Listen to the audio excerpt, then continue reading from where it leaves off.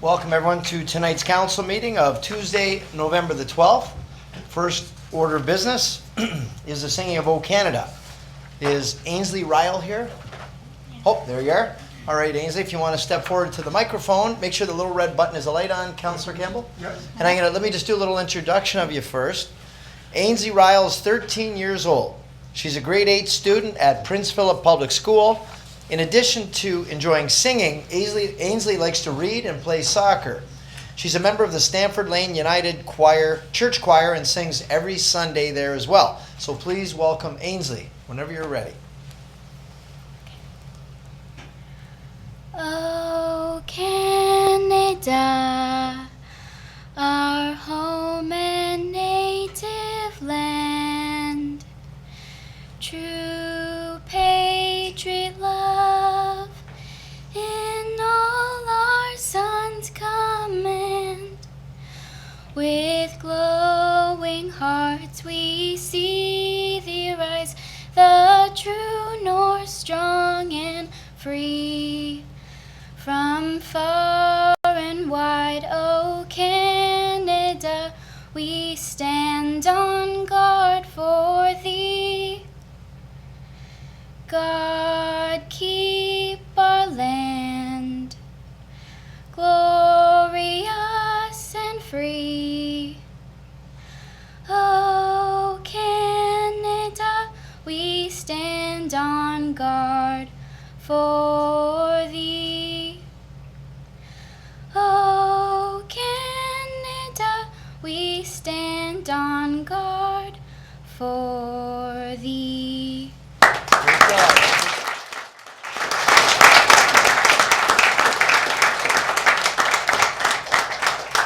So Ainsley, on behalf of everybody else and everybody at home watching, I want to say thank you very much. It was special and really nice, especially day after Remembrance Day. So great job. Thank you. Well done. Thank you. Please be seated. Seated or seated, whatever you prefer. Bunch of funny guys.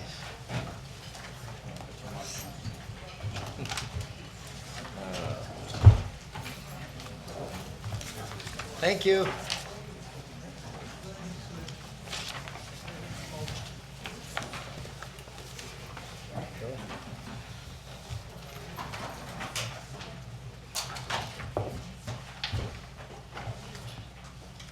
All right, moving through our agenda for tonight. Looking for an adoption of the minutes from the October 22nd, 2019 meeting. Moved by Councillor Pietrangelo, second by Councillor Strange. All those in favor? Okay, and thank you for that. We're now looking for disclosures of a pecuniary interest. Councillor Lococo. Thank you, Mr. Mayor. I have a conflict of interest on 8.5 Bigger Road Environmental Assessment. My family owns property there. And the following checks: 431829, October 17th, 2019 for $360.98, payable to myself for reimbursement of expenses. The next three checks are to Niagara Falls Art Gallery, which I sit on as a resident on the board. Check 431033, September 18th, 2019 for $2,333.33. Check 432105, October 24th, 2019 for $2,333.33. Check 431854, October 17th, 2019 for $100. The next three checks are payable to Project Share, which I sit on the board as a resident. 431288, September 25th, 2019 for $24,866.66. Check 432124, October 24th, 2019, $24,866.66. And check 431875, October 17th, 2019 for $20,000. I have forwarded them all to the clerk. Thank you. Thank you. Do we have any other disclosures? Councillor Campbell. Thank you, Your Worship. I do have a conflict. I've reported it to the clerk, but my computer is loading right now, and I'll have to make that declaration later. Okay, thank you for that. Councillor Pietrangelo.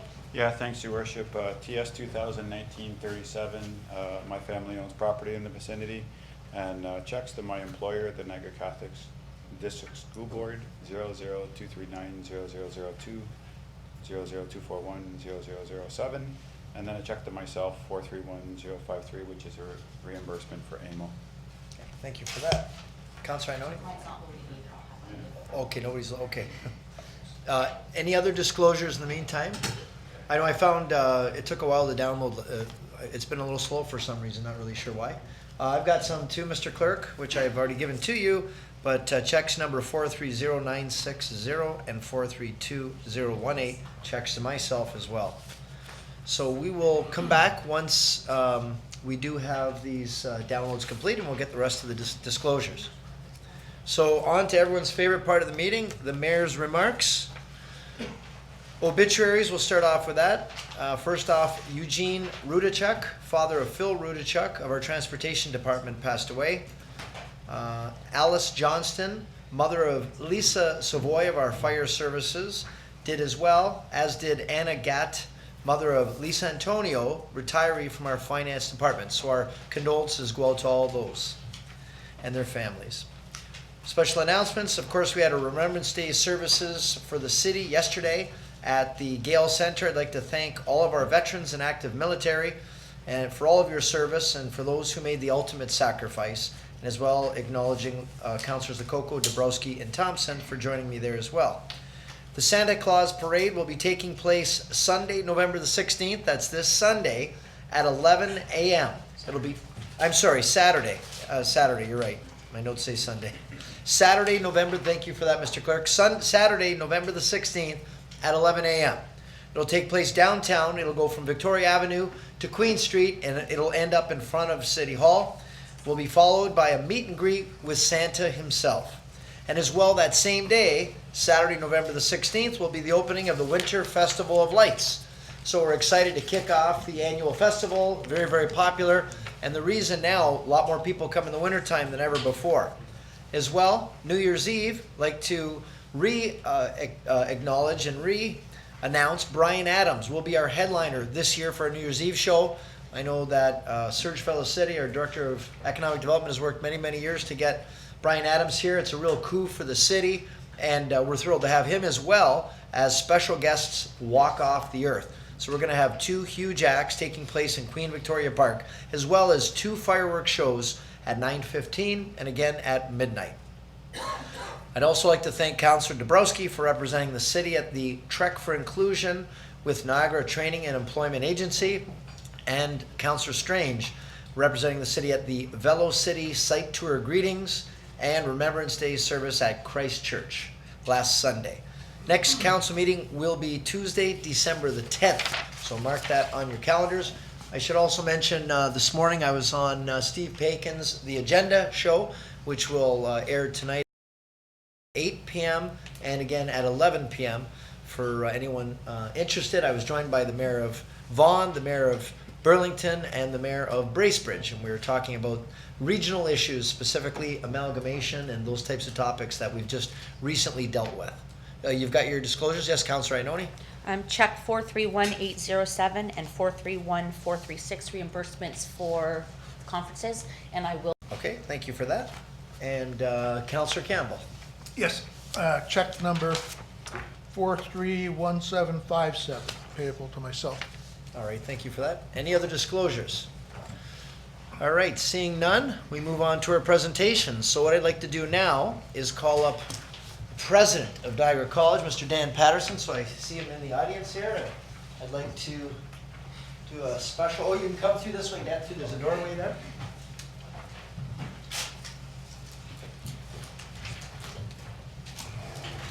It's a big deal here. Yes, We we have have. Kuba. How are you, man? Fine. So come on this way. Okay. We'll look toward our audience. Okay. So Dan Patterson, as most of you know, is the president of Niagara College, and when he's done this year, it'll have been 25 years at the helm. It's hard to believe. He started when he was 12 years old. He looks great, doesn't he? He's been the president since 1995. Since that time, it's been clear that there's nothing that Dan has been more passionate about than Niagara College. Under his guidance, the college has seen many additions. Specifically, the Niagara College Winery, the craft brewery and distillery. Last year, they even introduced an innovative commercial cannabis production program. They've done absolutely everything, and I like to say all the fun things come out of Niagara College. Matter of fact, about 10 years ago, I was teaching an entrepreneurship class for Dan, and then he fired me. But that's okay, that's another thing we'll talk about some other time. And he's smart too. And he's during his, don't agree with him, okay, please. During his tenure, the college's enrollment has tripled. He truly is an innovator. He understands customer service. He's really put Niagara College on the map, and it's the envy of regions across the country, and we're thrilled that he's been our guy. The college now offers students in Niagara and beyond access to more than 130 different programs. So Dan, on behalf of the members of City Council, it's with great pleasure that we present to you this beautiful framed picture of the falls. Wonderful. And I just before we all make some noise for Dan, I just want to tell him how, so we used to give him the gears. So when we go to Queen's Park and we visit the Premier and we go in and we see the Niagara College ads, they always had the falls, and in front of it said Niagara College. And so I thought, and we know, because it doesn't matter where you go in the world, everybody knows Niagara Falls, and the people that come here are thrilled to be at Niagara College, and they're doing a terrific job. So Dan, on behalf of the city, we'd like to give you this picture so that when you do retire, you'll always think about Niagara Falls and part of the people that you touched throughout your 25 years. Well, thank you very much.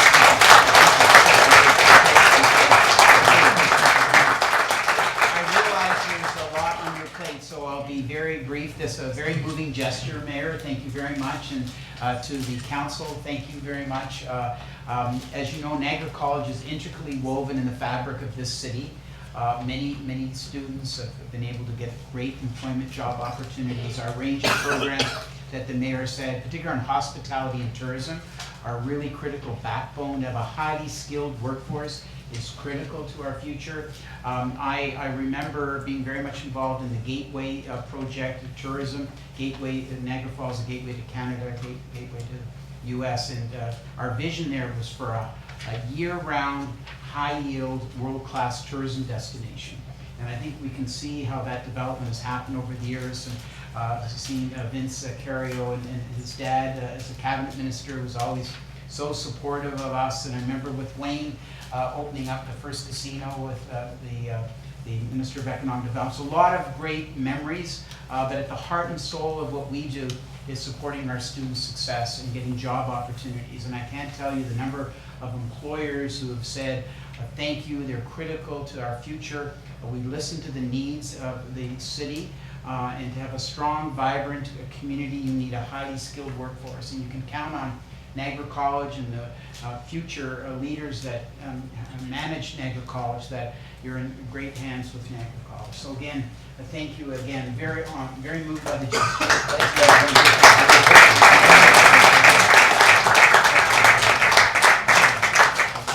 Picture.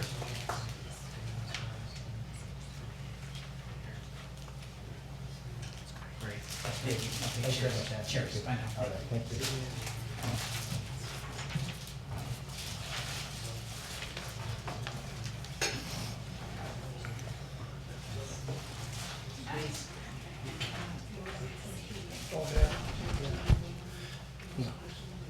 And President Patterson, we hope we don't see that on eBay later this week either. That better be in your office. Okay, moving on to item 6.2, Canadian Blood Services. We've got Tammy Marutis here. Is Tammy here? Okay, great. You've got some company and you'd like to address us. Yes. Hello, good evening, Mr. Mayor and Councilors. Thanks very much for having us today. It is my pleasure to have Amy Lupton here. She has a wonderful story that I'd like her to share with everyone. Prior to that, I just want to mention that we have monthly local blood donor clinics in Niagara Falls, and we're here to hopefully inspire some of you to help us promote these blood donor clinics. We're collecting to approximately 86% to quota, and we want to see that to 100. But before we get into the details, I'd like to introduce Amy. Thank you, Mayor and Councillors. My name is Amy Lupton. I'm a resident of Grimsby, Ontario, so here in the Niagara region. In 2010, my son Nathaniel was born with a rare primary immune deficiency disorder called Wiskott-Aldrich syndrome. That's Nathaniel there up on your screen. Nathaniel was just 11 weeks of age when he was admitted to McMaster Hospital with low platelets, so low that he needed a platelet transfusion within just hours of our arrival. He had been healthy to that point, or so we had thought. and a thriving young boy, our third son. And so this was a little bit of a surprise to us. In the upcoming weeks, after many weeks in McMaster Hospital, he was diagnosed with the primary immune deficiency disorder. And we were told the only option for him to survive would be through a bone marrow transplant. At that time, to sustain his life, he required platelet transfusions every 2 to 7 days. And as time went on, those platelet transfusions became very specific. And so they had to come from a very specific type of donor in order for them to be efficacious for Nate. In October of 2010, we got the news that a bone marrow donor had been found through Canadian Blood Services search. And on November 22nd of 2010, he was admitted to Sick Kids Hospital, where he underwent 10 days of extensive chemotherapy. And on the 2nd of December, received his life-saving bone marrow transplant, which was through the source of cord blood. That was now almost 9 years ago, and each year we celebrate Nate's transplant anniversary with many activities within our community through blood donor clinics, raising information about cord blood donation as well as bone marrow donation, and most importantly, the blood donation aspect, because Nate did receive over 40 platelet transfusions, 5 blood transfusions, so whole blood, and 35 immunoglobulin therapies, which takes approximately 1,000 donors to make just one of those therapies. So when we estimate the total number of donors that helped to save Nate's life, it was over 35,000. And those 35,000 donors are more than the number of people who live in our town of Grimsby, which is pretty mind-blowing. 9 years out, Nate is a healthy, thriving boy. There's some hockey pictures of him there. He attends Lakeview School in Grimsby, and each year we host a blood donor clinic in Grimsby to raise awareness and get people to come out, as well as we do a toy drive giving back to sick kids.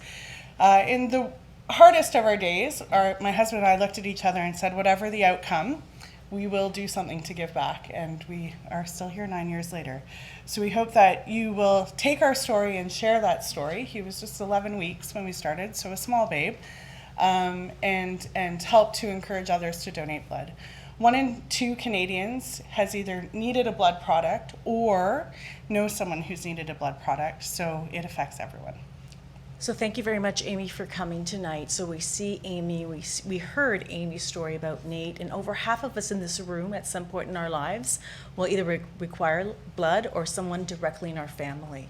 So, and we can see that Canadian Blood Services has gone through some changes. We have had a new logo now. As far as the blood donor clinics in Niagara Falls, we do have them on a monthly. Just pointing out that less than 4% of Canadians actually donate blood. We want to increase that. If you flip to the next slide, we can see that in Niagara Falls, we are collecting annually just over 1,500. So far in 2019 and 2020, we're at 86% quota. We want to increase that. So I'm here tonight to hopefully ask if you have any recommendations, just to forward them over to Bill Matson, and he can let me know directly. Bill, if you can go to the picture of yourself as well. And Bill, I've known Bill for a few years, and Bill is an incredible donor. He's donated over, actually, he donated his 100th time. I believe it was last week or the week prior.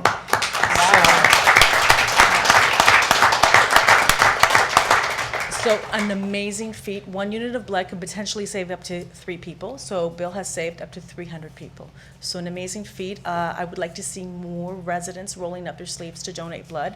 I started donating blood when I was 17. A male can donate 6 times a year, and a female can donate 4 times a year. So thank you very much. That's great, thank you.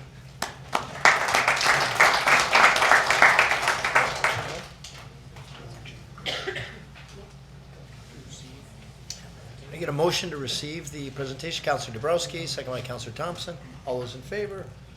That's approved, thank you. Next item up, YWCA. Elizabeth Zimmerman, Executive Director of the Y, is here to present.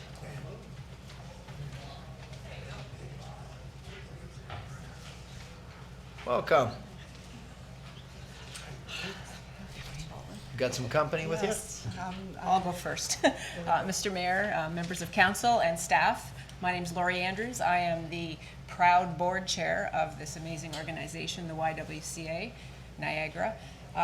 The organization has been around for over 90 years, and over those 90 years, the programs and the services that we've provided have evolved, but our focus has always been on supporting and helping and improving the lives of the women, men, and families in Niagara region. So I'm so proud to be part of that organization. It's a thriving organization, and I'm going to turn it over to Elizabeth to tell us about those wonderful programs that we offer. Thank you. Thank you, Laurie. I do have handouts. I'm not sure whether you got it into your package or not. Yep. You did? Okay, great. got that. And I see it up on the screen. So thank you for the opportunity of being here tonight. There's been a lot of, interest in homelessness over the last months or the last year or so, and you have been a supporter of the YWCA through grants for the last, I think it's about 13, 14 years. And just to give you that history or remind you of why that is, YWCA Niagara Falls closed its doors in about 2003, and the City of Niagara Falls, along with the region, approached YWCA Canada in about 2004 to reopen the facility on Culp Street. At that time, we worked, YWCA Canada then approached the YWCA St. Catharines, and we took on the responsibility through some grants that we received through CMHC Housing to refurbish the building and reopen it. At that time, through support of the region, United Way, and the City of Niagara Falls, through grants, we were able to operate the building and reopen it as a shelter for women and children. So by 2004, 2005, we had reopened the shelter. Just again, to give you a bit of history, I started actually with the YWCA in 2006, and in those early days, we were certainly supporting any homeless women who were coming through the door and their children of Culp Street facility, but the numbers were not high. Now, move forward 2019, and you can see that our numbers have shifted quite a bit. We are sitting generally at about 110% occupancy at that facility. But in that time, we have extensively added programs to the services that we provide in the City of Niagara Falls. And so I thought that, you have been such a wonderful supporter with some of the challenges that this community has been talking about around homelessness. It would be a good time to come and talk again about the work that we do in this community and the support through the support that you give us, as well as funding we receive through the regional homelessness dollars. So if we want to refer a little bit to the funding, to that sheet that you've received in your package, you will see that we are currently within the City of Niagara Falls. These are all statistics related to the City of Niagara Falls and the work that we're doing. So in the last year, these are actually 2018 statistics, but you can see that there were 152 women and 40 children that came through the street. And in that, the majority of those women and children found housing, most of them coming from the City of Niagara Falls and looking to remain in this community. We have also, in the last about 4 or 5 years, been operating a men's shelter and some additional family units. So one of the things that we identified, and working with the actual former mayor, Ted Salsi, and a homelessness committee, it was identified that we needed a men's shelter in Niagara Falls. And so we did step up to start providing that service. And you can see that we have 15 units, of which 10 are for men and 5 are for families. This is 2-parent families or male-led single-parent families, and that we've supported up to 172 men, 61 children, 61 women, and 123 children.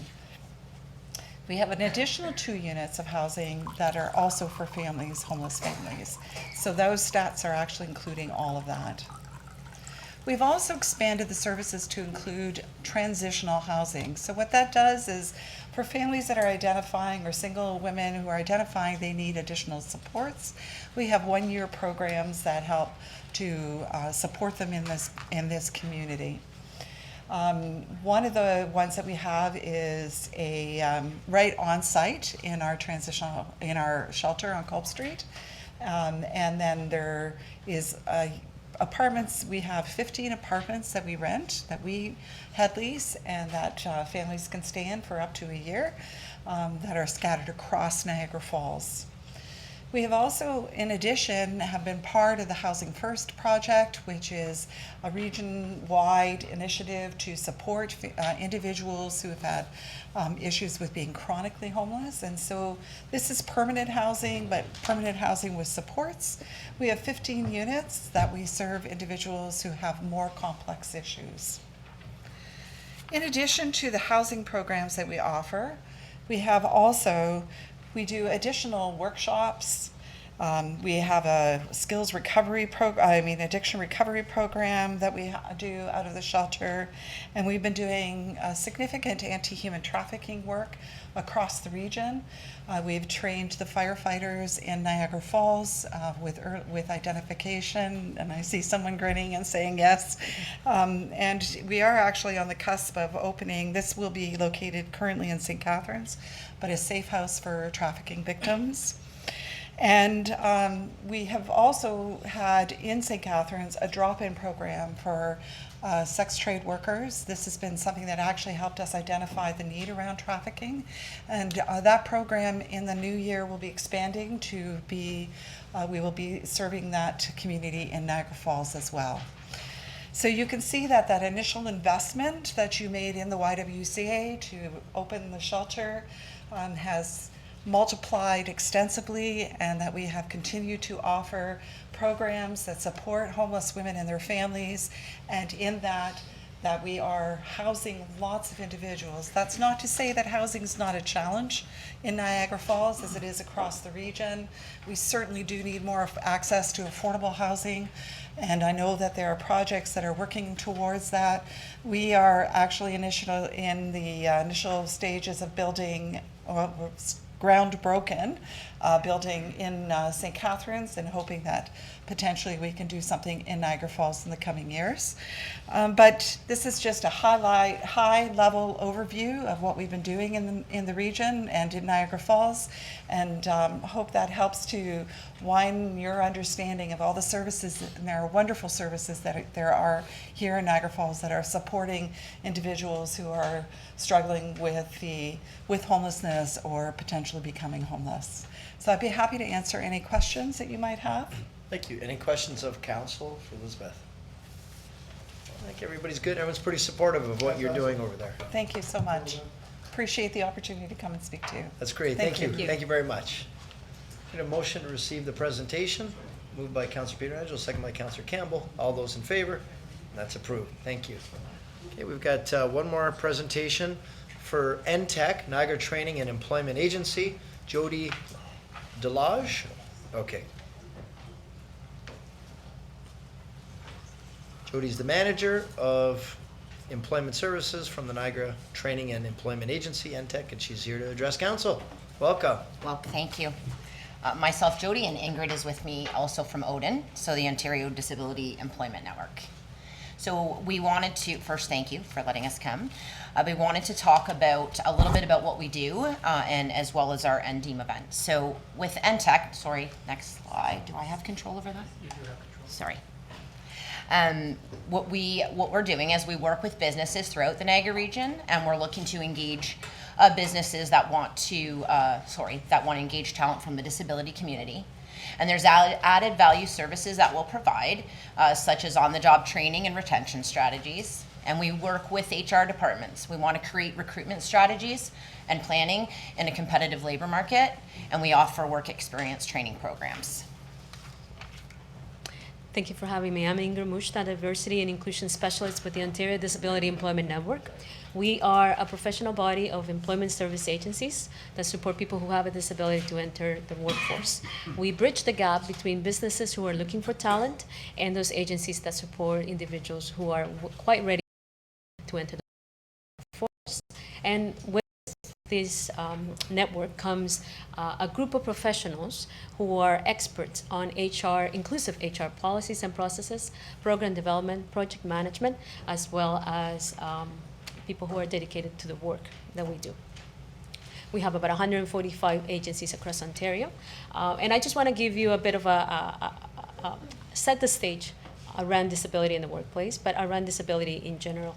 1 in 4 Canadians self-identify as having a disability, according to the latest stats from Stats Canada. That's 6.2 million people. In Ontario, there's about 3.1 million Ontarians who are self-identifying as having a disability. 41 underemployed or have very precarious employment prospects. And to be attached to that stat, you have to have had at least one job. For those individuals who had never been able to find employment, that number could actually be closer to 75%. 50% of those people who self-identify as having a disability have gone beyond high school and entered post-secondary and had a degree on college, university, or trades, and are still not doing any better than if they have given up looking for a job. And when you take into consideration family and friends, the impact of disability in our population is 53%. Just, I want you to think of the fact that research shows that for places that create an inclusive, they achieve their business outcomes 8 times higher than those cultures or those workplaces that do not consider diversity and inclusion. So we want to talk about our Truck for Inclusion that the mayor spoke of earlier. So as we know, October is National Disability Employment Awareness Month. We wanted to bring some awareness to the Niagara region, so we had approached the mayor and council and asked to proclaim the city of Niagara Falls to proclaim October as National Disability Employment Awareness Month here in Niagara Falls, and that was approved, so thank you very much. We had our trek on October 26th, and really our goal was to bring the community together. We're trying to create that awareness and let people know around the business case for hiring people with a disability. Councillor Dabrowski was came to on that lovely chilly day. Chilly day, yes. Yeah, it was a chilly day. And we are NTEC itself is one of 8 service providers in the Niagara region. So there was us from NTEC as well as the other service providers that were out for the event as well. And again, it was really just to bring some awareness to the campaign. And just to give history, it started in the United States in 1945, but in Canada has only been celebrated around for the last 2 decades. So what can we do for you? That's what we wanted to talk about as well. We're looking to help meet your hiring. Basically, we want to focus on hiring strategies or initiatives with the potential for an inclusive environment. And we've taken a look at the website, so we know some of the areas as far as the city of Niagara Falls that we are confident that we could help meet those hiring needs. So again, transit services, seasonal labor employment, and clerical employment. And we've worked with a few of in the tourism, we've worked with a few of the hotels around those work experience training programs that I spoke of earlier. As we know, it's difficult sometimes with the seasonal work to try to find, to fill those positions. And then we are able to basically work with those businesses, as I said earlier, around training, access to talent. And we have been researching and bringing many different forms of technology that will increase those job matches and effectiveness. So right now we're working with some technology that's from Ireland, and it's basically technology the job seeker or the employee is able to use that's going to increase their effectiveness in the job. And just to remind the community, you are all a community of businesses that has contacts as well that may be going through the same challenges that other communities are going through, which is a shortage of labor. This is an untapped talent pool right in your community with supports from NTEC and other service providers that can make your diversity and inclusion successful. So it's really an opportunity for your city to be seen as one that is diverse and inclusive as the consumers and customers that you're serving. That's everything. I don't know if there's any questions, and before we leave, I do have some swag bags for the mayor and council, so I'll leave them somewhere. Sounds good. Do we have any questions of council for NTEC representatives? Yes, Councilor Pietrangelo. Yeah, thanks, Your Worship. I don't really have a question, but I just wanted to thank the presenters. I've had a chance to work with them through what I do during the day, and I can only say good things about NTEC. They do very good work in taking people in and teaching them different life skills, and we're lucky to have them in our community, Your Worship. Absolutely agree with that. Councillor Kerrio. Quick comment, Your Worship, many, many years ago, we used NTEC services. Great people came, and we had great success with all the people that you sent to our business. Perfect, thank you. Thank you. So look for a motion to receive the presentation. Councillor Kerrio, second by Councillor Dabrowski. All those in favor? And that's approved. Thank you very much for your time. Thank you. So ladies and gentlemen, people following along with the agenda, we're early for our planning matters, so we're going to jump ahead to our reports. So we'll give you a chance to jump ahead to 8.8.1.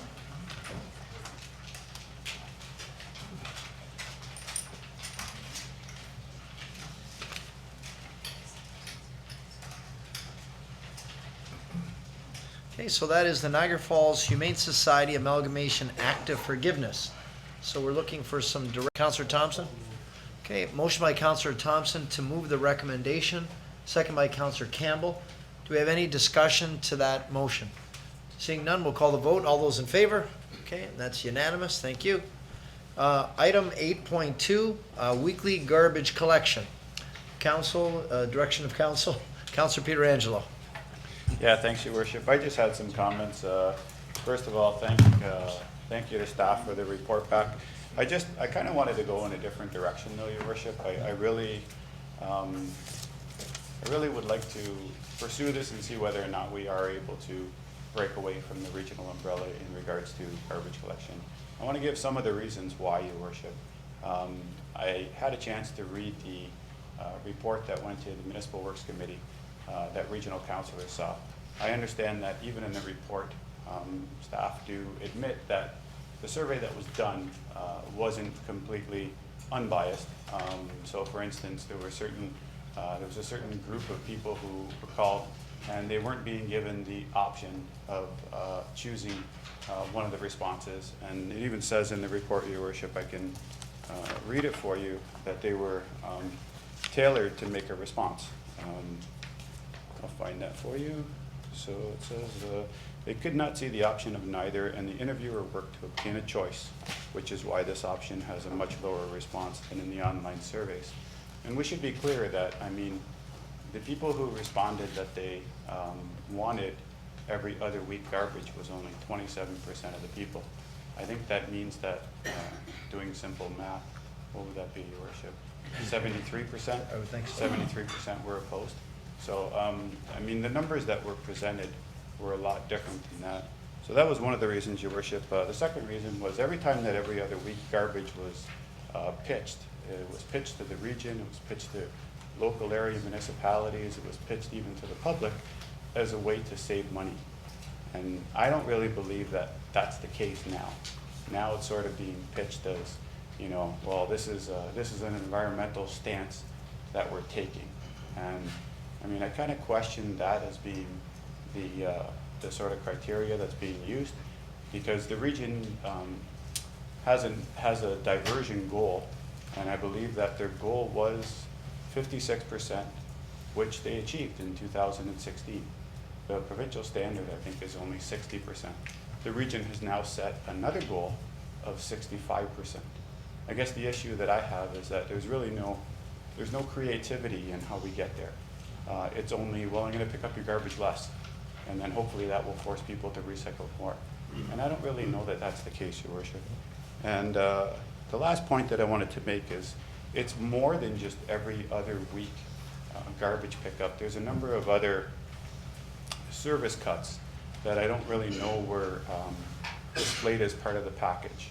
And I'll read through those, Your Worship, because they're in the report.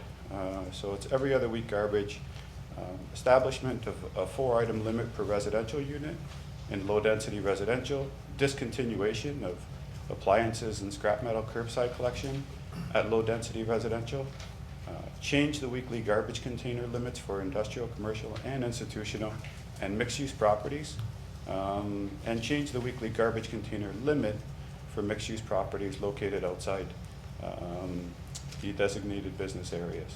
So, I mean, it's more than just every other week garbage pickup, Your Worship.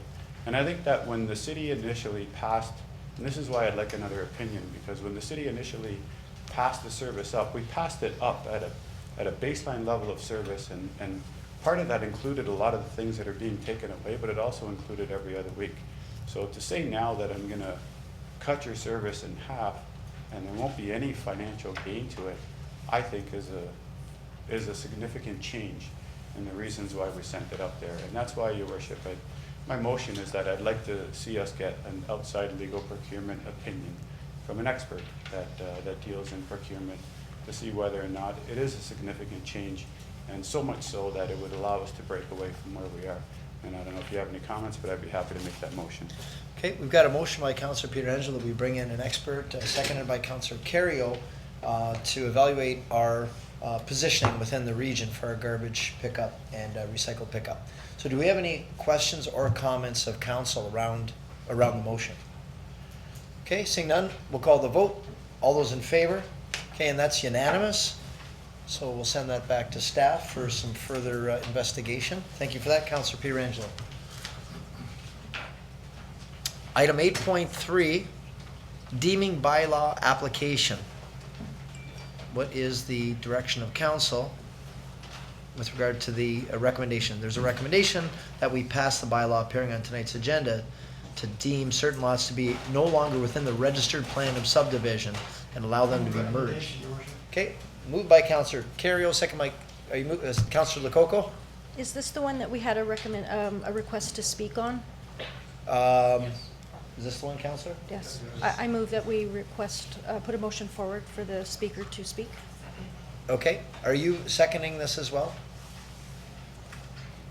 I would like to hear from the speaker first. Okay, from the speaker, okay. Councillor Campbell? No, sir. Okay, so we've got it moved and seconded. Okay, but here's the, I've got a motion on the floor. How do we do this? So just bring them up. Do we need a motion, Mr. Clerk? A motion to allow him to speak would be fine. Even with a motion sitting on the floor, are we okay to do that? It hasn't been seconded yet. Yeah, we did get a second. We withdraw the motion. Can we not withdraw the motion? Can we ask? Yeah, why don't we do that then? Withdraw the motion. Okay to the mover and the seconder to withdraw until we have the speaker? Okay, so we've got a motion by Councillor Coco, seconded by Councillor Iononi, that we have the speaker come to the podium. All those in favor? Okay, that's approved. Mr. DeLuca.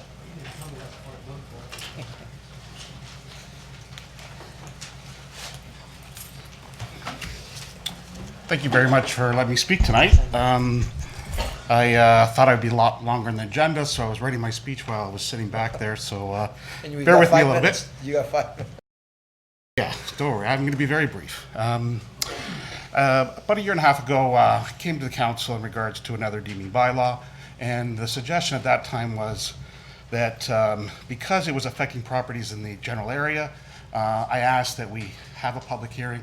Did not have a public hearing. I think this is an opportunity that, that not to pass it tonight, to have the opportunity for the public to actually weigh in on this, because basically there was no community involvement to take a street and an intersection out of, and you're going to build a 63-unit apartment building behind a whole bunch of houses, and not one of the residents had an opportunity to speak to it. So one of the things that had that come to a public hearing, here were 3 things I was going to suggest. And it's talking about the mix of housing. Basically, having it 50% subsidized, 50% market. Second of all, was ownership versus renting. I think that we are well versed in regards to what affordable home ownership is versus affordable housing when you're renting. So suggesting that we look at the opportunity for home ownership rather than affordable home ownership. Secondly is, thirdly, sorry, private versus public. The private sector just does a better job at anything in regards to building, always on time, always on budget, and it takes money away that we don't have to pay as a taxpayer.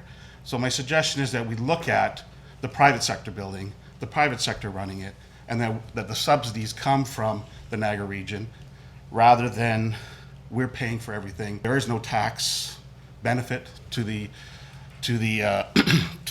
city, and also in regards to it being a public housing, there's no tax that is generated from tax revenue.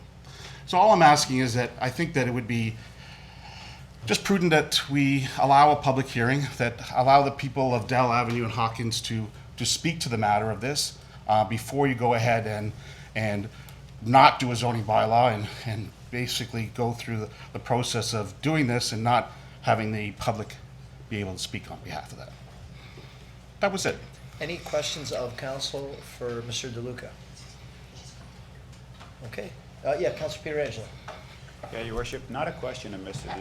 DeLuca, but I guess maybe through you to planning, is there anyone that can explain, I guess, why there was no rezoning application in this case? I did have a question from another resident, and I ended up emailing them over the site plans that planning had sent me. But just for general knowledge as to why these properties didn't have to go through a rezoning. Mr. Urlovich. So you, excuse me, so your worship, to the council and the speaker, the zoning bylaw has a provision that allows for municipalities, including the region, to provide municipal facilities as long as they adhere to the zoning requirements of the zone in which they're located. So the region owns the land, Niagara Regional Housing owns the land. They're providing a capital facility, which is housing, which will be occupied, and it will be affordable housing. So it meets the requirements of the bylaw. Therefore, there is no zoning amendment required, and the Planning Act does not require a deeming bylaw to be subject to a public hearing, which is why the report's before you tonight recommending that we proceed. I believe there's an article in the paper, so I think most people know what it's about. The region has 16 lots with single detached dwellings on them, which have been occupied for a number of years. They're in poor condition. The intent is to take those houses down and to build 63 new apartments, providing affordable housing for an additional number of new residents in Niagara when we have a years-long waiting list. Thank you for that. Any other questions or comments of council? Is there anyone here tonight from the Dell Avenue and Hawkins Avenue thing on council, item on council? Okay. Okay, thank you very much. Okay, so we're back to the report and the recommendation. Did the mover and seconder want to still move forward with the recommendation of staff? Okay, motion by Councillor Kerrio, seconded by Councillor Campbell. There's no further discussion. We'll call the vote. All those in favor? Okay, and that's unanimous. Thank you for that. Item 8.4, revitalization grant application for Barker Street for the Stanford Kiwanis nonprofit homes. There is 3 recommendations by our staff, and what's the will of council? Councillor Lococo. Did Mr. DeLuca also want to speak on this one? There were 2 of them. Was this the other one too? think so. Yes, Mr. DeLuca? Okay, can we get a motion then, Councillor Lococo? Moved by Councillor Lococo, seconded by Councillor Dabrowski. All those in favor? Okay. Are there any other ones? Or is this it? Just 2? Okay. Okay. Actually, mine's very brief. Email was sent to council. I just wanted that to be part of the record. Basically, it was a email about the development charges waiver. It was sent the 11/10. It was all council members talking about the Kiwanis project and basically making sure that we adhere to Section 106 of the Municipal Act. Okay. That was it.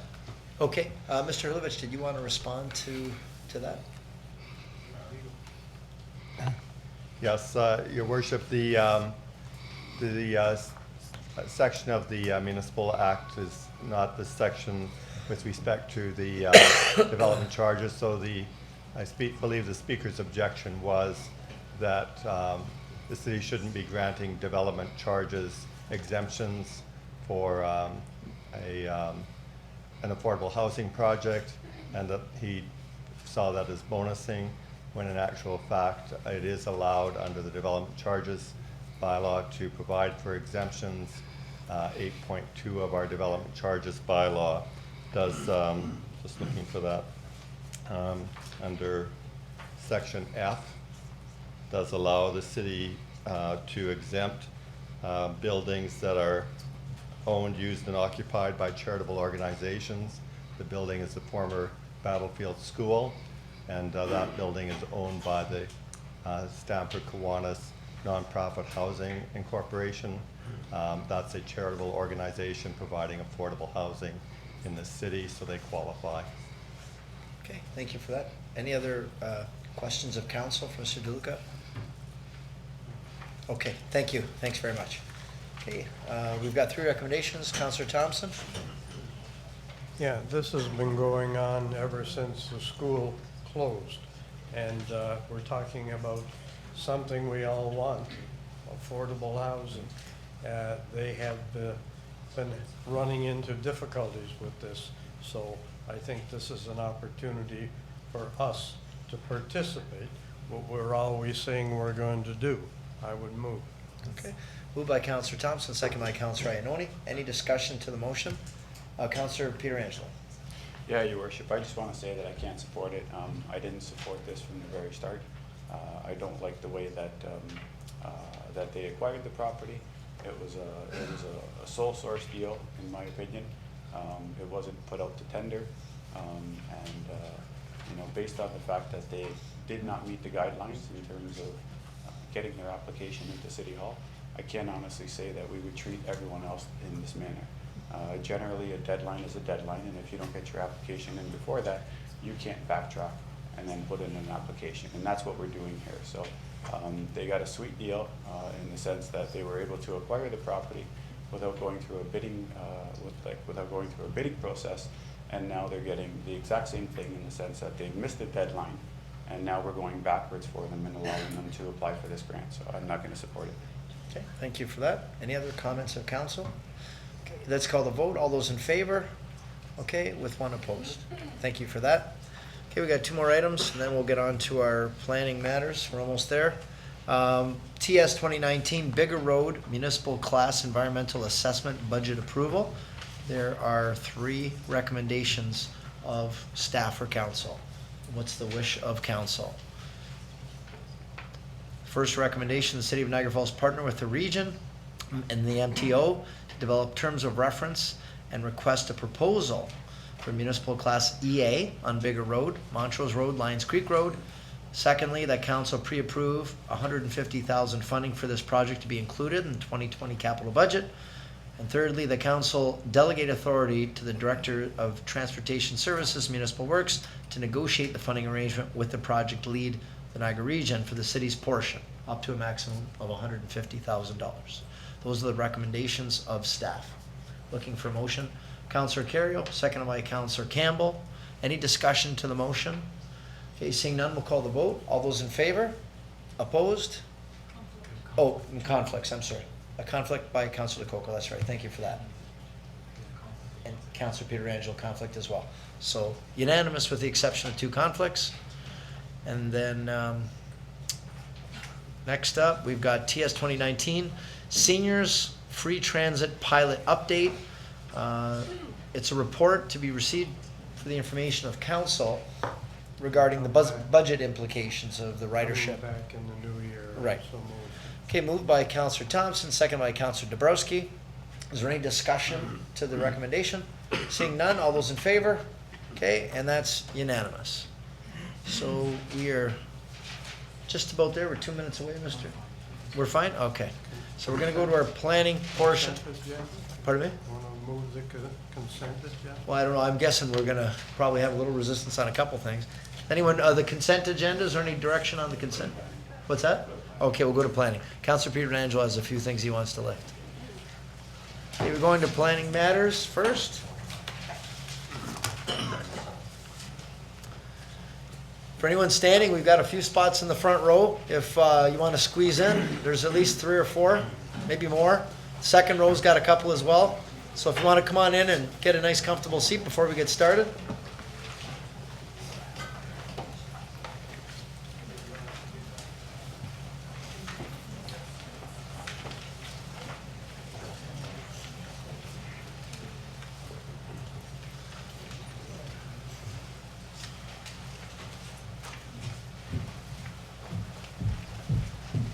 There's a couple spots in the second row too, folks, if anyone's looking for a seat.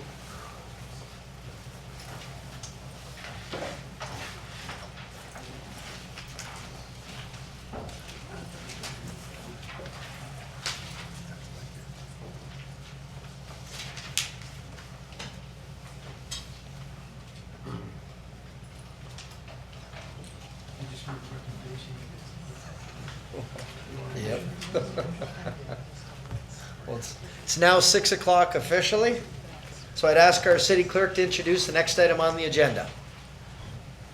Public meeting is now being convened to consider a proposed amendment to the city's official plan and zoning bylaw to permit a 384-unit apartment dwelling with 34 and 7-story towers on lands known as 5471, 5491, and 5507 River Road, 4399, 4407, 4413, and 4427 John Street, and the closed portion of River Lane. Notice was given by first-class mail in accordance with the Planning Act on Friday, October 11th, 2019, and by posting a sign on the property in question. Anyone who wants notice of the passing of the official plan and zoning bylaw amendment, to participate in any site plan process if applicable, or preserve their opportunity to appeal to the local planning appeal tribunal shall leave their name on the sign-in sheets outside the council chamber. Thank you very much, Mr. Clerk. Now I'll ask our Director of Planning, Mr. Hurlovich, to please explain the purpose and the reason for the proposed amendments. Thank you, Worship. The property involved is 3/4 of a hectare, 2 acres, on the east or west side of River Road, between Phillip and John Street. To the east is the Niagara River Road and Niagara Gorge. To the south are some commercial lands which are approved for a 60 and 61-story hotel development in the tourist commercial area. To the west and north are a mix of single detached dwellings, converted dwellings, and some apartments, as well as bed and breakfast establishments. The proposal is to erect 2 condominium residential towers on the property, connected by a podium development at ground level. And in order to do so, they're looking for zoning changes that would allow the north tower to be 7 stories in height with 71 units, have a setback from River Road of 6 meters. The open space on the area would be 29%. The south tower is proposed to be 34 stories in height with 313 units, and that too would be as close as 6 meters to River Road road allowance, and a 3-meter setback from John Street. The overall building coverage is 40%. They're looking for some parking relief in the form of 1.28 parking spaces per unit, as opposed to the standard 1.4 parking spaces. And then the buildings, the south tower be 50 meters from the property line, and the closest residential development, the north tower, be 14 meters from the property line on the west, and the closest residential development. This is an elevation provided by the applicant for the project. John Street would be on the left of your screen, and Phillip Street on the right. So you can see the 34-story tower and the 7-story tower on the right, and connected by a residential podium, which also includes some of the parking garage and the amenity areas for the complex. The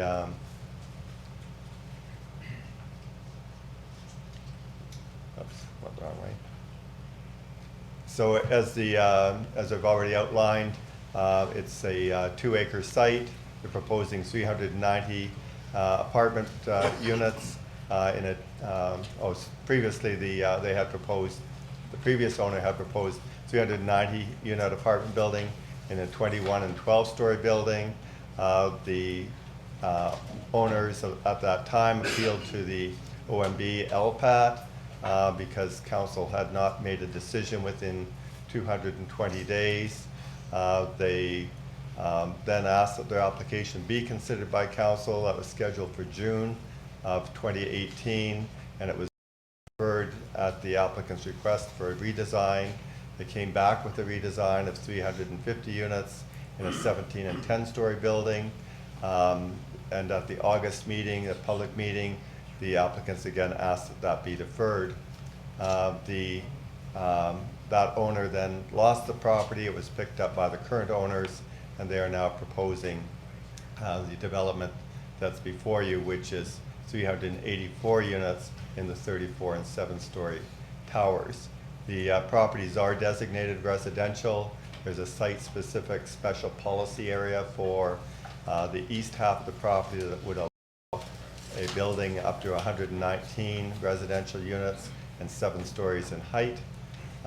The owners applied for a new special policy to cover the whole of the lands, and the site-specific residential apartment R5F zone with a number of modifications, some of which I outlined at the beginning of this presentation. The former owner, as I said, has appealed the application, or had appealed the application to the OMB, and the current owner bought not only the property but the development rights, and so they assumed the rights to that OMB hearing. There was a teleconference which occurred in May of this year, and as a result of that, LPAT issued an order requiring that the developer submit new plans by September 27th, and that city would then be required to consider holding a public meeting, or at least aim to hold a public meeting by the end of November, and that issues would be identified by December. It's not up on the screen, but issues list would be submitted to the OMB LPAT by December 20th, and that there would be a hearing conference scheduled for January the 10th of 2020. So this application is before you because it's part of the requirements to fulfill that LPAT order. This shows the previous development that was, so the top left is the development for the 17 and 7-story development, and the current proposal is the one on the bottom right, showing the 34 and 7-story proposal. There was a public meeting or neighborhood meeting held in October. The residents were concerned about the height and scale of the proposal, that the project was out of character. They had concerns about the geological impacts on the Niagara Gorge of such a tall building. They had concerns about excavation and blasting for the building and the parking garage. They were concerned about traffic impacts on the surrounding streets. They had concerns about the removal of trees on some of the properties on John Street, and they had concerns about the demolition permits. The applicant did respond that the 34-story design is much more slender than the previous design. The city does not have a bylaw that regulates individual tree removal on private property, and the demolition permits would have to follow the Ontario Building Code process. So the changes between what was at council in August of 2018 and what's before you tonight, the building has gone from 350 residential units to 384. The south tower has increased from 17 stories and 56 meters to 34 stories and 109.5 meters. The north tower has reduced in height from 10 stories and 38 meters to 7 stories and 31.5 meters. The podium has been reduced in height from 30 meters to 14 meters. The center lot line of the north tower and the south tower has been increased. I pointed out on the slide, so 42 meters and 3 meters, and from 50 meters, 14 meters to 50 meters. The setbacks on River Road have been reduced, and the number of parking spaces, the ratio is exactly the same, although the number of spaces has changed. So we looked at this application from a number of requirements, certainly in terms of provincial policies. They require that the city provide 40% of its residential development in built-up areas. Certainly this land would qualify from that aspect. The province asked that the official plan identify areas where intensification be directed.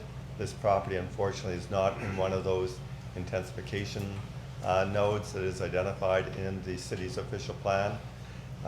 Given the location though of the property to the tourist commercial area, it's on a major road and transit facilities, these are factors that we would consider for some intensification, but certainly we did look at those when the property went through its previous application, which allowed a density up to 238 units per hectare.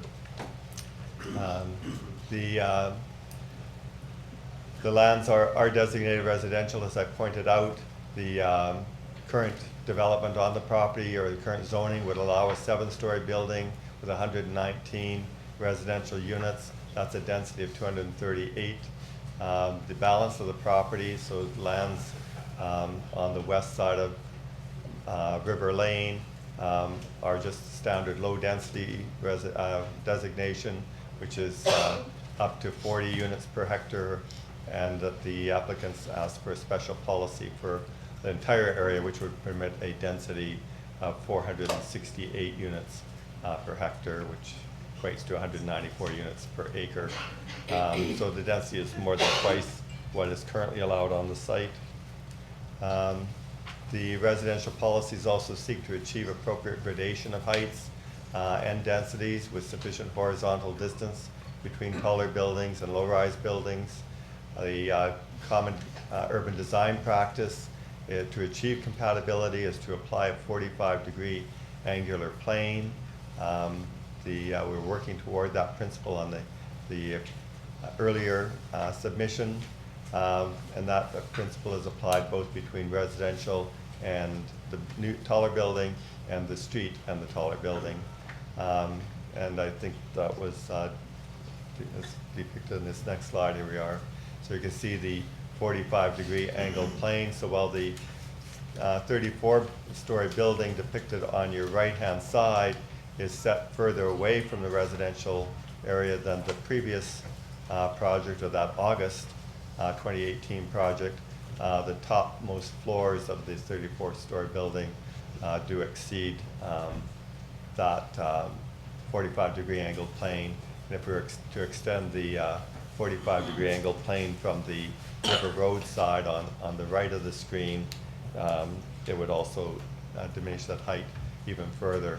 In fact, this slide says that the top 14 floors are above the angular plane that was depicted on the earlier slide. And if we took that angled plane from the River Road sidewalk next to the stone wall at the gorge, the top 22 stories would project above that angular plane.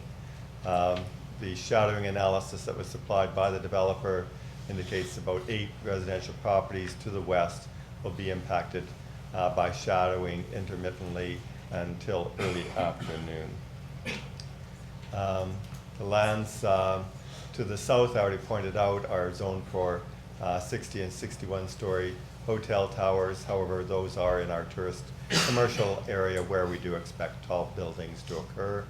And the current design does not demonstrate that the additional density is in a form that is compatible with the surrounding area, which is depicted in the photograph on the screen. I don't know, this is much of more of what I've already been saying, and I don't want to prolong that. We have heard from the Niagara Peninsula Conservation Authority, the Niagara Parks Commission, that they would like the environmental impact study to be updated. I believe those comments are included in the entirety in your agenda tonight. It's attached with the public comments, and that the EIS should be done to address some of the concerns with respect to the natural features in Niagara Gorge. If it can be determined that this development meets good planning, then the development would be subject to a Section 37 agreement under the Planning Act, which allows the city to give additional density in return for providing capital community facilities to the municipality, or funding for same. So this slide depicts the site-specific changes that they're looking for the requested R5F zone. So in the right column on the chart shows a significantly reduced minimum lot area per dwelling unit. The frontage is slightly shorter. They're looking for a front yard depth to be reduced from 7.5 meters. The maximum interior side yard, instead of 1/4 of the building height, is requested to be 12 meters. And anyway, in any event, a significant number of changes from the standard R5F zone. Staff cannot support the requested zoning change due to the impacts of the height of the south tower, as well as the increased density.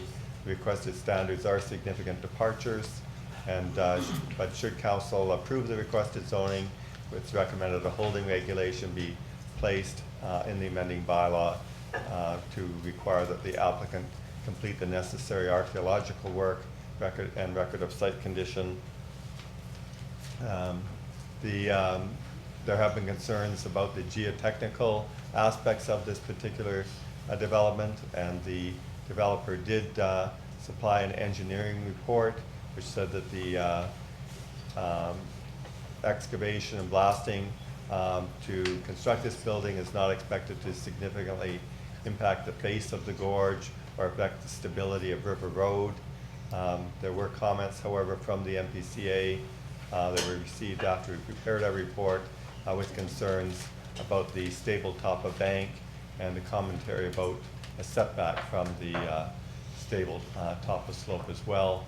Geotechnical report should be updated prior to the development, and it would be required as part of the building permit application should this development proceed. The residents raised concerns about the impact of excavation on surrounding dwellings, and that would be addressed through a pre-construction survey conducted by the builder. Additional survey, or study rather, would be required at the site plan stage and security deposits to ensure that the municipal infrastructure is not damaged should the proposed development be approved. So in essence, the planning staff cannot support the application. The proposal does exceed the height and density. The proposal does not conform with the intent of the official plan. The lands are not within one of the intensification nodes identified in the city's planning documents. There's a lack of appropriate setback and transition from the surrounding neighborhood. The development does not provide an adequate interface with River Road. Therefore, staff is recommending that council not approve the revised official plan and zoning bylaw amendment to permit the 384 unit building in the 34 and 17-story towers on the subject lands. Those are the end of my comments. Thank you for that. Alex Hurlovich, our Director of Planning. Any questions of council for our Director of Planning? Okay, seeing none, members of the public are advised that failure to make an oral or written submission at this public meeting could result in the local planning appeal tribunal dismissing any referral that it receives if the party's not made an oral or written submission at this public meeting. Council will now hear from anyone other than the applicant who wishes to address council. Do we have anyone here that wishes to address council? Yes. Sir, if you'd like to come forward. So just 3 things I'd ask you folks. Number 1, please state your name and your address. Number 2, try to keep your comments brief and not repeating what others have said. And the last thing is I ask you to maintain decorum, not clapping for or cheering against any of the items. This is a public meeting, part of the planning process. Those are the 3 things I would ask you. So welcome, sir, if you just please introduce your name and your address. Thank you, Mr. Mayor. My name is Ken Westhues. I live at 5419 River Road. And I think Heather has a a PowerPoint there, yeah. So, I'm here to ask you to accept the recommendation of your planning department and refuse the application to build a skyscraper 3 doors south of my wife Ann's and my home. This is even though we would welcome development on a site that has long been an unused eyesore, and even though we have great respect for the track record and reputation of Times Group, a company built by Saeed Agai and Hashem Gadaki over the past 30 years. Last June, shortly after buying the properties along River Road, Mr. Agai asked me my purpose or goal in this matter. And I answered in an email what's on the slide there, that my fundamental goal is that the development take place from start to finish according to law. As your plans for the property take shape, you can count on me to call attention repeatedly to relevant laws and bylaws. In my view, compliance with the law is fundamental to Canada. I want to highlight 2 ways in which is on the far side of the law. First, as the planning report documents, it is wildly contrary to what our city's official plan and zoning bylaw permit in this location. How do I get the next slide? What do I hit? I can do it for you if you Oh. just leave the mouse still. I do. Okay. That's too many. It's one back. That's it. Thank you. So the slide shows the densities and building heights legally allowed in our neighborhood. Most of it less than 20 units per hectare. We're zoned R2 in the main, single or 2 family dwellings. The bylaw governing the vacant parcel along River Road between Phillip and John Streets was passed in 2008 as the culmination of decades of conflict over what to do at this boundary between residential and commercial areas. Niagara Parks accurately describes this parcel as situated between, quote, the mature boulevard tree-lined residential character of River Road to the north and the, quote, taller tourist-oriented commercial buildings to the south. The 2008 bylaw was a compromise between business interests oriented southward and neighborhood interests oriented northward. It allows 119 units. That's a lot of dwelling units. In a building of 4 to 7 stories, a density of 238 units per hectare. The planning department at that time called this, quote, extremely high density, but recommended in favor. Council passed this bylaw and the OMB upheld it. This bylaw was in force when Mr. Agai bought this property last spring, and it remains in force now. If he wants to build within the legal limits set down in this bylaw, nobody should give him a hard time. We should instead thank him for putting the property to good use. The current application, however, the last line of the slide, completely ignores the bylaw, repudiates the hard-won compromise of 2008, and reignites the conflict of previous decades. It calls for twice the density and 5 times the height of what current zoning allows.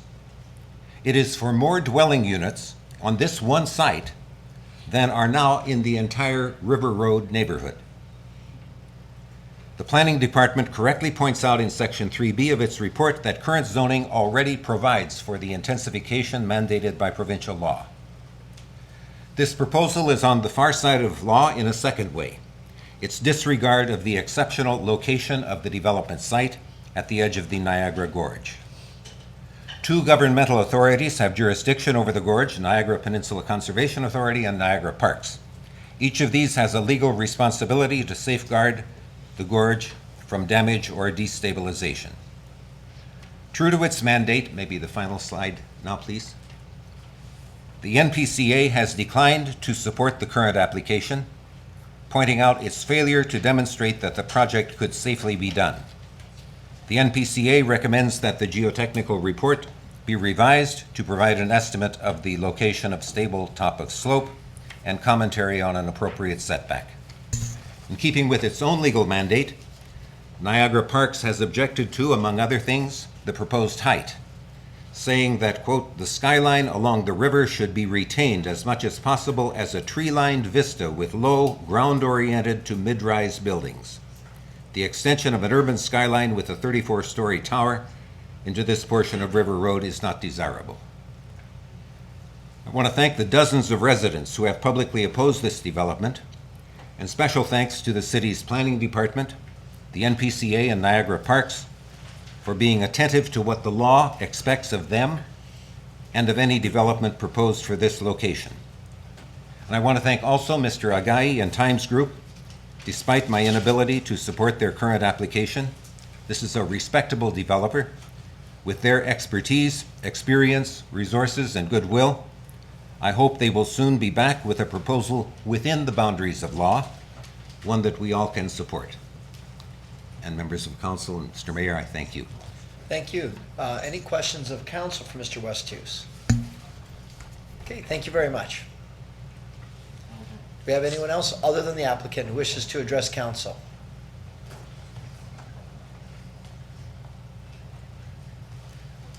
Again, folks, we ask you to be brief, not repetitive, and if you'd introduce your name and your address, please. Okay, I'm Deborah Jackson.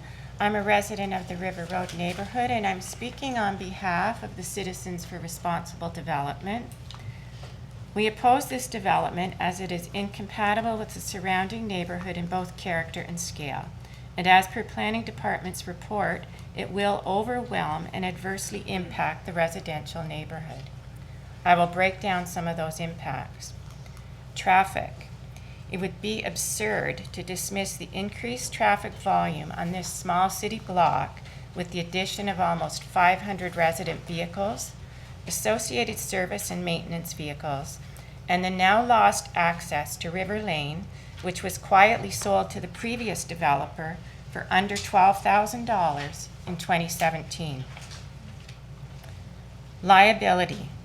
This developer has admitted that there could be structural and other property damages resulting from the aggressive blasting and drilling into bedrock for 3 levels of underground parking.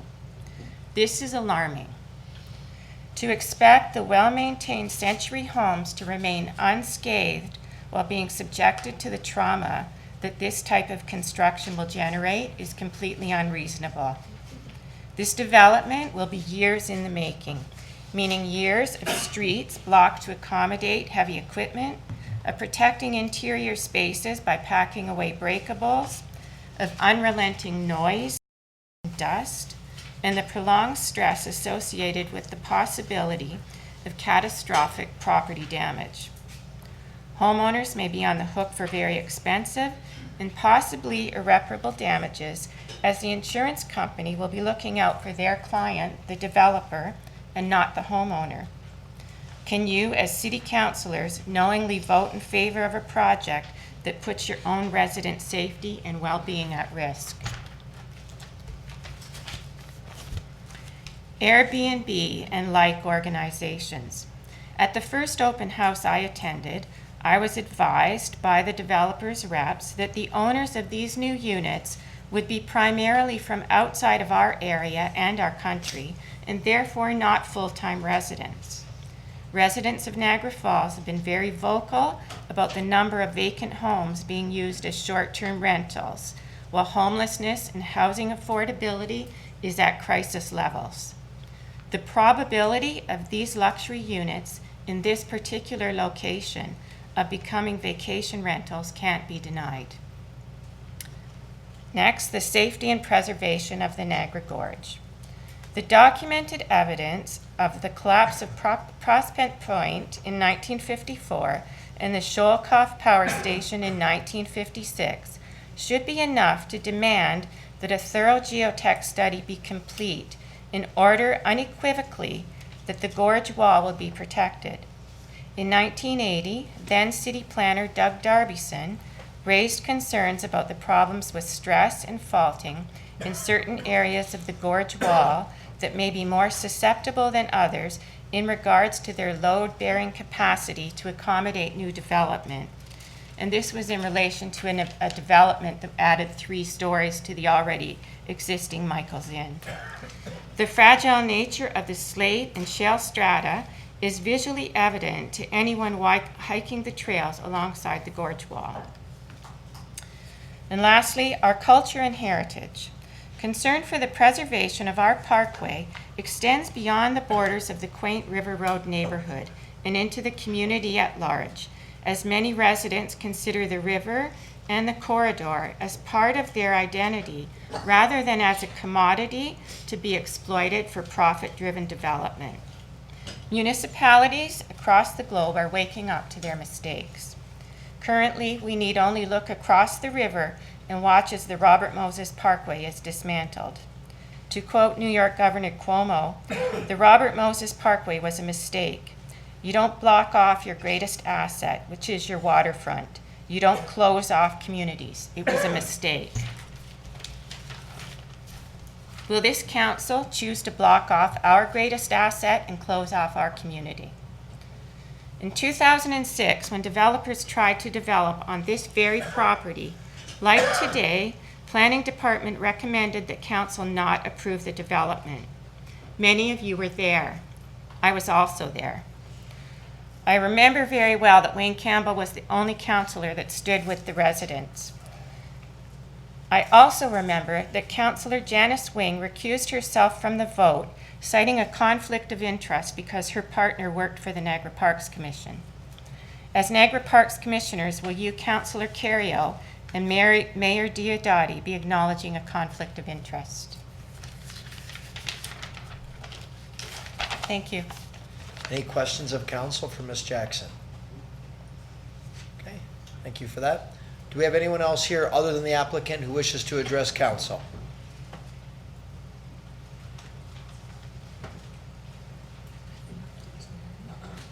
Please state your name and your address, please. Thank you. Rita Batir. I live at 4446 John Street. And before I begin my remarks, I'm wondering if a site plan could be put up so I could show council where my house is and Do we have a map? with respect to the development. I know that Schedule 1 of the applicant's materials shows it. Mr. Levitch, do you have it in your, That's the best we have. that's the best we have right Okay, well, just going from there, I'd like to point out that my house is across the street from Second House Inn. So the east corner of my property is approximately 20 feet from the blast site. So I'll begin my remarks now. To start, I want to say that well, I'm going to start with height. I'm strongly opposed to the height of the south tower at John and River. A 34-story tower would be completely incompatible with the 2- and 3-story character homes in the neighborhood, but particularly those on John Street, years away, as is mine. A tower of that height so close to my home would definitely result in privacy issues for me and would interfere with my right to enjoyment of property. As well, the shadow studies confirm that my house will rest in the shadow of this enormous tower. I think my property value would be negatively impacted as well. So I will be disadvantaged on several fronts should the proposal go forward. My husband and I retired to Niagara Falls from Toronto in 2012. One of the main reasons we purchased our home on John Street was its proximity to the river and the gorge. Right now, we enjoy a lovely view of the gorge from our house. If this proposal goes forward, the view from our house will be a 34-story towering wall with a parking lot in front of it. Not exactly what we bargained for. As well, our proximity to this tower would present a serious disadvantage to us should we ever have to sell our home. And my next point is something that concerns me a great deal, namely the likelihood of damage to my home as a result of blasting the bedrock 3 stories down. My house is 93 years old. My property is approximately 20 feet from the blast site and would almost certainly be impacted. I could very easily sustain structural damage to my home.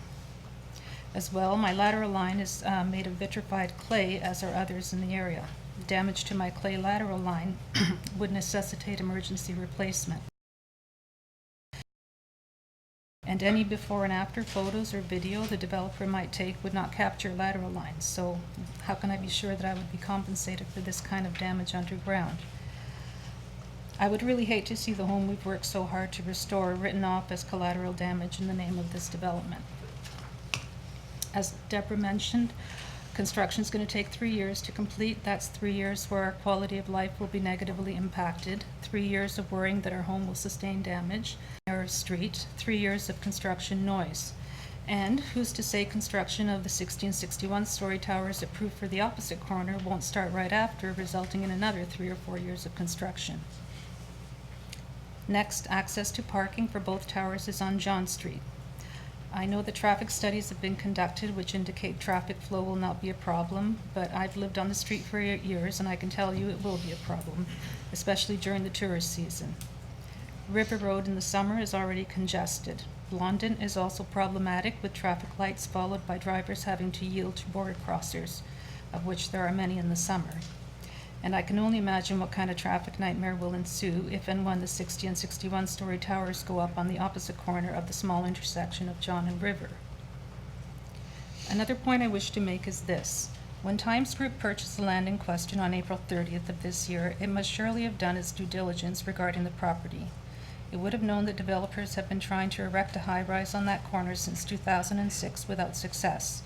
It would also certainly have been aware of the city staff report of August 2018, which recommended against a 21-story tower. So, why would Times Group think a 34-story tower would be acceptable to either residents or the city when a 21-story tower was not? Times Group's website states it needs strong, trusting relationships with its neighbors and that, quote, we can do more together. It seems, however, that the builder is not really interested in working with the neighborhood. Otherwise, it would not have escalated the height further to 34 stories. Rather, the builder seems to have made a unilateral decision to try to force this towering structure on residents whose past objections to a high-rise on this corner are well known and well documented. What is obvious is that the developer will reap greater financial reward by building a high-rise as opposed to a low-rise. But I'm asking council to consider that this financial benefit to be reaped by the developer will come at a direct cost to residents of our neighborhood. We are the people you were elected to represent, not the builder. And if you don't act in our best interests, who will? As far as the official plan, I'll just say that the builder's proposal was prepared with almost complete disregard to it. Nor can any argument be made by the builder with respect to the provincial plan regarding intensification, since the land in question is not within a strategic growth area or an area marked by the city for intensification. In any case, the 1661-story towers approved for the opposite corner will provide more than enough intensification for our neighborhood. Frankly, I think it would be shameful for council to approve this proposal when there is absolutely no demonstrated need for a high-rise here, and knowing it would only be a burden to the residents. Thank you. Thank you. Any questions of council for Ms. Fatir? Okay, thank you very much. Do we have anyone else other than the applicant who wishes to address council? Yeah, okay. If you'd like to step up to the microphone. Yeah, we've got one right over here. And then you can come up next. And again, all I ask, please try not to repeat what's already been said. I'll try. Thank you. And your name and your address too, please. My name is Lorna Anstruther, and I live at 4075 St. James. So I don't live in this neighborhood. I live in Stamford Center. So thank you, Mr. Mayor, councilors, staff, and my Niagara Falls neighbors. And thank you for permitting me to speak. River Road is not my neighborhood, but it is what I consider my front yard, the front yard of the city of Niagara Falls. And as such, I wish to express my opposition to the proposed changes that would permit this massive development on River Road. Not only is it not consistent with historic residences in the area, it is not a location that should even be considered for such a large development, despite the developer's insistence that it is. The neighbors who will be most effective have spoken eloquently and with passion about their homes, their neighborhood. I cannot add to their love of place, but I can say, not in my front yard. I was a geography student of Albert Tiplin, who was an expert on the geology of the Niagara Gorge. He instilled in his students a knowledge of what lies beneath our city. To say I was gobsmacked that such a development would even be considered next to the Niagara Gorge would be an understatement. Be grateful you weren't around to hear my actual comments. Rereading Mr. Tiplin's book, Our Romantic Niagara, I was amazed at how much I had retained from my grade 11 geography class at Meyer. But it drove home the point that this is not the site for a massive development. Unfortunately, no one from Golder Associates, who did the geotechnical and the hydrogeological investigation, attended the public meeting, so those present were unable to ask questions about the site. That said, we were left with two reports, one from 2017 and an updated study from 2019. And it was interesting to note that on both reports, our city is referred to on the title page as Niagara Fall. And on several occasions, the Niagara Gorge is referred to as the Niagara River Valley. Interesting. Now, the proposed site is capped by hard dolostone, which is like limestone, but beneath that layer is Rochester shale. It's a soft rock that weathers easily. I have a lovely chunk of this shale in my garden. What started 2 years ago as one piece is now 3 pieces, and many smaller fragments have broken from those 3 pieces. I would call that stable rock on which to build. Now, we have to think back many thousands of years, but during the fall's march to its present location, it stalled at Hubbard Point, which is the highest limestone ridge in the area. Hubbard Point is just north of the proposed development. At that spot, the river took much longer to carve the gorge. Water flooded over the proposed site southward to inundate Goat Island and Queen Victoria Park. The longer the water stayed over the surface, the more water could seep to the deeper layers of rock, making them less stable. Now, there are 3 caves of substantial depth into the gorge face near Hubbard Point. Now, the report recommends that the developer have homes within 150 meters of the site be examined before construction in the event that one or more of the homeowners has damage caused by the construction. Well, 150 meters extends into the Niagara Gorge. But the technical experts were just asked to, and I quote, conduct a field visit to the project site to assess the geological conditions along the Niagara River Gorge slope from Hiram Street to Eastwood Street. The purpose of the site visit was to visually inspect what can be seen of the rock slopes from the sidewalk of River Road in order to identify any areas of potential instability, end quote. It should be noted that in some cases, they couldn't see the gorge face because of the vegetation. That's like a doctor saying, you look okay, but you die a week later of cancer.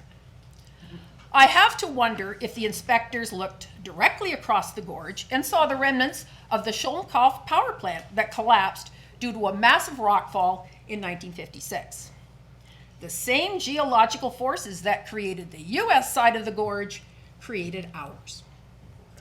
Now, they estimate that 120,000 tons of rock, or an estimated 1 million cubic feet of rock, plunged into the gorge, crushing the power station.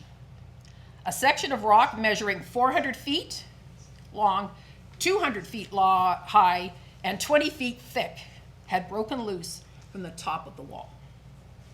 Speculation that an earthquake 10 years earlier might have precipitated the collapse. Power plant workers claimed it was water eating the rock at the base of the gorge. Either way, 1 man died and numerous men were injured in the disaster. A site directly opposite this proposed development. To be honest, I wouldn't be comfortable looking across at that ruined power plant every day from my condo in the sky. Now, Niagara is prone to earthquakes, something that is not predictable.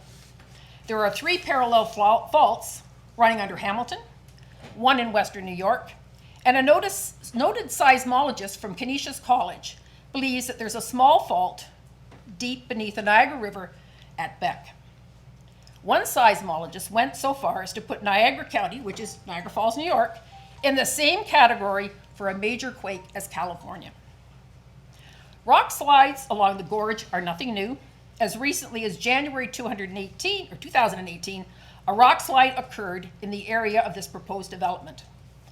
Prospect Point had a spectacular rockfall in 1954, all captured on film and available for viewing on YouTube. The power of that rockfall, as shown in that film, is a wake-up call and should be required reviewing for anyone who proposes to build next to the gorge. Second sober thought. The stability of the gorge wall has been of concern for years.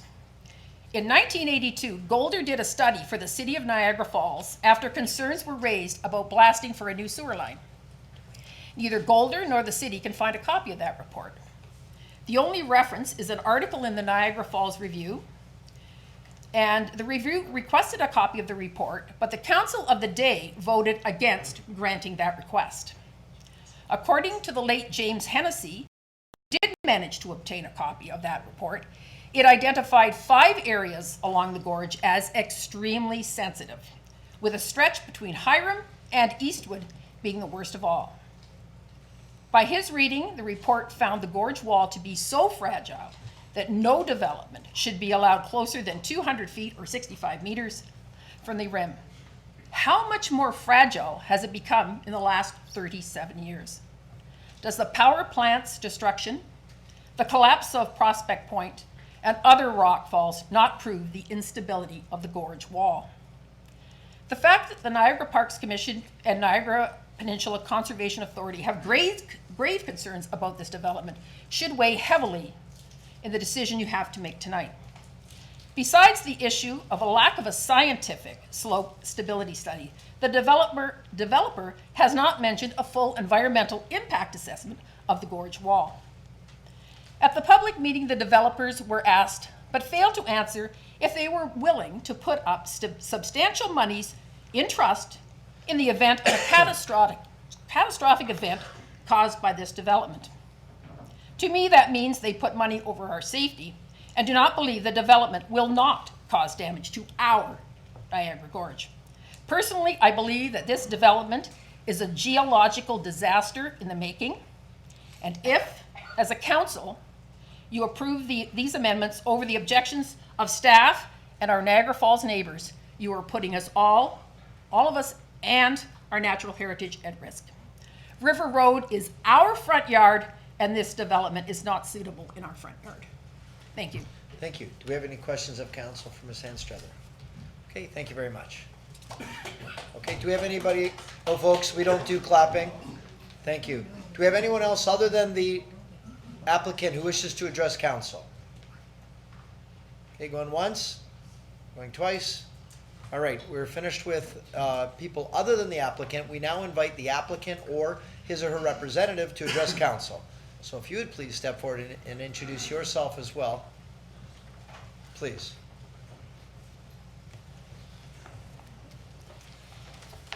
Well, thank you, Your Worship, members of council, the public, and staff. My name is Ryan Guter. I'm a land use planner with Weston Consulting. I just wanted to briefly comment before I take an opportunity to try to fit my presentation in 5 minutes, to introduce others that are here. The owners' representatives, owners of the lands are here together with our geoscientist from Golder as well. We have our transportation engineer, we have our architect here, as well as legal counsel to the owner, to the extent that council or staff or others are able to provide assistance. I did want to just comment briefly that there's been much discussion tonight and up until today with planning staff about potentially continuing discussions. Our desire would be to continue those discussions in order to try to address residents' concerns, those that have been identified by your planning staff. And also, in particular, what we would like to see council do in their wisdom this evening would be to give us that opportunity to work further based on having received the staff report, what's articulated there, what Mr. Hurlovich identified, what many of the folks have raised, and some new information that we've received as well. I would ask council consider directing staff to work with the applicant and our team to bring something forward again with potential adjustments, responses, and specific items to address the concerns. And that take place ultimately at a future meeting with, and that's sort of an overarching request, because I do believe there's an opportunity to work through matters raised. And I wanted to take the opportunity to just highlight a few elements briefly in my remarks. First and foremost, what's been said about Times Group is that they are actually a builder that's got a great reputation in the GTA. They do want to build on the site, and they're committed to do that. We want to work through the planning process to secure approvals ultimately with as much consensus as we can garner.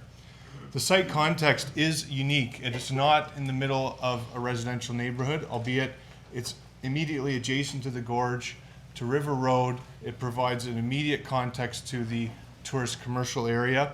That makes this site quite unique. And it's unique from the context of a number of factors, but I wanted to highlight first and foremost that what is important to recognize is that its specific context is unique. There were previous proposals, including the ORE proposal that was approved by council that contemplated already a height and massing similar to what's proposed in 29 stories and at a density of 384 units per hectare. That is going back to 2006. And certainly design has changed.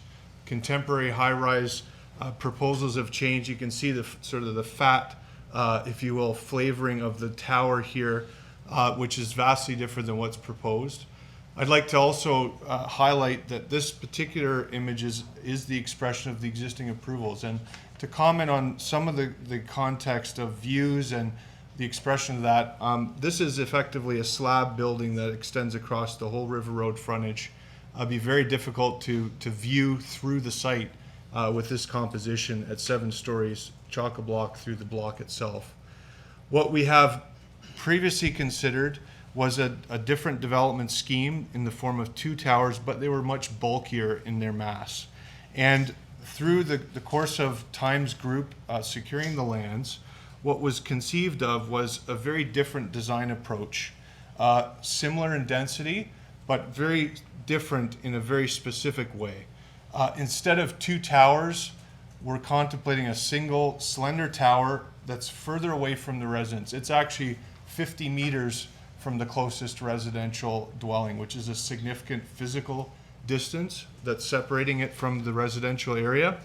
The lower building, as you can see here, is actually from the rear, from the residential area, is 1 story above that podium in the middle that connects the building to the lower building at 7 stories. And again, it's 6 stories from the rear, it's 7 stories from River Road. This expresses the image of the slender nature, and I would comment that all previous proposals contemplated a much larger tower plate. This is a very intentional design adjustment that's been made. When I have a tower that's at this size, a shadow that is cast by it passes very quickly across land, so that is considered to be a design tool that helps to mitigate shadow. It doesn't eliminate the shadow, but it mitigates that. And you can see the expression of this. I also wanted to highlight the nature of this physical separation. And this is an expression view of what would be from John Street looking to the sort of the north, I guess, northeast, if you will. And I would simply note that this provides a vastly different relationship. And the other thing I would highlight briefly is that we have to consider this site, again, being a unique physical location in the neighborhood. What you see expressed here is an image that reflects the zoned hotel tower development on top of a podium you can see there. And that expression is obviously providing context for what we're proposing in the form of a single tower, again, slender in nature, and the transition between that and the podium, opening up the ground level space and providing for a transition. You'll notice that this provides a distinctive difference than what was previously conceived of in the form that was expressed here with a bulkier mass to the north. We've provided a transition that we feel is more appropriate. I would simply comment that in relation to much of what has been described this evening, We have done quite an extensive analysis, and I would just note that previously there was a staff report presented that acknowledged a density of 350 units with a different scheme. Planning staff articulated a level of support for that amount of units. That density is equivalent to, I think, 443 units. It's referenced in your staff report. And so there is already contemplation by planning staff of a greater density, and similar to that, not only density but additional height was contemplated at that time. This is about a year ago. A few closing remarks, Your Worship, to wrap up. I wanted to highlight on this screen the importance of previous environmental studies that have been done, servicing, traffic, geotechnical, archaeological, and again, we have actually slides to the extent that either council, staff, or members of the public are interested in knowing. We've got actually our transportation team here, and slides that would identify findings that they've produced in their study. And as well, geotechnical consideration, there's been many items raised. If council gives us the opportunity, together with our team, to work through some of those technical issues, I'm confident that the matters raised by the public, which we've listened tonight, we've heard, we've seen written down in correspondence, that our team will be able to respond to them in a way that is meaningful, collaborative, recognizing the fact that this area is certainly a sensitive area. It's a contextual break point between two different areas of the city, and the proponent and ourselves are committed to working together with stakeholders. So once again, to highlight my request of this council would be that they direct staff to continue to work, continue to dialogue, which we're committed to do, and that allows us to come back hopefully soon, because since the open house and receiving, we've been working with our team, that allows us to come back to you at the appropriate time and present how we've responded. So with those remarks, once again, enough time to get through a lot of content and respond. I'm in the hands of your worship and members to the extent I'd love the opportunity, if I'm afforded that, to respond specifically to items raised by members of the public, also those that have been raised by staff as well, and with the benefit of our team, should there be any questions of a more scientific or specialized nature. But I do appreciate your indulgence, and timing-wise, I'm over my 5, so thank you. Thank you, Mr. Guter. I know Councillor Ioannoni has a question. No, it's time for questions for the applicant. Okay, I'll wait till you close the meeting. Do we have any questions for Mr. Guter? Yes, Yes, Councillor. Mr. Guter, thanks for the presentation. And you've heard, obviously, from our passionate residents of Niagara Falls, and most of them are against the development. And I think I got a little bit of a lesson by Mrs.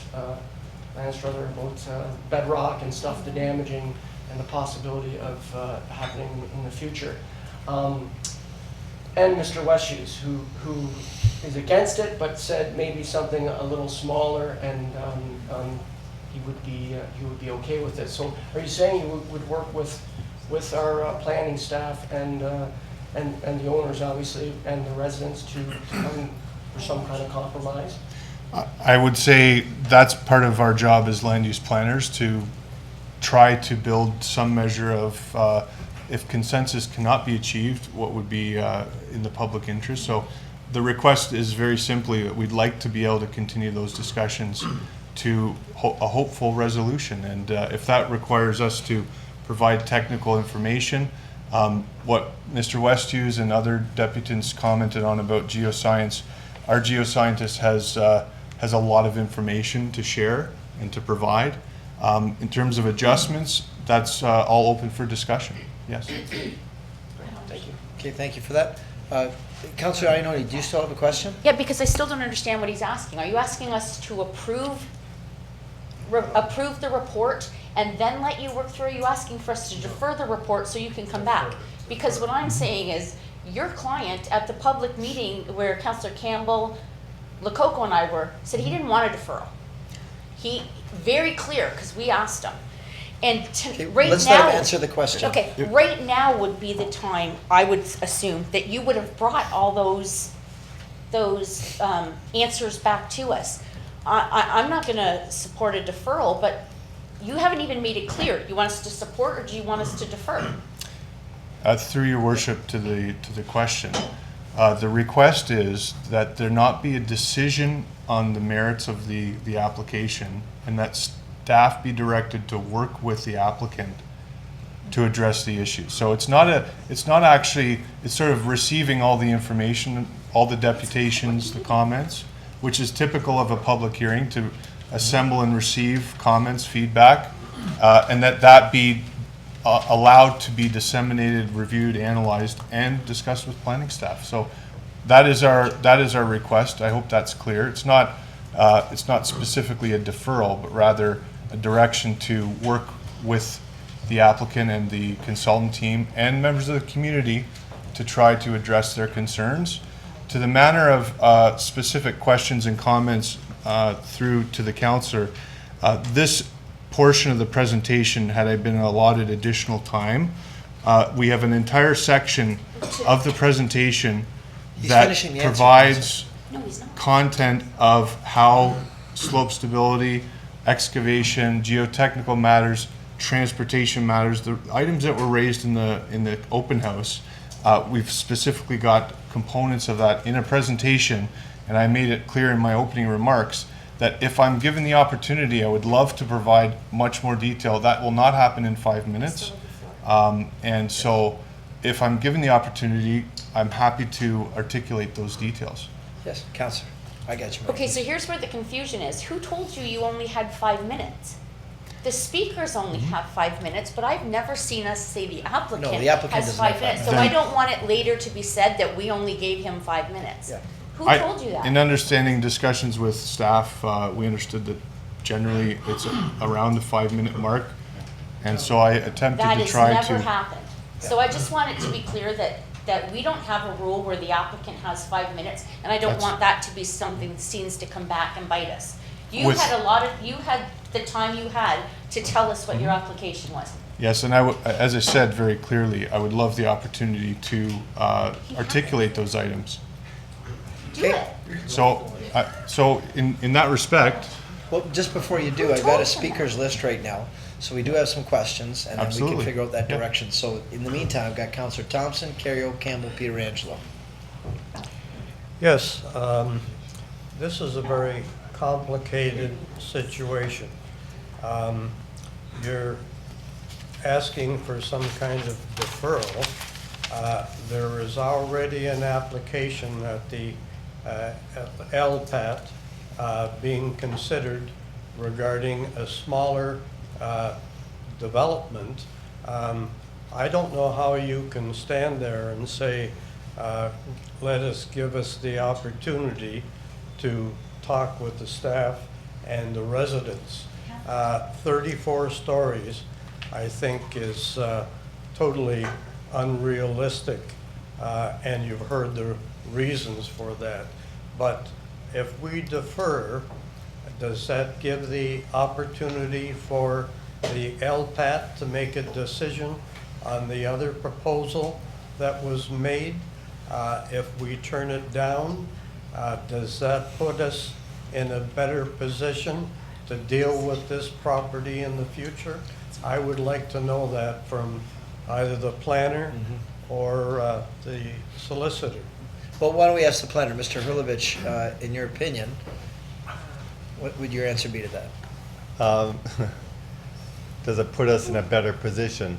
The appeal was on the 21-story and 12-story buildings and 390 units, although the application was modified as we went along, but that's what currently on the board's or tribunal's desk. It's not unheard of to change the application. I'm not sure that I've ever seen it get taller, but that doesn't mean that it couldn't happen. Certainly, in speaking with our lawyer, who's Tom Alinsky with Aird and Bearless on this, It is possible to negotiate beyond that, but we'd have to come back for council's direction back to the tribunal. The one thing that has to be identified by the 20th of December are the issues. So an issue would be probably just about what you see on the screen. The issue would be height, the issue would be density, the issue would be so those would be the issues that would be identified. There'd be some elaboration on those, and perhaps, you know, why planning takes the position they do on height versus the planning consultant for the developer. So we'll get our opportunity, but those issues have to be expressed to the tribunal by the 20th. And it could be that the board allows some additional time beyond that. The 10th of January, I think, is the pre-hearing conference, which would then be setting dates. So it could be months away from even January as to when we would ever get a hearing date. And during that time, there could be further negotiations, something could come back to council. So I know it's a long way of saying it's possible for council to negotiate. It sounds like the developer wants to bring something that's closer to what the residents are feeling is more appropriate. But that, you know, it's. Well, what I'm trying to say, I want to make the right decision tonight. I want to say either no, and this application is finished, but what is going to have with the LPAT at the provincial level? Can they go ahead and approve the other development, which really the people haven't even had the opportunity, neither has the council. I know it's 21 and 7 stories, is well, it? It was 21 and 12, which is what was approved. But that wasn't supported by staff. So staff wouldn't be going there and supporting 21 and 12, but we'd be coming down to the board, to the tribunal, and saying, these are our issues, and then trying to settle on something. So we were it's coming close at the 17 and 10. So is it better to turn this one down and fight with the other one, 21 and whatever? What's your recommendation? Oh, it's made the Yeah, recommendation. yeah, It's in the report. Yeah. Huh? It's in the report. Turn it down. Yeah. Okay. I don't think the board is going to necessarily approve what's before them, so it's going to be whatever the evidence is at the time of the hearing. Thanks, And Alex. I can't guess what they do. Okay, Councillor Carriol, then Campbell, and Peter Angelo. Thank you, Worship. The question I have for you is fairly simple. Normally, and I've been involved in where you are now, I would have taken the time to try and make the planning staff happy before they came to the point where they refused what you're asking for. So you're asking us, I don't understand what you're asking us for, because you had the time to get together with the planning department, the planning staff, to get them, or to come up with something that made them happy to come here with a report that they could support. So I don't really understand what you're asking us to do. Through your worship, our desire would be, there's a lot of additional issues that have been worked through, notwithstanding height density. If you pull all that material together, NPC comments, Conservation Authority, that are conflicting with our prior understanding from the previous proposal. But they didn't support that either. They did support the previous proposal. In the staff report, again, going back to the plan for 350 units, which planning staff brought forward about a year ago, at that time, the staff report acknowledged that the Conservation Authority didn't have any objections to the application. And that's on record as in the staff report. The NPC also acknowledged that they received an environmental study that was acceptable to them with conditions. That's in the staff report as well. So now we have an application that's been revised, for which we have all of a sudden new comments, and that in and of itself is a reason for me to ask of this council to give us that time to work through it, because there's a disconnect there between what was previously okay and what's now not okay. And with regards to the planning staff comments, we've been in active dialogue. We put forth a proposal. It hasn't been formally revised in any respect from the open house because it was about 2 weeks ago. And we've been considering that comment, all the comments from the public. So the LPAT proceeding, just to sort of highlight what we understand, is that if it's council's wisdom to take all of the comments into account, give staff and us the opportunity to work together, that does not prejudice what would take place in January at the LPAT. That's an organizational meeting of what happens. So we do believe that there's sufficient time to do that, and there could be a good result that comes from that. Okay, thank you for that, Councillor Campbell. Then Peter Angelo. Thank you, Your Worship. Through you to the Speaker. I think the residents have already spoken about the negotiations that you're looking for. That property is zoned presently that you could build a simple 7-story. I do believe the residents don't have a problem what the zoning is now. So I'm going to be honest with you, I can't support that question you're asking.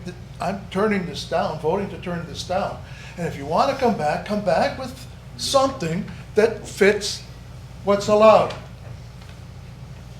Because I'm not going to vote for anything greater than what's allowed there today. I'll support what the residents want in that area, according to our present bylaws, but no.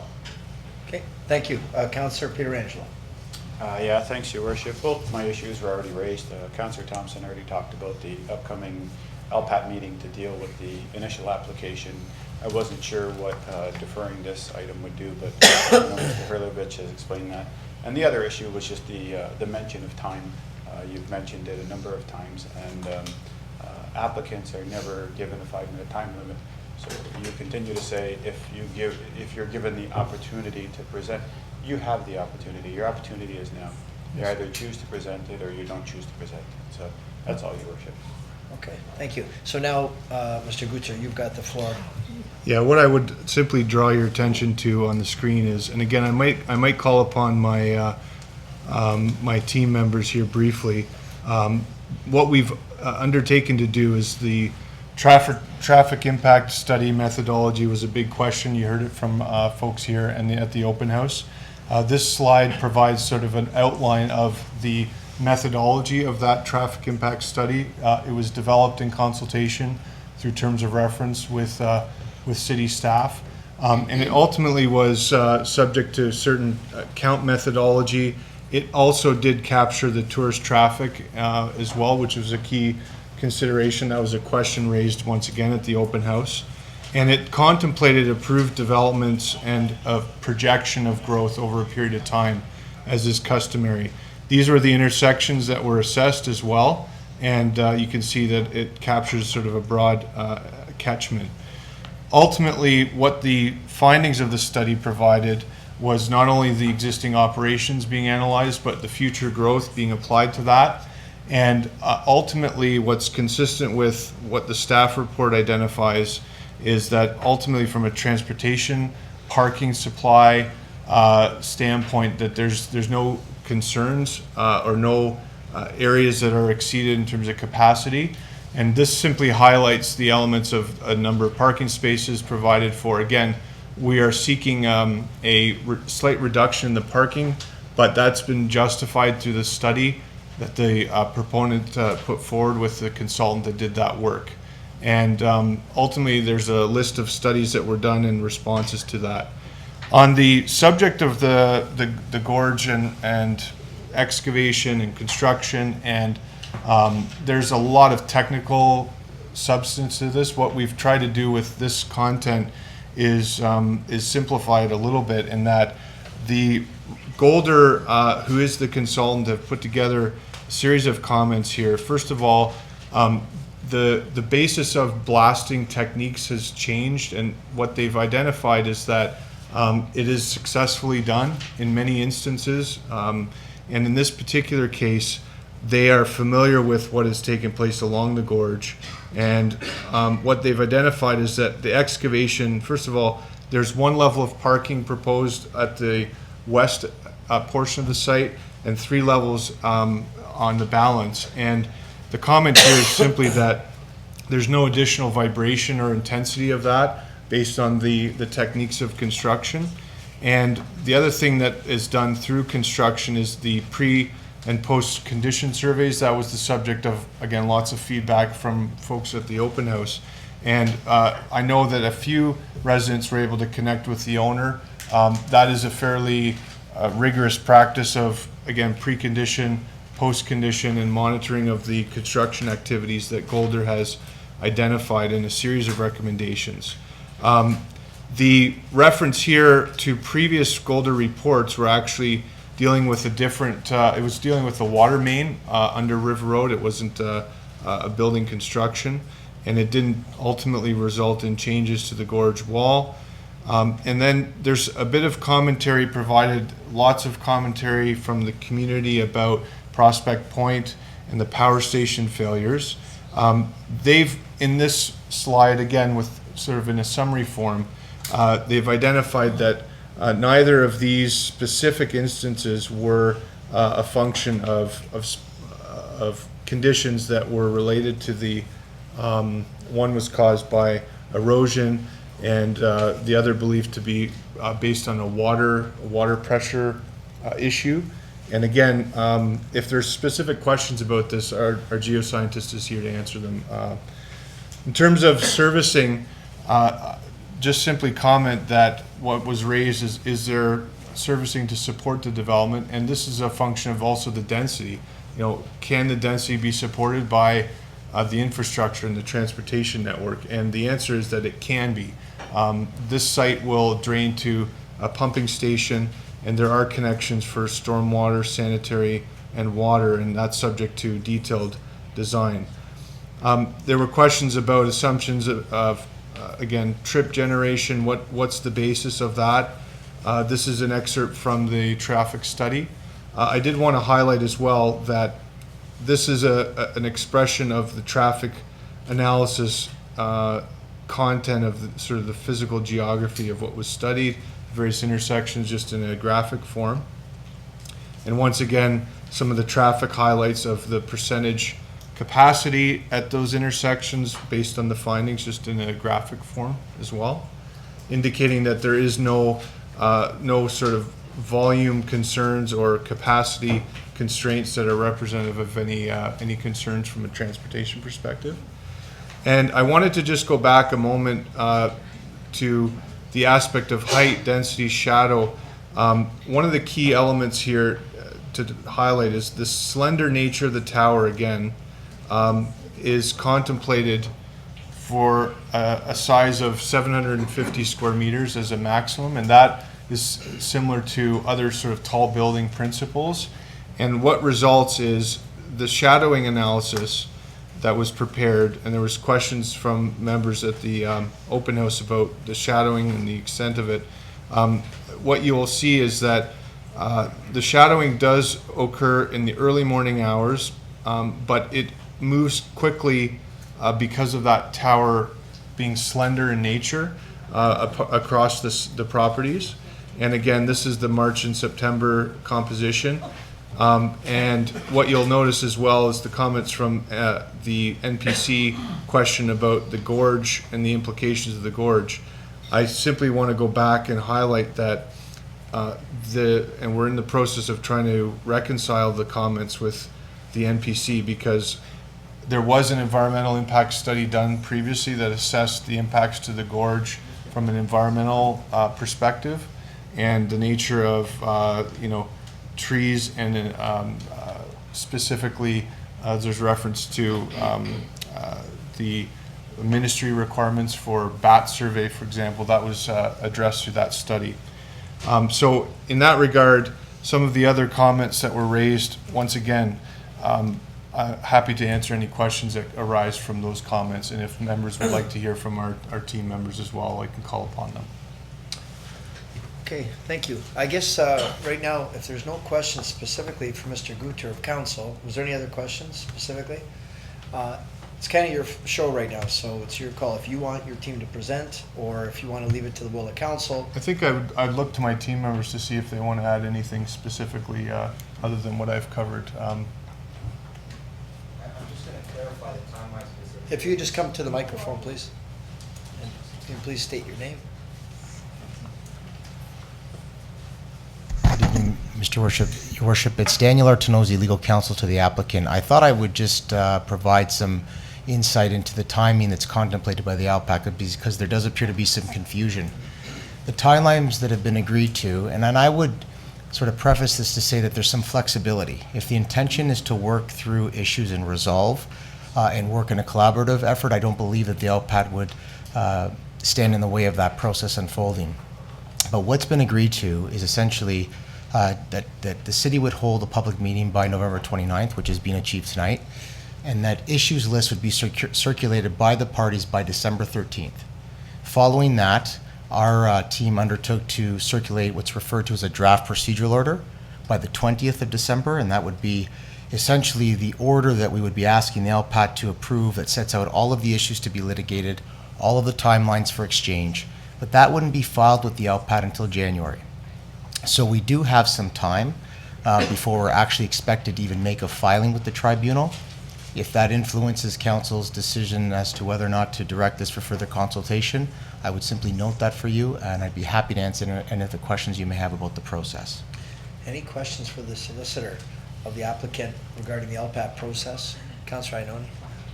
Through you, Mr. Mayor, to Mr. Hurlovich, I'm not worried about the LPAT process. I'm worried about the process we're dealing with tonight. Other councillors have said, I don't really understand what you're asking either. So you keep talking about an LPAT timeline. I'm more worried about whether how we deal with this can be called into question. Have we followed the proper planning timelines? Because how you just explained it is not how we do it. So through you to Mr. Hurlovich, are we okay on how we've dealt with the applicant, and are we following the proper timelines? Mr. Hurlovich. Excuse me, yes, we followed all the proper timelines. There's nothing in the board order, this is what the board order says, that B, the city will aim to have a public meeting to discuss the development on the subject lands no later than Friday, November the 29th, 2019. It doesn't say that LPAT's expecting a decision. It says that we aim. They didn't even actually say that we had to have the hearing today, but this was our only council meeting in November, so that's where it was scheduled. So are we complying with that order? Absolutely. If council chooses to not make a decision, they're not against the decision. If they choose to make a decision, it just means that we're going to add that to our issues list when the parties will exchange their issues list by December 13th, which the solicitor has explained. So we would just add it to our list, and we would just say, council denied it on November the 12th, or council deferred it on November. That would just be added to our list. So whatever council does is not in conflict with that, and if it's necessary, it'll become a legal process if the lawyers need to ask for additional time. But I think we can make the January deadline. As I said, this hearing probably is going to last 2 or 3 days. It's going to be impossible to find anything early in 2020 when the LPAT would schedule a hearing. Okay, Councillor. Thank you, Mr. Mayor. Now, so I'm clear, and I would, when you close the public meeting, I'd happy to make a recommendation. Okay. Councillor Lococo. Thank you, Mr. Mayor. Mine is more of a process. If we approve the report, which is to not accept the proposal, what can the applicant do after that? Mr. Hurlovich. He can continue to dialogue with us. And if we come up with a proposal, let's say council turns down the application, but he says, this thing's going to the board anyway.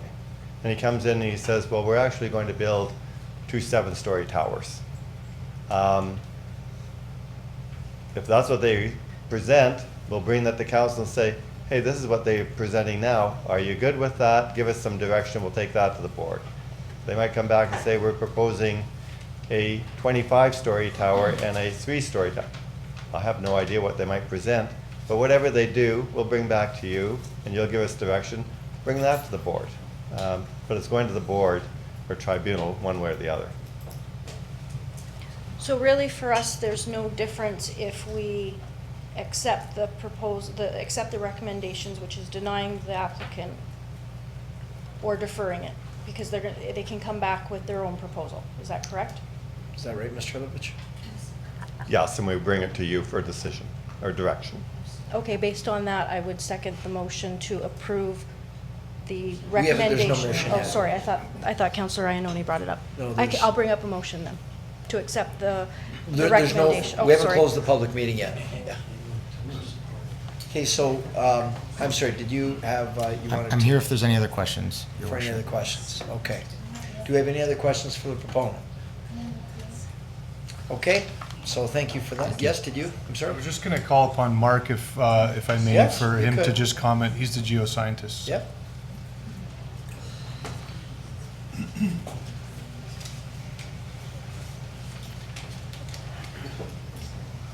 Worship, councillors, my name is Mark Telesnicki. I'm with Golder Associates. I'm a geological engineer, and I've worked in the gorge for over 30 years, so I'm very familiar with the gorge, the way the rock fails, and stability of the gorge. There's been a lot of concerns. I'll try to keep it brief, and I'll try to maybe boil it down into two main issues. One is the stability of the gorge. We did do a detailed assessment of the gorge previously, so the work that we did recently was just a visual assessment to confirm our previous inspections. So we did do a detailed assessment of the gorge walls hanging over the gorge. From that investigation, we didn't identify any major stability issues on the gorge walls that would lead to a large-scale failure. Prospect Point, which was mentioned before, was quite different. That was a case of the softer shale eroding away right next to the falls, and a large overhang fell down. We don't have that situation at this site. The softer shale is mostly covered with talus. It's called rock and soil debris, which tends to buttress the slope and protect it from erosion. The loading from the building is far enough away from the gorge that it wouldn't have an effect on the stability of the gorge. The second issue, I guess, is the blasting and the effect of the vibrations from the blasting. So with modern blasting now, and strict limits would be set by the developer and for the contractor that would limit those vibrations so that you wouldn't get damage to structures. Of course, that has to be enforced. You need to monitor. You know, you have to really enforce those limits. But blasting's been done successfully in the gorge, right on the gorge. It's been done a number of locations successfully. The vibrations from the blasting might shake loose some small rock on the face, but it wouldn't cause a large-scale failure. That wouldn't result from blasting. Any questions? Yes, Councillor Kerrio. So why would you have to blast at all? Why can't you do the excavation with hoe rams and drills? Yeah. Using mechanical excavation, although it's possible, it would be a very slow, arduous process. And you would have, because the Dollstone's quite strong, so if it was shale, like in the Toronto area, it's quite easy to do that. Here, we've got very strong rocks, so it would take a very, very long time to hoe ram that. You'd be listening to those hoe rams working from 7 in the morning till 7 at night, 6 days a week for, weeks, months probably. It would be very, very noisy, as opposed to blasting where you're going to do a series of, blasts probably once a day. Okay. Any other questions? Okay, all right, we're great, thank you. So you're good now? Yeah, okay, give me 1 second, I gotta first close the meeting. The The public meeting with respect to the proposed official plan and zoning bylaw amendment is now concluded. What's the will of council? I don't know which hand went up first here.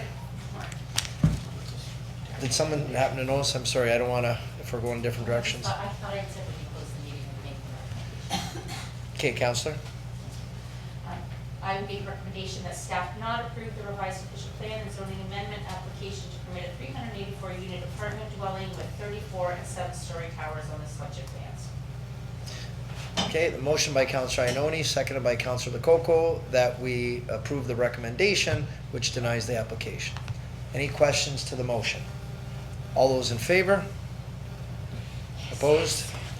Okay, so that application does not pass. Okay. Thank you very much, folks. Okay, anybody that's here for this matter, here's your chance to vacate the room. We do have another matter coming up. We're going to take a 5-minute recess, folks. We're going to take 5 minutes.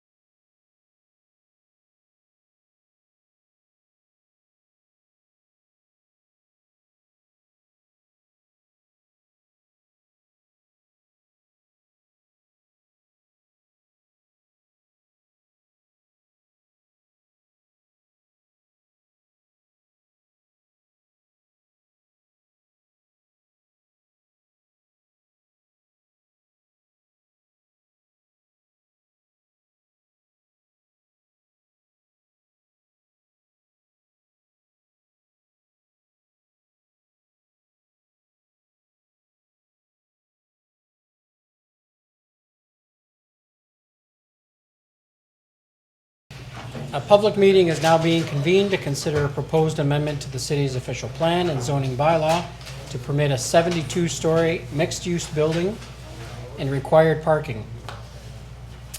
This is located on the east side of Cleveland Avenue, south of Dixon Street, 6499 Cleveland Avenue, 6512 and 6520 Level Avenue, lots 49, 51, and block 38, plan 36, and part of the Dixon Street and Cleveland Avenue rights of way.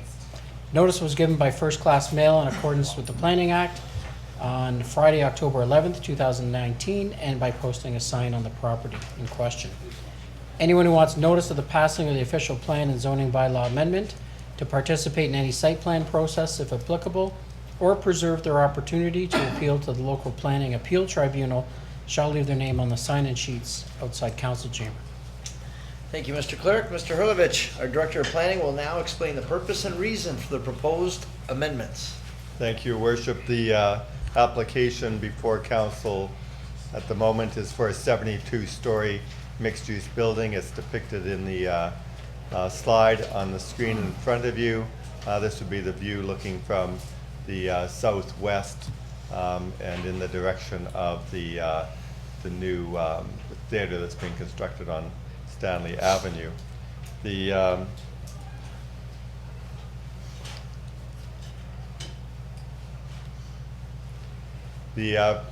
application involves 3 parcels of land. The first parcel of land is the parcel 1. It's located at the corner of Dunn Street and Stanley Avenue. Most people are familiar with this property in town. It's a large concrete foundation projecting out of the ground and surrounded by plywood hoarding. It was part of a proposed hotel development that was not completed. The second parcel is actually hydro lands. These are leased lands. They're used in part for parking to supply the Radisson Hotel as well as the Tower Hotel, formerly the Minolta Tower. And then the third parcel of land is a parcel of land that's owned by the developer between Dixon and Level and Cleveland. And this would be the site of a parking garage to serve the particular development. To the north and east and south of this property are tourist commercial uses. To the east is parking for, or west rather, is parking for hotels, as I mentioned, and then beyond that at Cleveland Avenue are residential properties. The proposed development then, I mentioned the 3 parcels, so it's a request for an official plan amendment and a zoning amendment. So parcel 1 is 0.62 hectares, that's an acre and a half. Parcel 2 is 1.43 hectares, which is 3.5 acres. And then the parcel 3 is 0.83 hectares, which is 2 acres in size.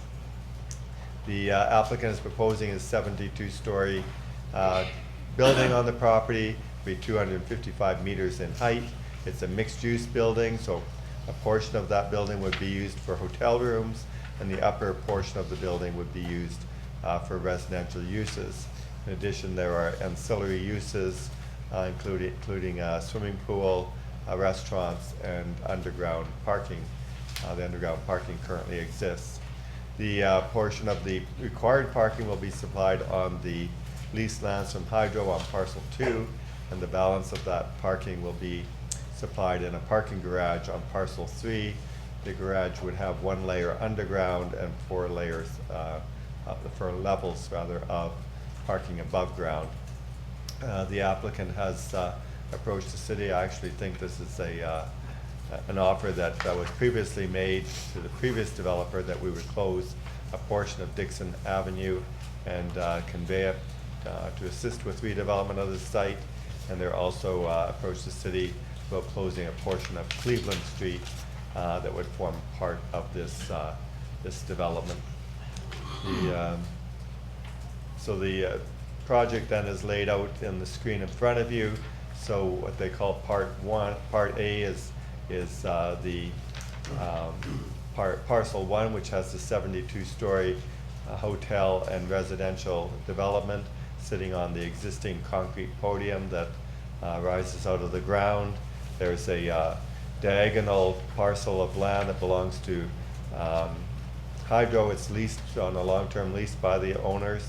That would provide then access to bring cars from this site, those that don't fit in the underground parking, to surface parking between the existing hydro towers, and then also access the proposed parking garage between Cleveland and Level. If Cleveland and Dixon are closed to traffic, there's a proposed new laneway that would travel south of that parking garage. Let's see if I can get this pointer to work. So that would be in this location here. There's a proposed laneway on the south side of the parking garage. So the proposed development itself, we did look at this relative to our high-rise design guidelines. As you know, that the guidelines call for 25-meter separation between towers. And that is that the building itself would provide, each tower would have 12.5 meters on its own property. So on the north side of the property, the minimum distance is 10.4 meters, but you can see that this building is actually at an angle. It's partially tapered sides, if you saw that first slide. So it's exceeds the 12.5 meters in this location. It's closer to 16 meters, but the closest point is 10.4 meters. And then on the south side, the tower is well set back from the property line at 28 meters. Has 13 meters on the rear of the property and 17 meters on the front. So certainly it meets all of our requirements with respect to the appropriate setbacks and separation between adjacent buildings. The tower building itself is, you see on the screen, it's 456 hotel rooms and 275 residential units. The parking arrangement then, the surface parking on the leased lands is configured between Cleveland and the existing building, and then the proposed parking garage is largely vacant now. We did have a neighborhood meeting, and there were concerns from the residents that that parking garage was coming too close to the property, so we have recommended that there be a setback from Cleveland Avenue side of 7.5 meters. That's a recommendation of staff, so that is part of what will be presented. The tower itself is very narrow in its north-south direction. The wider face is on facing onto Stanley Avenue. It has a unique feature, and our guidelines call for a unique roof feature. So at this point, there would be a penetration through the building. There would be actually open to the sky above. This is a amenity facility for the building, and then more open sky, and before it finishes off with the topmost residential unit. So a very unique and almost iconic design that would be part of the city's skyline. The official plan for parcels 1 and 2 designates these lands as tourist commercial. Buildings up to 30 stories rather are permitted. It's also in the area where we would consider additional height by amendment, and that's what the applicant has asked for. So they're seeking an additional 42 stories on this property. They already have approval for 30 stories. The applicant is also requesting then the official plan be amended for parcel 3 to provide for special provisions to allow for required parking for the hotel residential building to be provided on parcel 3. The zoning bylaw, the property is currently zoned tourist commercial. Parcel 1 is zoned tourist commercial, special provision 506. That does permit the 30-story, 90-meter tall hotel building with its underground parking. Parcel 2 is zoned P515 and P514, which permits required parking for 2 other hotels in the area. And then parcel 3 is zoned R2. It's a residential 1 and 2 family zone, and that they're looking to have that changed to a site-specific P zone. The hotel tower itself would remain its TC, and it would be permitting up to 72 stories. We did have a neighborhood open house in September of this year.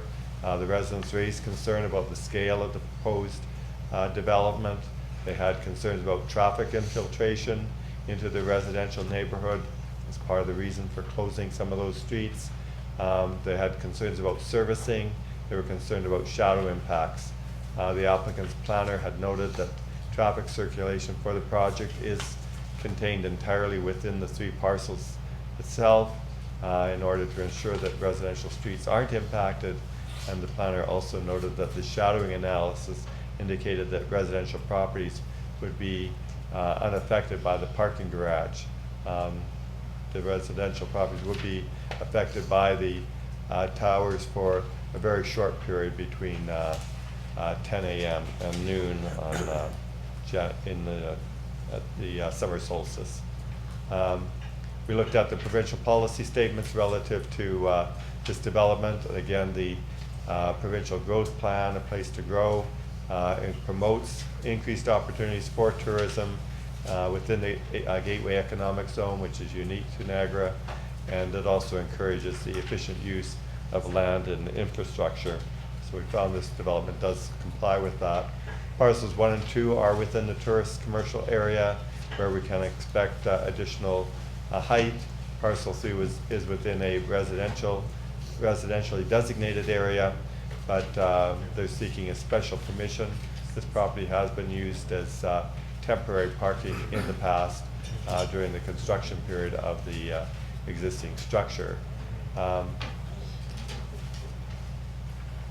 The official plan also requires that we consider the official plan amendment. Council consider the conformity of the proposed development to objectives of the plan, stability of the area, compatibility of proposed uses, need for the use, adaptability or availability rather of services, and the financial implications.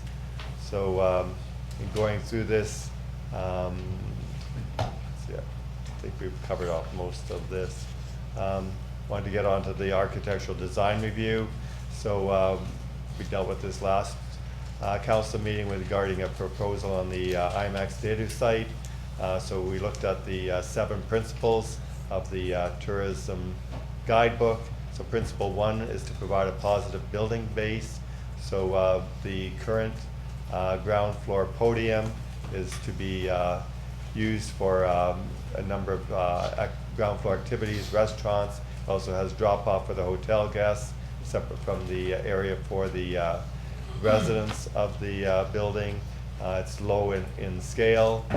Principle 2 is that there be a public realm at grade. Again, the site plan for the original hotel, there was a letter of credit submitted for streetscaping. So that letter's credit would be secured through our Section 37 agreement to ensure that we do get that streetscape improvements. Principle 3 calls for a sky view. This is a transparency and the distance between towers. So I already addressed that in the earlier slide, pointing out that the north side has less than the 12.5 meters at one point, but it exceeds that for much of its area on the north side. The guideline also calls for a 1.5 to 1 to 1.5 width to length ratio. This building has a 1 to 2.2 length to width ratio, but one of the things that we want to point out is that the maximum floor plate size permitted would be 10,000 square meters, and this one is actually only 1,100 square meters, so it's quite significantly smaller than the maximum that would be allowed. In terms of the skyline height, a tall building is should become more slender as it goes skyward, and this building certainly does. There is a diversity in building heights that can be considered in the tourist core, so this would certainly be the tallest of the building, but as I said, the unique design really makes it iconic. The guidelines also require that buildings respect the Skyline Tower relative to its height and its iconic position in the Niagara Falls skyline, but limits that to a 300-meter radius. This property is further away from the Skyline Tower than 300 meters. So looking at the shadowing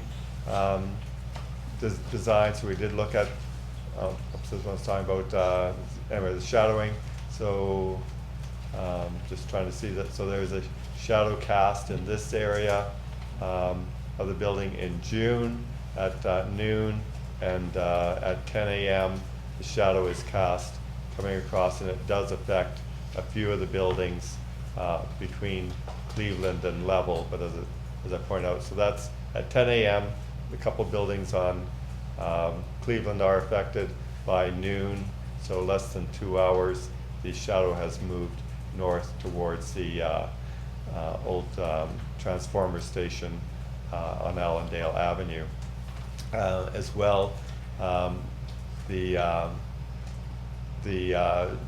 looked at the angle of this building, and we looked again at that 45-degree angled plane because of the distance created by that hydro core that's used for parking. It's only the uppermost floors that actually are affected by that 45-degree angle. But as I pointed out, a large part of that those upper floors have that unique opening to the sky, and so in fact, it's very limited in terms of its impact. In terms of views and vistas, we felt that this was a unique architecture and roof tower that was proposed and would be iconic. The microclimate study that was submitted did identify that there would be some wind impacts on Stanley Avenue, which would exceed the safety criteria. Would be necessary to make some modifications, and therefore we're recommending there be a holding provision in the zoning bylaw until such a time as the wind mitigation addresses the way in which we would create a safe condition for pedestrians. And then lastly is parking and circulation. I already mentioned that the properties are interconnected, so that the traffic from this hotel would be contained in without using municipal streets. They are looking for a number of changes from the existing zoning. So again, the front yard depth is 0. That's because the podium comes right up to the street. The front yard on Dunn Street is 28 meters to the tower. The minimum rear yard is currently 10 meters required. It has 1 meter to the podium, and again 10.4 meters to the tower itself. So these would all be recognized in the building. They are going from a 12-meter height to a 20.25 meter height for the podium, and 255 meters for the 72-story tower portion. I think we identified earlier that the site allows a 90 plus meter height for the 30-story building. So those would be the special provisions. In terms of the parcel 2 would be zoned as site-specific parking provision. Parcel 3 would also be zoned for parking, and staff has recommended that there be a setback of 7.5 meters from the Level Avenue side. I think I'm going to skip this slide. I already talked about the holding regulation that would require the microclimate study. There would also be a need for a record of site condition to be filed with the Ministry of the Environment and to the satisfaction of the region. Section 37 agreements. So based on the proposal meeting all of our design criteria, demonstrating that it does represent good planning principles, the city could enter, the developer would be required to enter into a Section 37 bonusing agreement for the floors above 30 floors, and that would be based on the construction costs at times 5%, and that would be an estimated $2.7 million in contributions to capital facilities, and we're recommending that those capital facilities could be the Niagara Falls Cultural Hub and Farmers Market in Drummondville, proposed Portage Prospect at the top of the Incline Railway, or Millennium Trail, or some affordable housing initiatives. The the proposal does include the need to purchase a portion of Dixon Street, and the proposal is to close a portion of Cleveland Avenue and use that for access and landscaping. There is a proposed laneway on the south side of that parking garage, I pointed out earlier, and that should be secured through a easement agreement with the city to provide for access. There would be an execution of site plan agreement relative to the leases, which are on parcel 2 with Hydro for a 20-year period.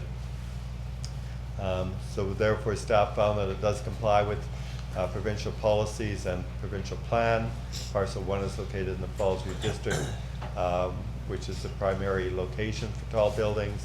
The parcel will add an iconic feature to the city's skyline, provided the microclimate impacts are mitigated. The proposed tower is in general conformity with the design guidelines. The proposal to provide a portion of the required parking off-site is acceptable since it doesn't affect traffic circulation. The proposed parking garage should be set back 7.5 meters from Level Avenue and 12 meters from the southerly property line. That accommodates that laneway, and that the developer is willing to enter into the Section 37 agreement.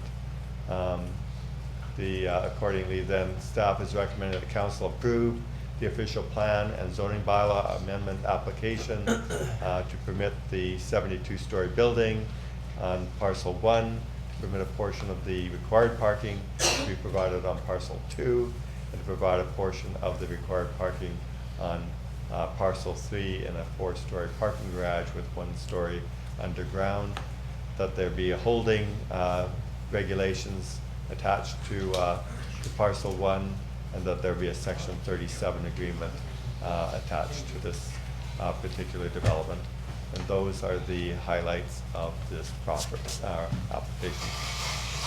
Thank you, Mr. Levich. We have a question by Councilor Lococo. Thank you, Mr. Mayor. Through the mayor to Mr. Herlovich. For the Section 37 expenses, what is Portage Prospect? It said it was a plaza at the top of the incline, but can you expand on that, please? Yes, that was something that I think the BIA was working on a number of years ago to basically provide a cantilevered deck so that when you arrived at the top of the incline railway, there would be a viewing area there and an area in which pedestrians would more easily get on and off of the incline railway rather than the small public space that's there now. Thank you. Okay, thank you. Any other questions of council of Mr. Herlovich? Okay, seeing none. Members of the public are advised that failure to make an oral or written submission at this public meeting could result in the local planning appeal tribunal dismissing any referral that it receives if the party has not made an oral or written submission at this public meeting. Council will now hear from anyone other than the applicant. Council will now hear from anyone other than the applicant who wishes to address council. Is there anyone here other than the applicant? Yes, sir. If you could just step to the mic and state your name and address, please. I'm Mike Lozier from, I represent Canadian Niagara Hotels. We own a piece of property on Dunn Street, the triangular parking space that is right behind the applicant's property. And one of the questions that we had was regarding the, I guess the transference or of the parcel of Dixon Street. We were wondering if there's a public process in that. Is that just something that just gets wrapped in and just expropriated to them or transferred to them, or we're just wondering what that process is? Years ago. Okay, Mr. Hurlovich, can you answer that, please? There is no public process. There used to be. However, the city would simply declare the street surplus. Yeah, so Councillor Thompson says they already did that, I believe, for Dixon. I'm not sure about Cleveland, but Dixon for sure, there was a motion to declare that surplus and transfer from the adjacent owner. So, yeah, it's just a formality. Okay, and then also the small piece, the laneway between parcel 1 and parcel 2, is that just for clarification, is that actually owned by the applicant at this point? Or is that also part of Hydrolands? It's Hydroland, it's leased by them to a long-term lease. Okay. Okay. Thank you. Okay, thank you very much. Anyone other than the applicant who wishes to address council? Okay, yes, you can step forward, please. Can you state your name and your address, please? Hello, thank you for this time to present. I don't have, my computer's off right now. Anyway, thanks for this time. This is an honor to present to council and to the residents. Thank you so much. I'm going to use some visual things, if I may, that are a little different than what you see there. And I'd like to bring up some other things that maybe haven't been thought of with the proposals and things to be addressed. Can we get your name first and your address, Oh, yes, please? sorry.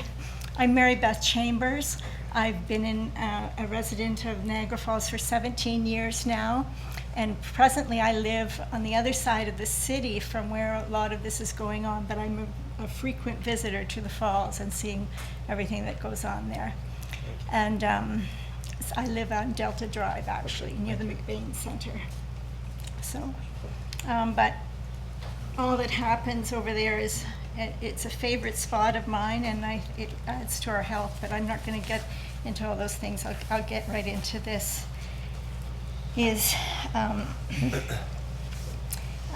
Quickly, the last time I met with the mayor, he asked me, what are you doing with yourself? Well, you're going to hear a little bit of what I'm doing, but I'm also training to be a pastor. I'm studying and training to be a pastor in the area. And so you're going to hear a bit of that while I'm talking today. I'd like to present today on the issue of the proposed 72-story hotel residence with the possibility on Stanley Abbott Dunn Street. Please look with me at 5 aspects on this proposal that I think are important. First, timing. Niagara Falls is a tourist destination, but it's also a community, and the two blend together. And a lot of the community people make the tourist stuff happen, and everybody knows that. And they work hard to do that, and they do an excellent job. And so when decisions need to include all of them because they make what happens at the falls happen. I just want to say that.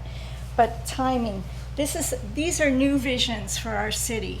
These are modern things that haven't been there before, and it's going to take a lot of things for that to change.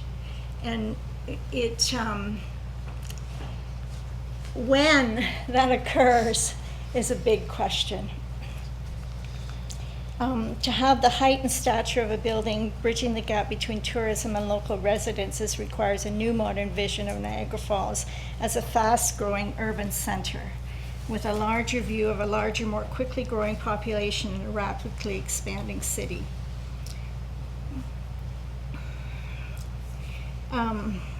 This is a side comment, but diversification besides tourism needs to be included in that. So the timing of things is very important.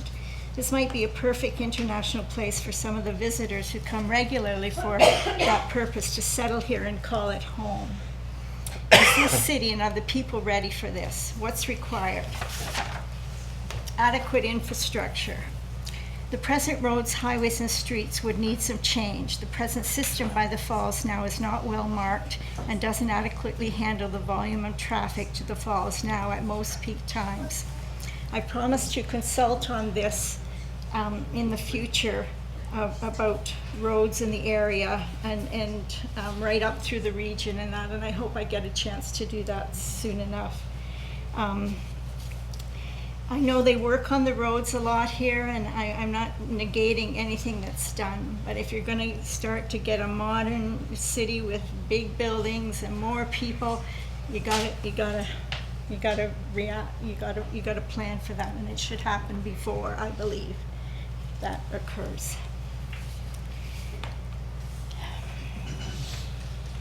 For the people resources to handle the increase of staffing for the hotel aspect, and those working now doing an excellent job are already working sometimes 2 and 3 jobs just to keep the industry going and funding in any spare time because they spend at the casinos as well. People are already overmaxed to their capacity. Health and families sometimes suffer.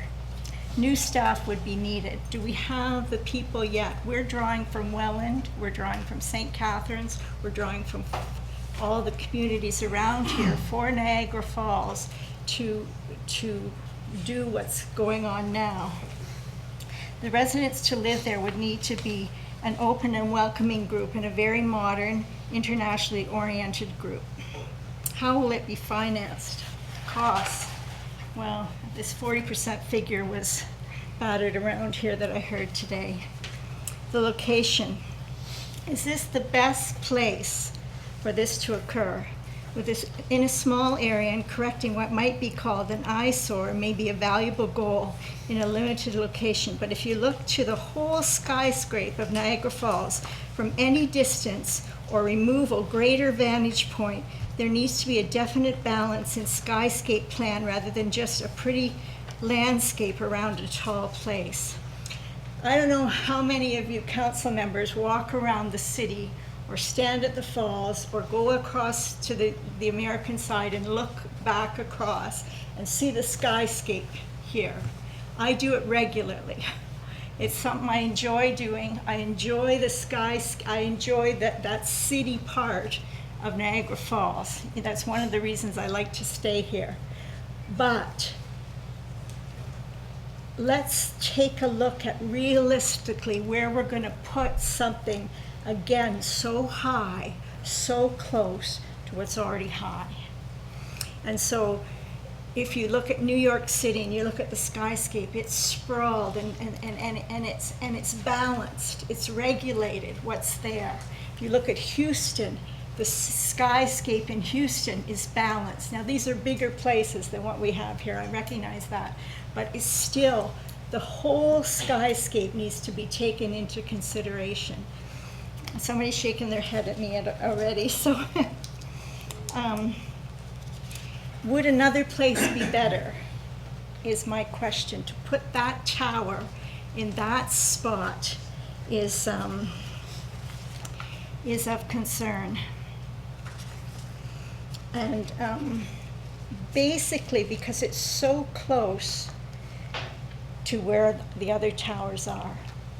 If it's true that there's questions about what's going on the rock that's underneath because of falls in the past and different things like that, if that's true, does this not bear room for more study?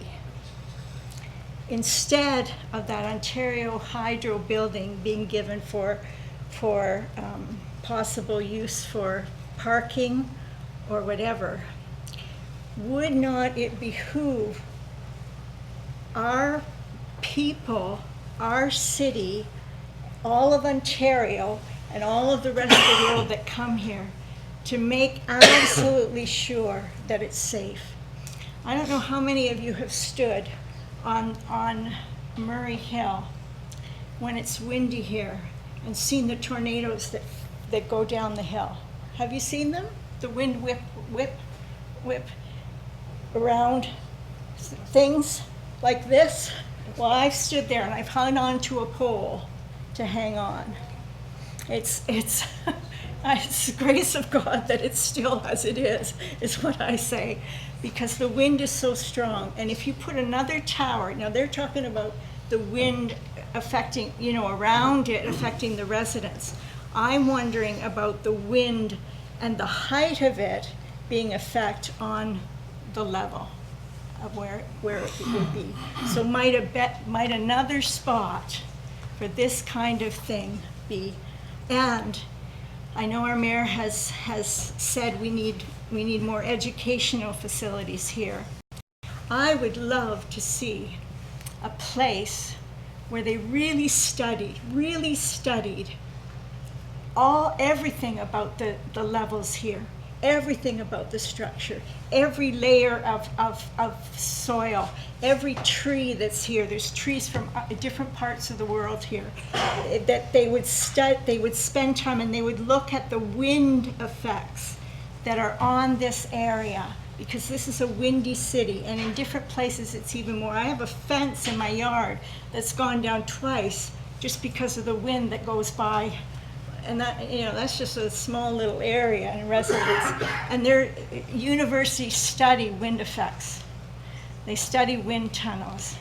A place where they would study all those things. Maybe this Ontario Hydro building would be the place for that, to really study and know for sure that you're building on solid ground and not have the questions.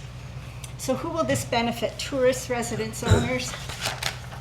All of the above, anyway, probably. There's a need in the area. I did a study, needs study for Niagara Falls, and this is just really quickly a map of the bus map of the city. And in this city, there are 3 areas without churches. Tonight, we're just focusing, Ms. Chambers, on the proposal. So Yes, we just, yes, it is. It is. It's very important. Can I? Okay, we're over 10 minutes now. Am I Typically, over? it's 5. Typically, Oh, we give 5 sorry, I minutes. tend to be, okay. Can I have 2 more minutes? Yes? Okay. 1, 2, 3 are areas that do not have a church in this city for the population that's there, and that's one of them. And that would be a key area, because people from all over the world come there as well. You could have a church for the stars in that location. You could retain the present building structure that's there as a foundation. You could have a tower. Sorry, let's just take a minute. That looks like this. On the side facing from the city, so this is what the city would see. And then along the wall facing the falls that you walk along or that you drive along on Stanley would be some similar things. This might look like a cross to some people. It's a modern representation of something that it might look like a bird to others. But this could be a sample. I know it looks funny because it's not your pictures on but it could happen. An architect could take that and make something of it. Anyway, just quickly to finish, 1 more minute. What is needed in the city right now? What are the needs here? The hospital is needed.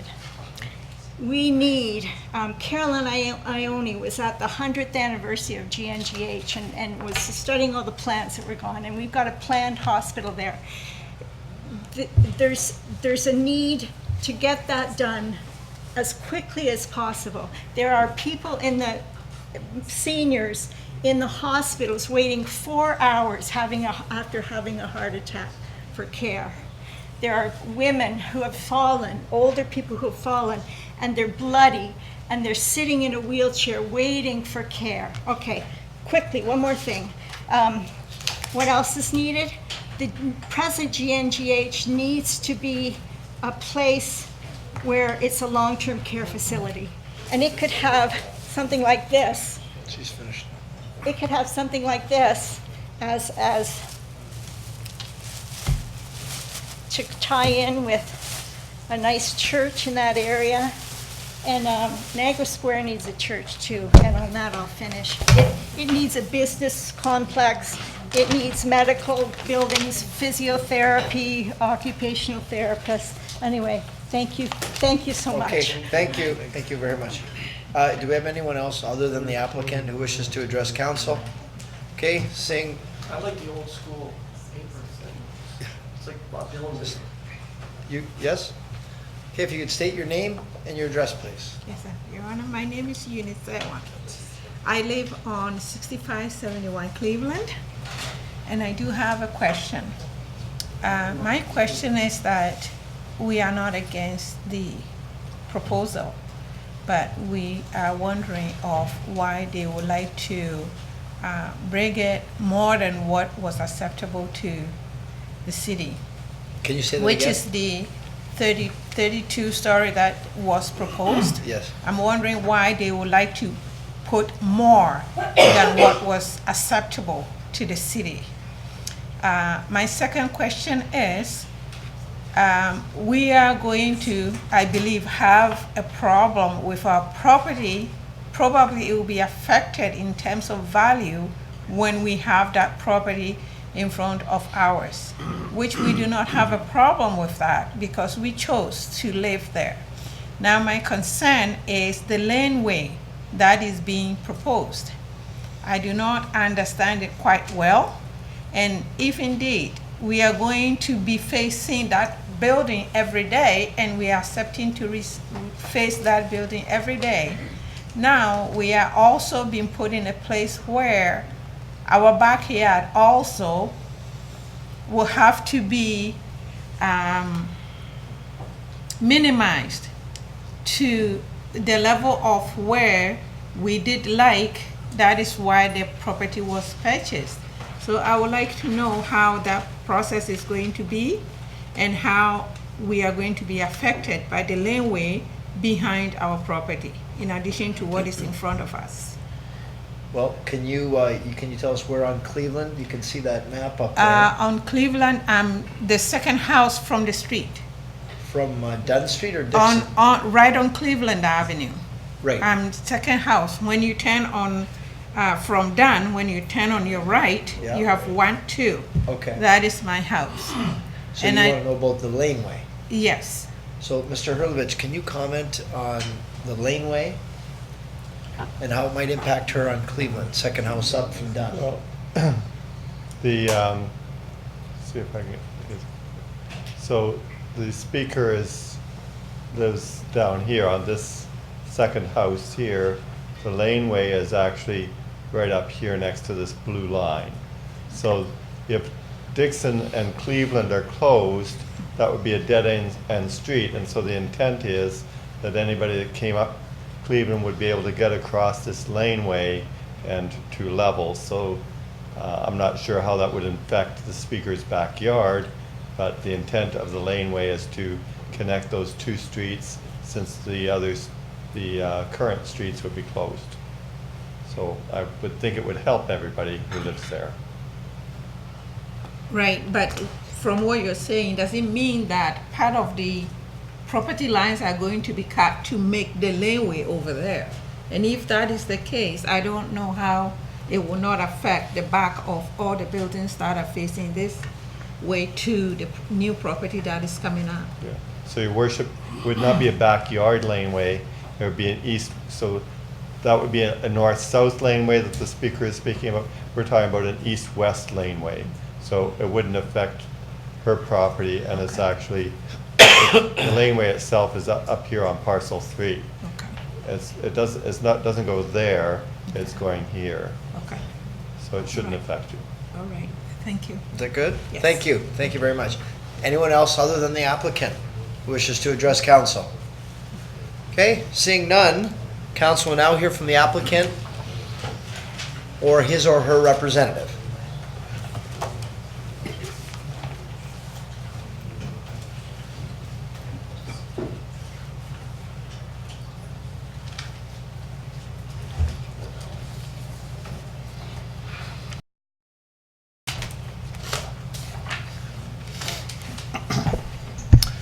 Thank you, Your Worship. councilors, staff, and members of the public. My name is David Folletta, and I'm a registered professional planner with Bellsfield. We're a planning consulting firm, and we're here on behalf of the applicant, who's 6609 Stanley Nominee Inc. And we're obviously here to present this really exciting project in the heart of the tourist district in the Fallsview Tourism District. For tonight's presentation, I'm going to provide an overview of the locational and policy context, and then I'll pass it over to Michael Letard from the architect firm Hariri Pontarini, who will discuss the details of the proposal, and I'll provide an overview of the comments received, including the ones we heard tonight, a review of the policy framework, and finish with the recommendation before you today. As we all know, the subject site is located in the northwest corner of Stanley and Dunn Street in the Fallsview subdistrict of the Central Tourist District. It is surrounded by tourist amenities, including the convention center, hotels, restaurants, shops, entertainment uses, and of course the big draw, the falls. You know, we heard a little bit about the vision today from, which was articulated by Dan Patterson from Niagara College. It was obviously a collaborative approach to the vision and how we see this area evolving. The region and city both recognize the importance of tourism to the local economy. It's a major employer for the city. It's also a huge draw. It captures both the city and the region have captured its importance in their official plans, their council adopted official plans. And the vision is clear. It's to improve the physical setting of the tourism district, as well as to create a world-class destination.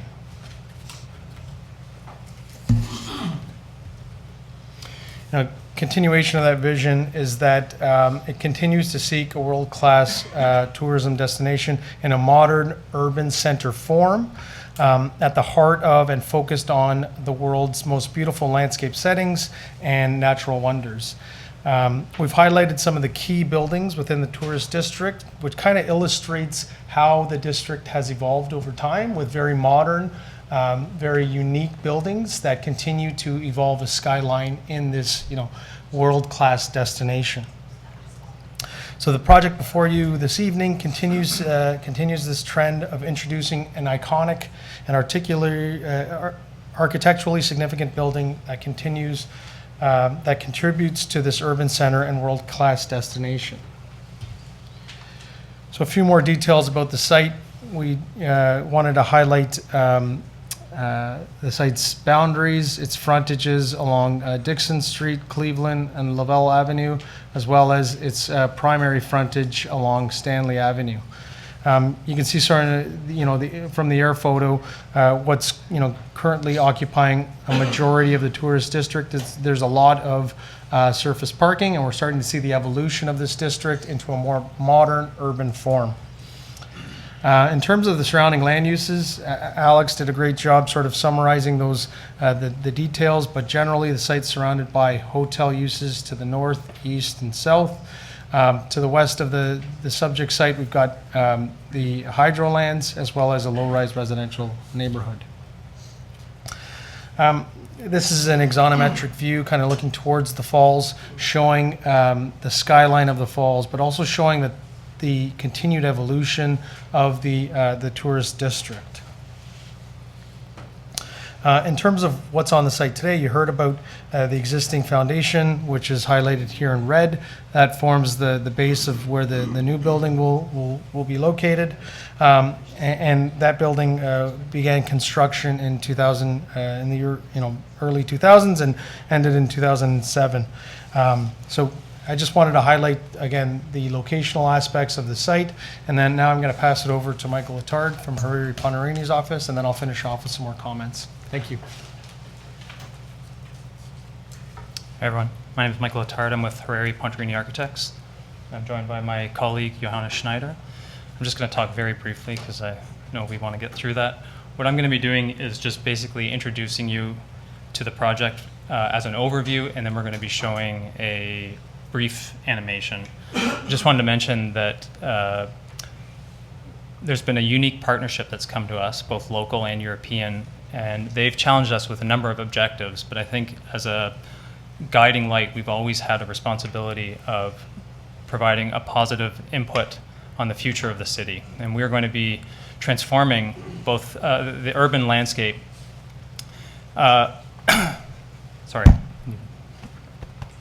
transforming the environment at both the streetscape and the skyline to make a positive contribution to the city and the cultural landscape of Niagara Falls.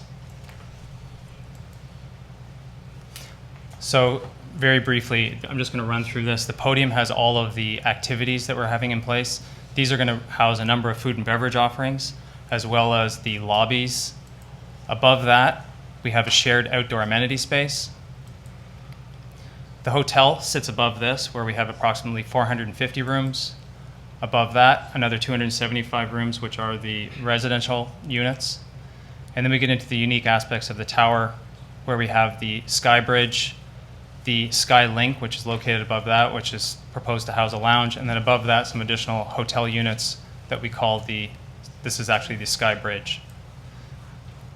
The total height, 72 stories. We have a gross floor area of 67,000 square meters. The parking provided is 980 suites, or spaces, of which we have about 232 spaces, which are a surplus. All of the residential parking is located on site, and the off-site parking is located for the hotel. The ground floor plan shows the lobbies, which are flanked by a series of amenity spaces as food and beverage offerings, as well as recreational facilities. Just moving up through the podium, above that we see the shared outdoor terrace amenity with pools and outdoor offerings for lounging. Above that, we get into the typical hotel, the residential suites above that, and then the floors moving forward, we have a sky lounge, which overlooks the falls. Above that, we have an outdoor pool, and then we get into the Sky Link, which again is another public offering as a lounge, additional hotel units at the top of the tower, and a proposed restaurant at the very top. These are the sections and our elevations. A series of views. This is actually moving along Dixon towards the entrance into the parking garage. This is a view from level, and we're looking along our new proposed street. So the proposal for the parking garage itself is that it's going to be wrapped as a green facing walls for the neighborhood. A couple of views of the project in sight, which you may have seen already. A view of the top of the tower, a view of the pool overlooking the falls. The proposal also at night, and just this brief animation.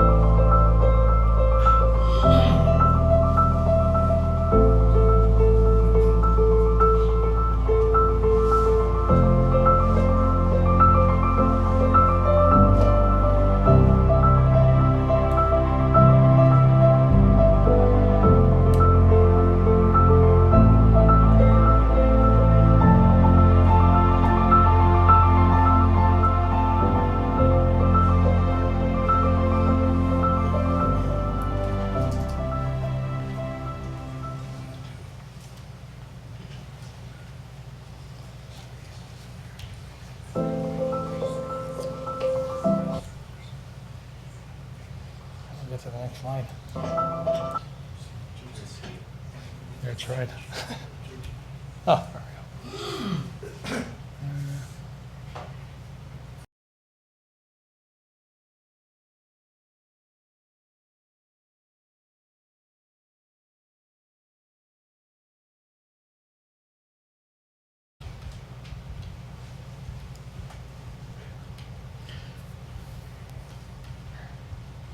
All right, so just a few more slides to get through, if I may.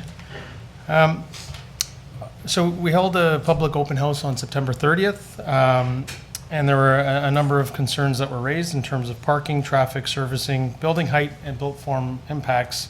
As part of the application process, we worked required to resolve many of these issues. Some of that information is before you today, and I've kind of highlighted it. So we've got a servicing plan which looked at the servicing infrastructure.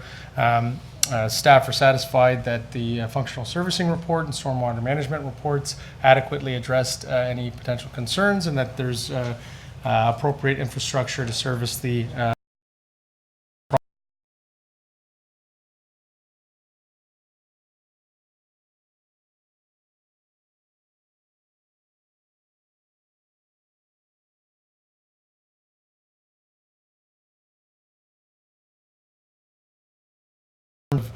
from a height structure perspective, it's in line with some of the other approvals and existing buildings that are within this district. And we've also analyzed the built form impacts to determine that it is appropriate and compatible with the surrounding context. Again, Alex has gone through in detail the shadow study. We've fully analyzed it. We think the built form impacts are appropriate. There are some points in the day which we do worry about. It's a very short window between 10 and noon on June 21st that we are worried about that shadow, but it's a very fast-moving shadow given the slender nature of the tower. Again, just going through those.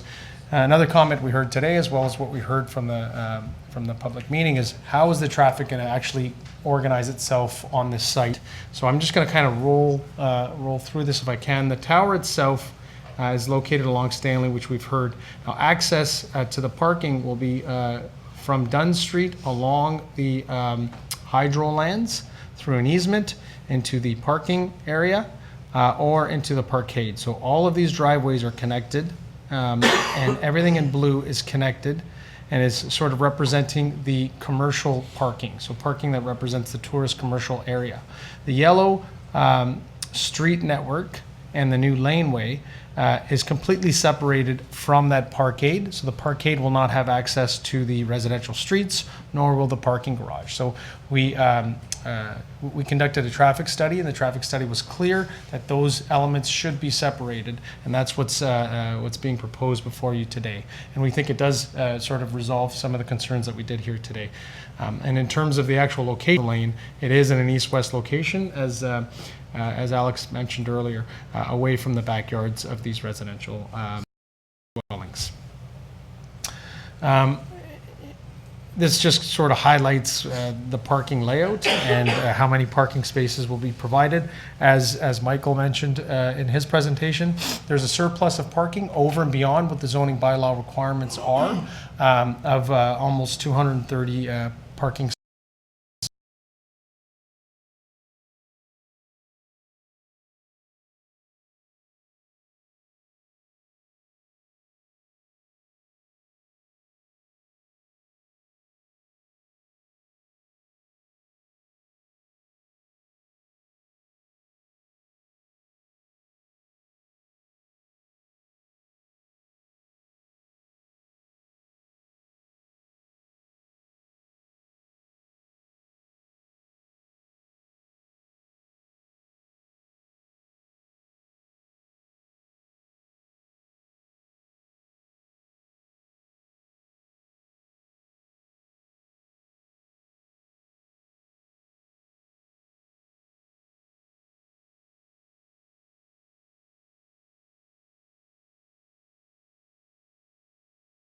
of council-approved bylaw.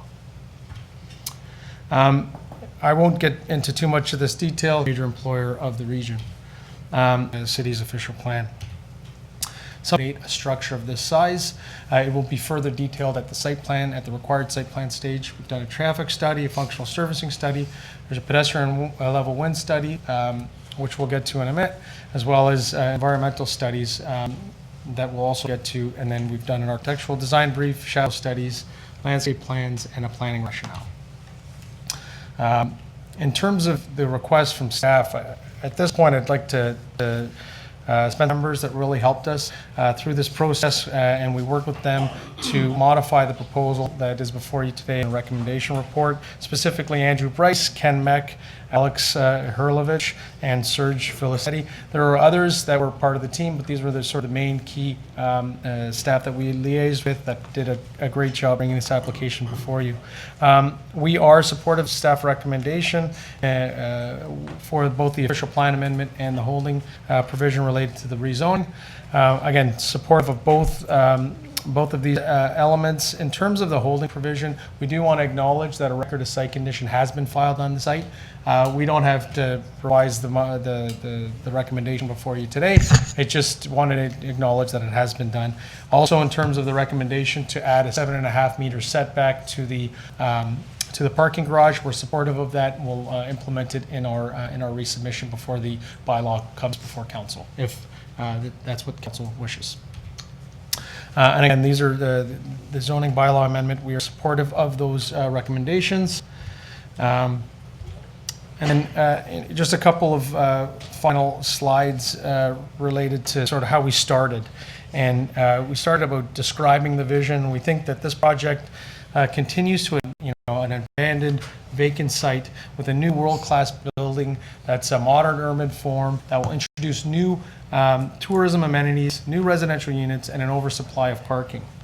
There are also obviously a number of economic benefits that we see coming from this project, the construction jobs, the 350 to 500 full-time job equivalents. What we heard from one of the speakers tonight was that is there enough workers for these jobs? And I think we heard earlier from Dan Patterson that there's a skilled workforce in the Niagara College that will service these jobs, and they're right here in this area. There's also an estimated $2.9 million in city development charges, over $9 million in regional development charges, and then there's $2.7 million in potential Section 37 contributions. Alex overviewed sort of what those contributions could be used for, the cultural hub, the farmers market, the plaza, the Millennium Trail, affordable housing units. It's up to this council how those funds can be spent, and we're happy to work with you to advance sort of the vision of this council and the agenda of this council to provide community support, community services for this great community. And then finally, obviously, increasing the property tax base. We estimate that this redevelopment could potentially bring in up to $5 million in additional tax revenue. That's sort of in summary. We support staff's recommendation, and we'd be happy to answer any questions at this time. Thank you very much for that. Any questions of council for Mr. Filetta? Councilor Lococo. Through the mayor to the speaker, how long is the construction period? So maybe before Michael answers, I think what I'll say is there's a process that'll take place between now and the construction period. There's obviously a site plan approval process, as well as the bylaws having to come into full force and effect. There's the closures of the surrounding streets. So there's a number of things that have to happen before we even start construction in terms of how long it'll actually build. That's something Michael can answer. There are many factors that can lead to the construction duration.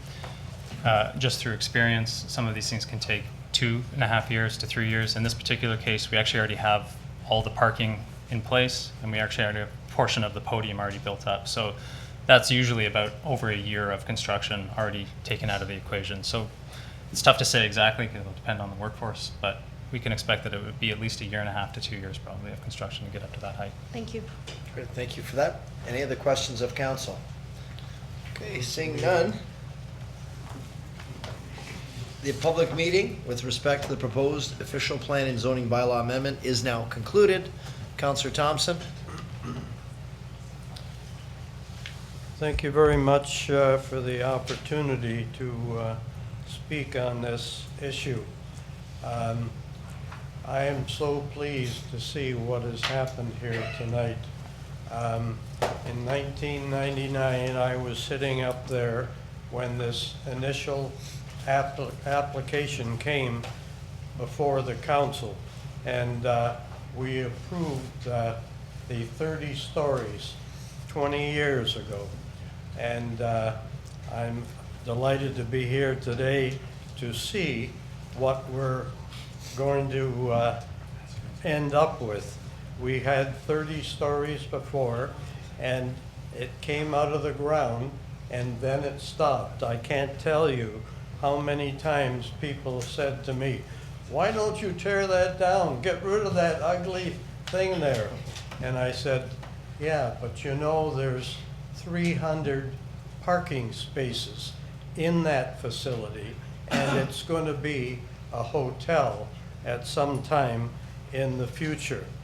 Did I think I'd see something like this? No, but we were talking, a speaker earlier, about putting it in this area. This is zoned for tourist commercial. It's in the Fallsview area. It's exactly where it should be going. And when you look at the opportunities here, 2.7 million for the 37 that is given to us to do what we want to do with in our community. 2.9 million development charges. Probably $5 million a year in taxes, and we're talking about 500 employee jobs, which it was mentioned, they're coming from all over. And they asked the Chamber of Commerce in the last while, what was the best economic thing to happen in the region in the past 20 years? And of course, they said the casinos and the creation of jobs and all the hotels that went up as a result. 40,000 jobs in tourism in the city of Niagara Falls. But this is a very unique building. 275 families or people living there in their own condo, and 487 hotel rooms. The one thing that wasn't mentioned here tonight, that this hotel is going to be a 5-star hotel. Everybody will say, well, what's a 5-star hotel? We don't have one in the city of Niagara Falls right now, and they concentrate on service and all of the enjoyment that people would have when they come on vacation and stay in the area here. So the other thing, and I was looking at that, they're putting up the garage, and they're going to have approximately 300 additional parking spaces. You never see an application like that where they have that. But I saw that part of Dixon Street that's closed.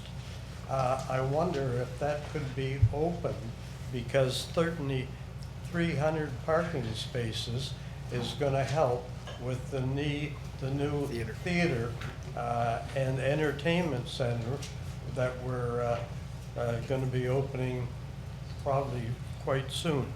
Anyway, this is a great opportunity for our community, and I was just amazed at the videos of what it's going to look like. So it's appropriate. It's been 20 years coming, and I'm delighted to make the motion that we approve the report of the planning staff. And I want to make a comment about Mr. Hurlovich and his staff. This, when I read through all of this material, there must have been hours and hours studying this and putting everything together the way it came out and the way it looks and all of the details with respect to that. Anyway, how many pages? 12 pages of report.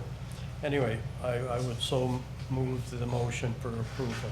All right, moved by Counselor Thompson, seconded by Counselor Dabrowski, that we approve the 3 recommendations in the report. Do we have any other comments to the motion? Counselor Lococo, Counselor Strange. Thank you, Mr. Mayor. I like the proposal. I will support it. I think that all of the residents' concerns have been addressed, other than the height. Some people don't like the height.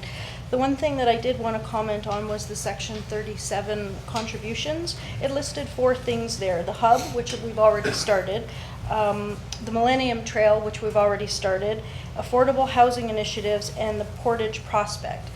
I would say that the Portage Prospect, being it's a BIA initiative, isn't necessarily community-driven, so I would like to see that one removed. And what I would really like to see the council do is say that it's affordable housing initiative and take out all of those other ones. That would be what I would like to do, so I'd like to put it on the floor to see if anybody else would support that. Okay, so you're putting that as a friendly amendment to the motion? Correct, for the Section 37, the proposal as is, but for the Section 37 contributions. So, looks like they're not saying that as a friendly amendment. They're not giving me the positive, I've got, Can I just ask on that point? on that point, yes?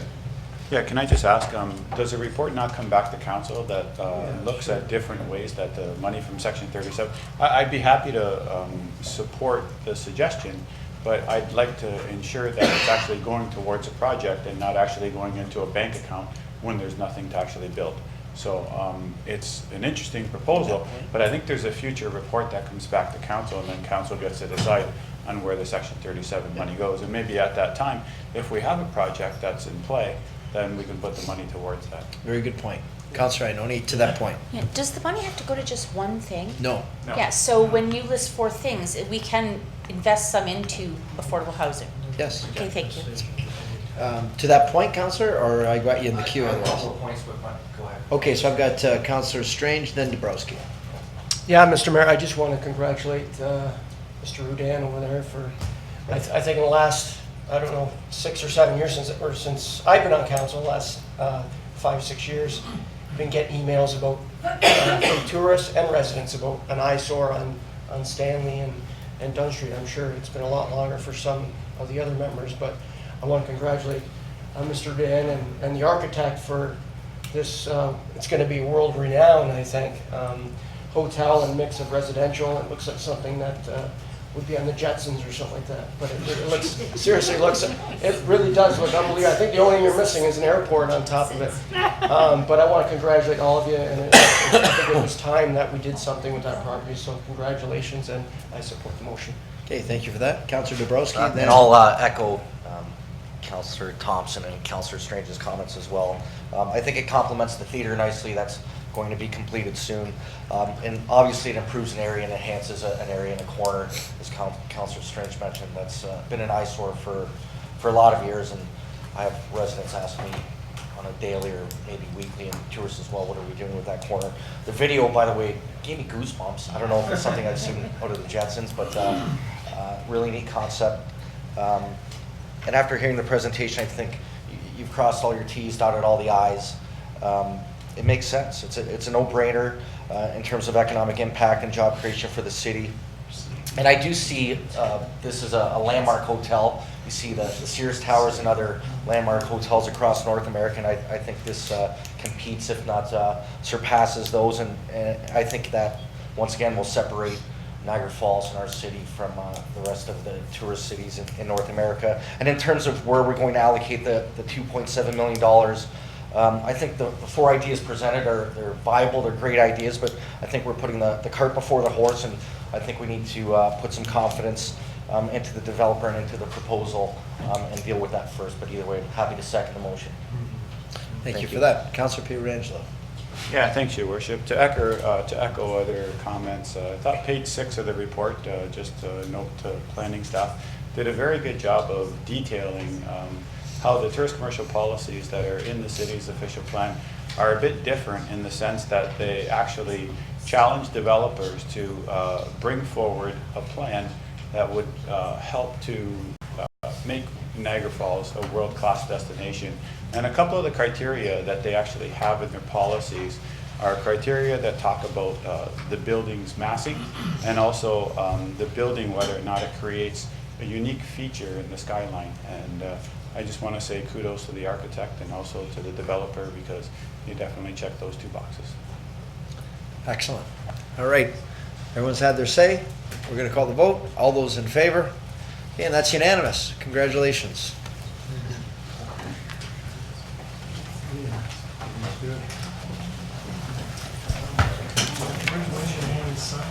What's that? We should be out 5 minutes. What's that? We should be.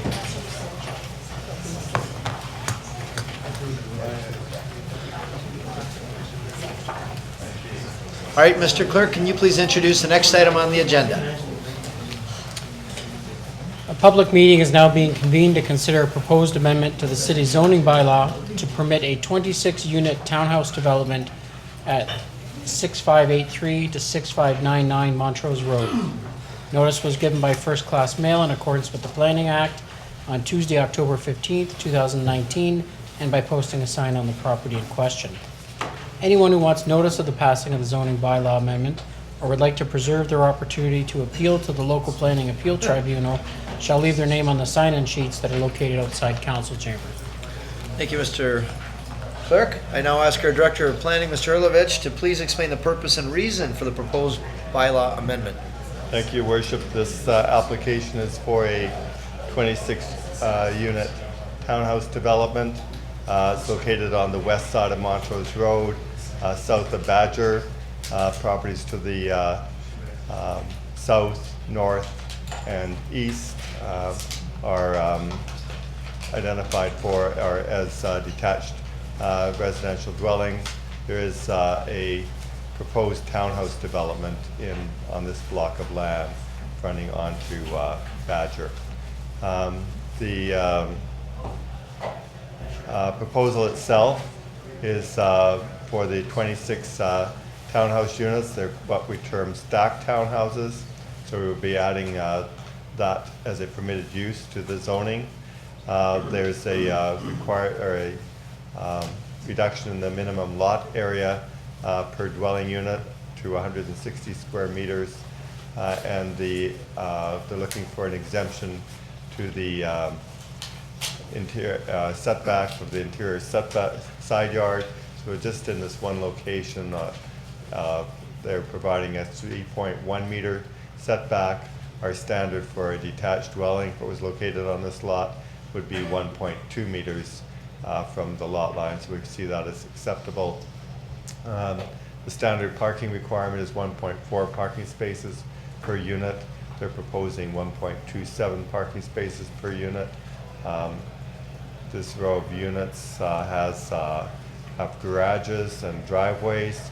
The other blocks of townhouses have surface parking, and there are some visitor parking just as you enter the site.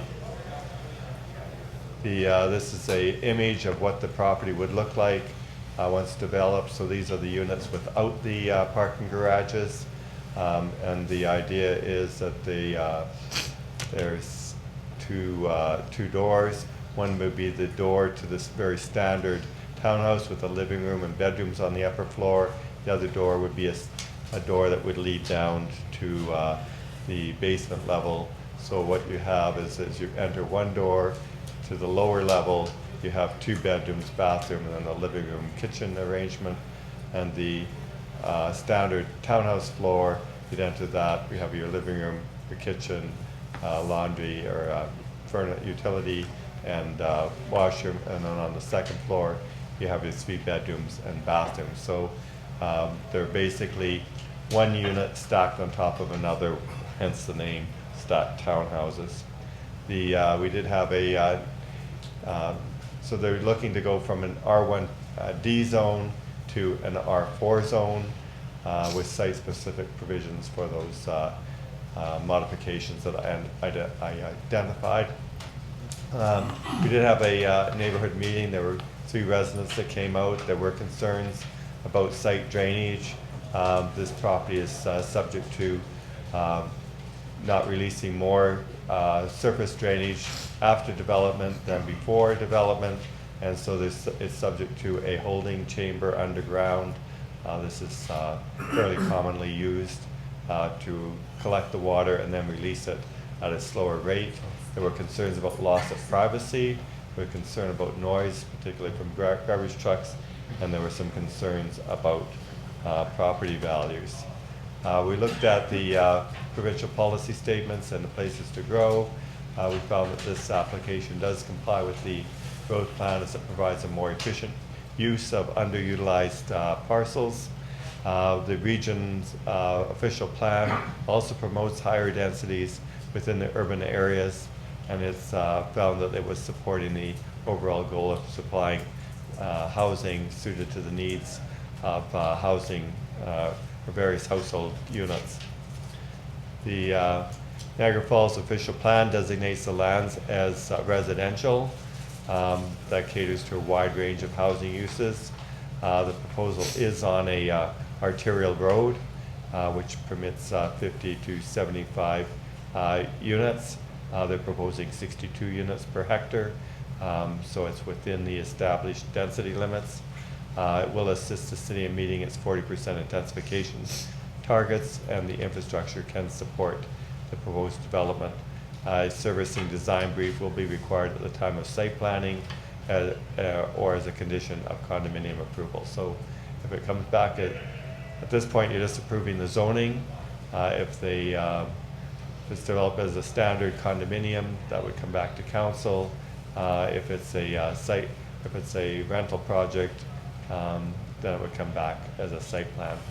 As I mentioned, the zoning is for stacked townhouses. They're looking for a reduced lot area to 160 square meters per unit. We've identified that that is an efficient use of land. They're looking for that 3-meter interior side yard for that 1 unit. And again, given that a 1.2 meter setback, if it were a detached dwelling, would be sufficient. It seems sufficient for this particular development. The reduction in parking is acceptable given that this property is on a transit route, and the requested zoning will provide appropriate regulations. Therefore, staff is recommending that council approve the zoning amendment application from an R1C, I believe it was, to an R4 zone to permit the 26-unit stacked townhouse development. Those are the highlights. Thank you, Mr. Hurlovich. Do we have any questions of council for Mr. Hurlovich? Councilor Pietrangelo. Yeah, thanks, Your Worship. Through you to Mr. Hurlovich, when I look at the plan that was submitted and it talks about them being stacked townhouses, is it main floor and upper floor are 1 unit, and then the basement is another unit? Is that the way I read it? That's correct. Okay. Any other questions? No. Okay. Members of the public are advised that failure to make an oral or written submission at this public meeting will result in the local planning appeal tribunal dismissing any referral that it receives. Failure to sign the sign-in sheet will result in staff rejecting an appeal as per section 3419 of the Planning Act. Council now hear anyone other than the applicant who wishes to address council. Is there someone here other than the applicant? If you can state your name and your address, please. My name is Kevin Diamond, and I live at 6611 Montrose Road. Council, Your Worship? Yes. Could you bring up the aerial map for me, please?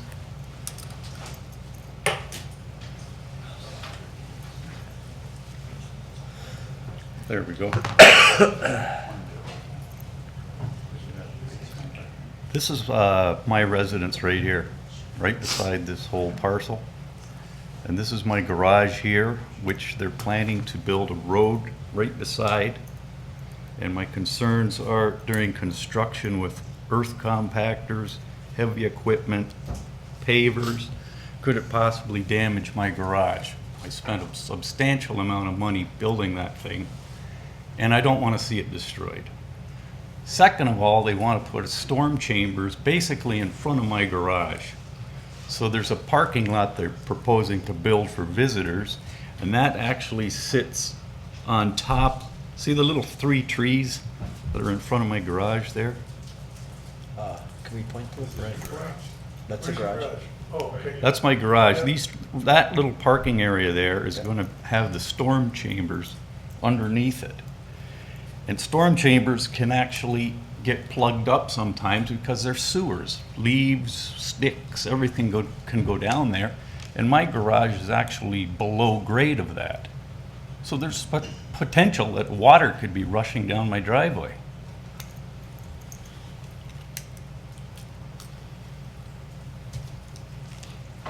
It's bad enough to have 14 townhomes being thought to be built, but they want to push it to 26, basically by creating basement dwellings, which in all my sense is a basement apartment.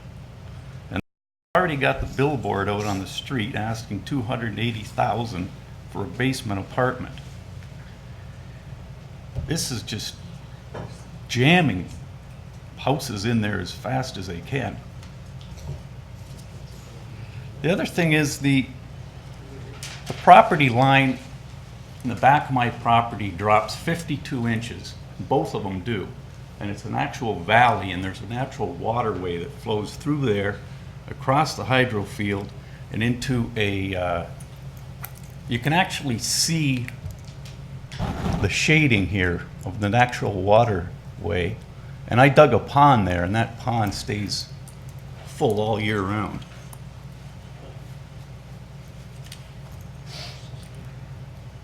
And the other thing is if they had 14 townhomes there, people might be able to have 2 parking spots per townhome. But by putting 26 in, how many families own 1 car?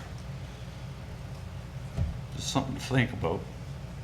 They also said that they were going to provide an 8-foot fence all the way around this, and I would like to make sure that happens.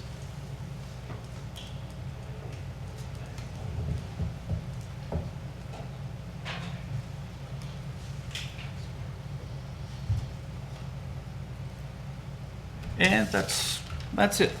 Thank you very much. So the main thing, we want to find out about the 8-foot fence, the drainage regarding your garage. Yeah, the storm chambers that are going to be in front of my garage, and damage to my foundation and floor in my garage from compacting equipment.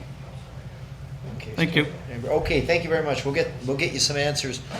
First off, I don't know, Mr. Hilovich, would those answers come from our staff, or would you suggest from the proponent regarding the storm chambers? Well, let's see what the proponent has to say, and we'll see what we can Add to or, it? yeah. Okay, fair enough. Thanks for that. And is there anyone else other than the applicant who, yes, if you'd like to step forward, you can state your name and your address, please.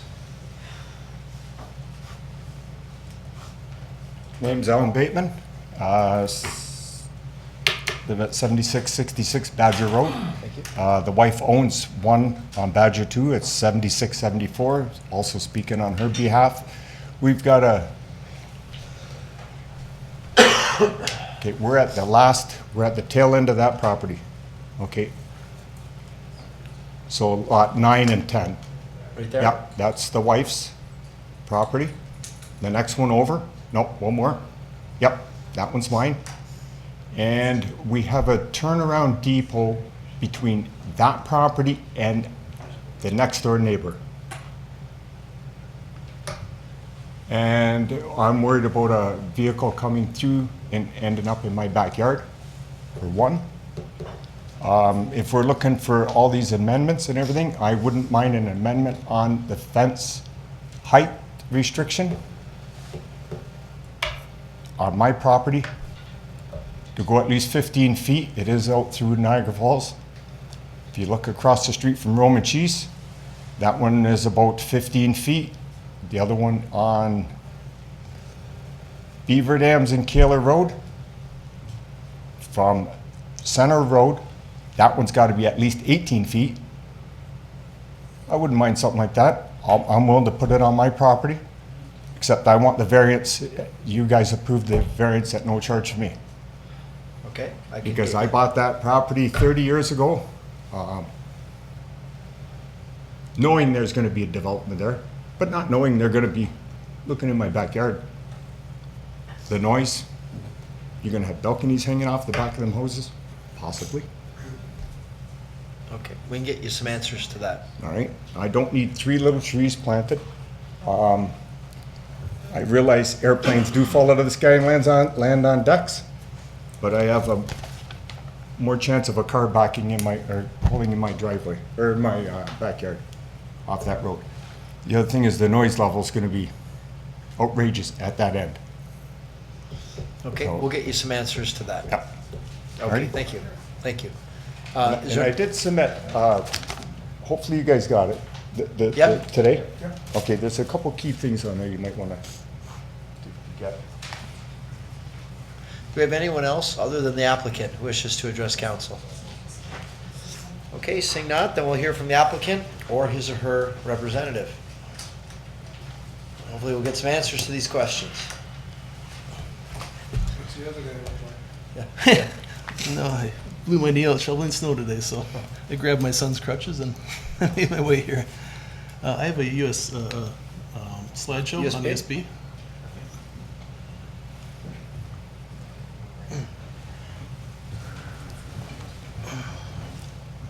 Thank you.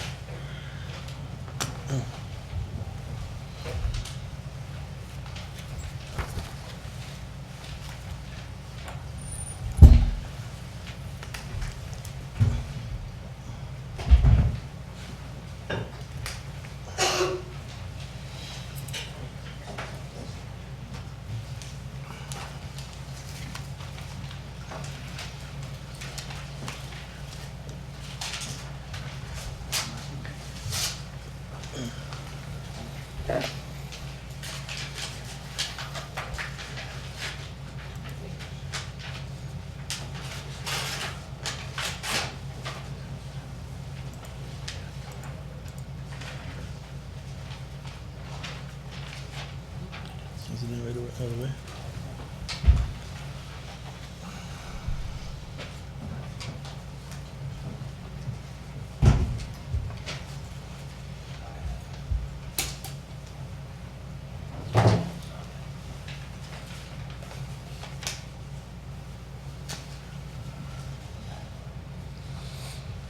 I don't know why it's not coming up. In the future, just ask you to send it ahead of time, we'll make sure it gets on there.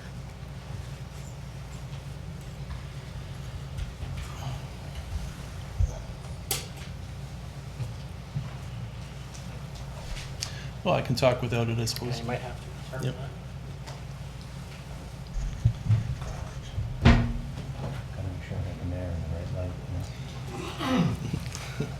Can we go back to that, the other staff's presentation, then I can refer to that?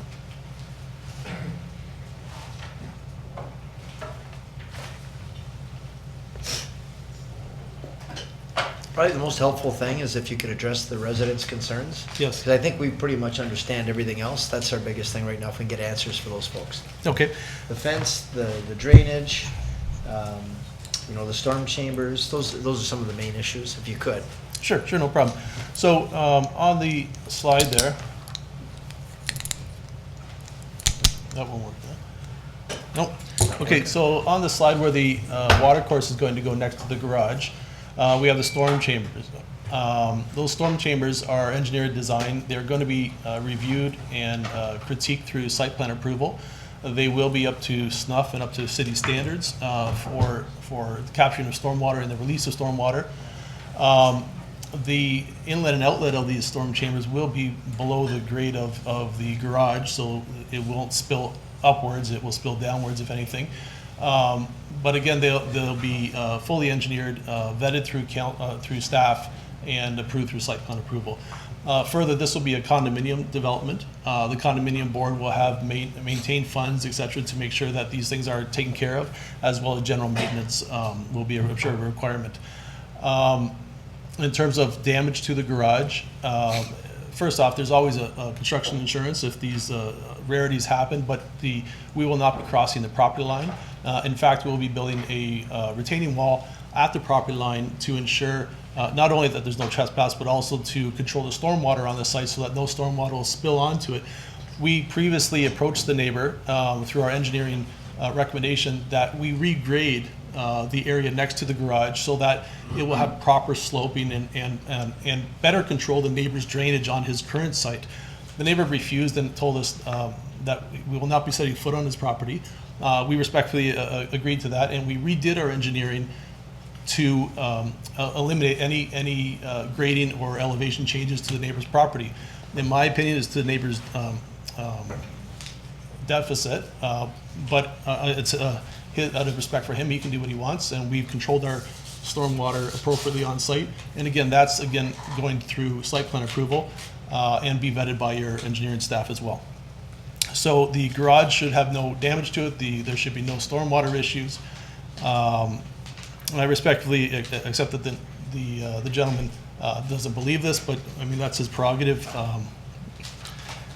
The natural water course, through riparian rights, we are allowed to continue flowing downhill, but we're not allowed to increase any flow beyond what is currently present. But in saying that, we are going to control all of our stormwater on site. So actually, there's going to be a net benefit to the budding neighbor because our stormwater on site is going to be controlled and no longer spilling onto his property. In terms of the vehicle coming through the fence at the rear of the property onto the neighbor's backyard, I mean, freaks of nature and things occur, but I have yet to see, in my professional opinion, a car going through a turnaround area through a fence into a neighbor's yard. Again, these things could possibly happen, but very, very unlikely. The other concern was about noise in the rear yard there, around the turnaround area. Do we have a map of the proposed development? Okay, so around the turnaround area there, it's going to be regular car vehicles in there. There will be a garbage truck probably once a week, but that's standard for any type of development. And it's because these are Moloch units, the Molochs don't work early in the morning or late at night. They typically work during the daylight hours, unless there's some special circumstance. So the noise would be for a matter of minutes during the daytime hours, regular work hours. So there should not be any obstruction or intrusion of noise in this area. Finally, I guess in terms of actually another point. So the gentleman suggested that they be looking into his backyard. I just point out that if this was developed as a single detached unit, you could put that house anywhere on the site, and that house, being a two-story, just what we're proposing, could theoretically look into the rear yards. So this is no different than if you just had a single detached house here, wherever you placed it. The gentleman has a preference as to where that house may be on this site, and that's his prerogative. In this case, we're not doing anything different than any more imposing than what would be developed perhaps with a single detached house. I guess finally the fencing. I don't recall that we proposed an 8-foot fence. I'm not opposed to that. The applicant's not opposed to that. We can do a privacy fence to protect the neighbors surrounding area. We do propose a fencing to both give the delineation of the property as well as the privacy to both the neighbors as well as the residents of this property. But a 15-foot fence, I think, is quite out of character for a residential area. Perhaps next to a commercial site or industrial site is more appropriate, but residential to residential, it would be, it may be precedent setting first off, but secondly, it'd be uncharacteristic. And then one thing I'd like to finally correct, in the report, and the report is correct, but there has been change since that report. In the report, it says there's 24 stacked units and 2 regular standard units. Through the discussion of financial viability of the project, The 2 standard units just didn't work, so we're going to go with 26 stacked units.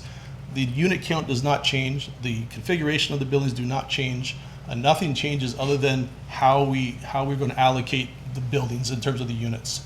So instead of having 24 stacked units and 2 standard units, it will be 26, and they'll all be stacked units on the same building and everything.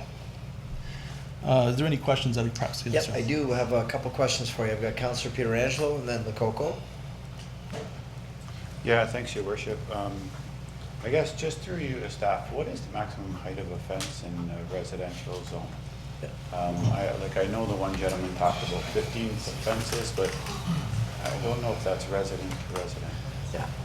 Mr. Herlovich? Yes, through your worship, it's 8 feet for a residential fence. I think the speaker was referring to some of those noise attenuation walls next to the QEW when he was making reference to a higher fence than 8 feet. If it is higher, then probably someone got away with something.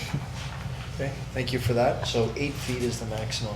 Okay, yeah, and then the other ones that I can think of are the ones that perhaps, and I know he mentioned beaver dams back onto the train. Right. I think those ones are higher. Well, they're on the berm anyway. I don't know if they're any higher, I'm not sure. Yeah, I'm not too sure. Okay, and through you, I guess, to the applicant, so 8-foot fence for you is fine? The owner would like to speak as well, and perhaps he can come up now and just, he'll be the person funding that. Okay, sure, I'll ask him my questions. Good evening, Mayor, Council, staff. In prescribed areas where the neighbors feel like they're highly affected, I'm more than happy to build that fence a couple feet higher. If you'd like to run through a quick discussion of any of the other obstacles that the neighbors see they face, I'm more than happy to go through them. Okay. Thank you for that. Okay. Generally, it is all one height fence. So, Yeah, sorry. Okay, I- 8 feet is fine throughout, no problem. Yeah, I'm not gonna pick and choose, I'm not gonna pick and choose houses at this point. Uh-huh.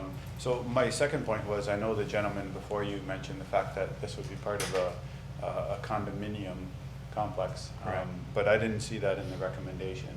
So, do you mind if that's part of the recommendation? Yes, we were planning on submitting a condominium application at time of site plan. We were advised that we should go through the site plan process first until we get to a defined stage, and then we can submit the condominium plan after. Just in case there's changes to the site plan, et cetera, we don't go through that condominium exercise and find out that it won't match the site plan that we're doing. So we're going to do a standard condominium because of the stacked townhousing. But really, that's almost irrelevant because even if it was rental, the same everything would still apply, the conditions and everything to the site. But we're going to the condominium aspect because it provides a better financial situation for the developer. Yeah, and I'll tell you the reason why I asked is because I think Mr. Mooney, the neighbor, asked about the infrastructure that's going to go beneath the parking area. And I know if you have a condominium corporation looking after that, then at least you have someone that's responsible to look after that infrastructure. If you don't have that in place, then I'm not sure who looks after that infrastructure. If it was a rental, the owner of the property would be responsible for the infrastructure. And obviously, if any infrastructure failure would occur, it would cause concern from the regional road as well as the city from the stormwater drainage point of view and engineering. So that would be mandated to be corrected, obviously. Again, you're absolutely correct. Through a condominium, there is a process to ensure that no failures occur on site, and that is where we intend to go with it, correct. So there's 7 parking spots there. Would you know, like without a condominium corporation in place, are you actually going to designate that, Unit 5 and Unit 6 are responsible for the infrastructure that's beneath their parking spot? No. In short, it's most certainly our intention that it's ran and upheld by a condo corp. Okay, so would you mind that being part of the recommendation? Certainly, I don't think that's an issue, no problem. And then the last point I was going to make is you said that nothing changes, but the number of units is going to change? Is that correct? No, the number of units stays the same, it's just how those units are allocated. So there will no be, I thought you, I apologize, I don't thought have the my, plan right now is 24 plus 2. Right now it's gonna be- 24 doubles plus 2, now it's gonna be 26 stack total. 26 doubles. Yes. So isn't 150 and one's 52? Um, 24 doubles is 48 plus 2 is 50. No. Just 14 doubles. So 14 it's 14 doubles plus 2, so 24 plus 2 would be 26 total. Now it's going to be 26 total. I apologize. The reason that there was the confusion to begin with is because I was trying to do townhomes with accessory suites. This is something that I build in the falls often. Ken Mack had advised that we do all separate dwellings, but the same 26 units. So at one point, it was 14 townhouses with 12 accessory suites to be a total of 26, and that's more recently been changed to be 26 separate dwellings and ownerships. And just to be clear, it does not change the zoning, it doesn't change the setbacks, nothing changes, it's just semantics of, I wanted to explain to you what is going to be. If you approved it as is today, we could come in with a 24 plus 2, or we can come in with a 26 stack total. It doesn't change anything. It's just more explanation to you. So the footprint is the same. Yes, it absolutely. Okay, thank you, Your Worship. Councilor Lococo. Through the mayor to the speaker, regarding the fence, is the fence going to be all the way down the north, all the way along the north, down the west, and all the way down the south? Are you completely putting a fence all the way around? It customary to put it all around the property boundary except for the frontage. Okay. Regarding snow removal, I saw a comment that there was going to be snow pushed onto someone's property with no fence. Where's the snow going to be pushed? We're going to push it to the back of the 2 spaces, and any surplus will be hauled off-site. So we have a plan for some storage as well. Again, that's removed by the condo corporation. Okay. There was also a comment about some dumping material taken care of in the site plan. I'm not sure what you're referring to. I'll have to find it. We're not dumping anything on No, site. not that you were dumping, that there's some dumping material already on site. So the site will be cleaned and removed and prepped for development. I'm not aware of any dumping on site, and if there were, it'd have to be cleaned, obviously. Thank you. Any other questions? That's great. Thanks very much, gentlemen. Sorry, I've got a petition as well from surrounding neighbors that are happy of the development. Okay, our clerk can take that. Yeah, okay. If you want to pass that on. You can keep the clipboard, just take the paper out. I can give you the clipboard. All right, thank you. All right, public meeting with respect to the proposed zoning bylaw amendment is now concluded. What is the will of council?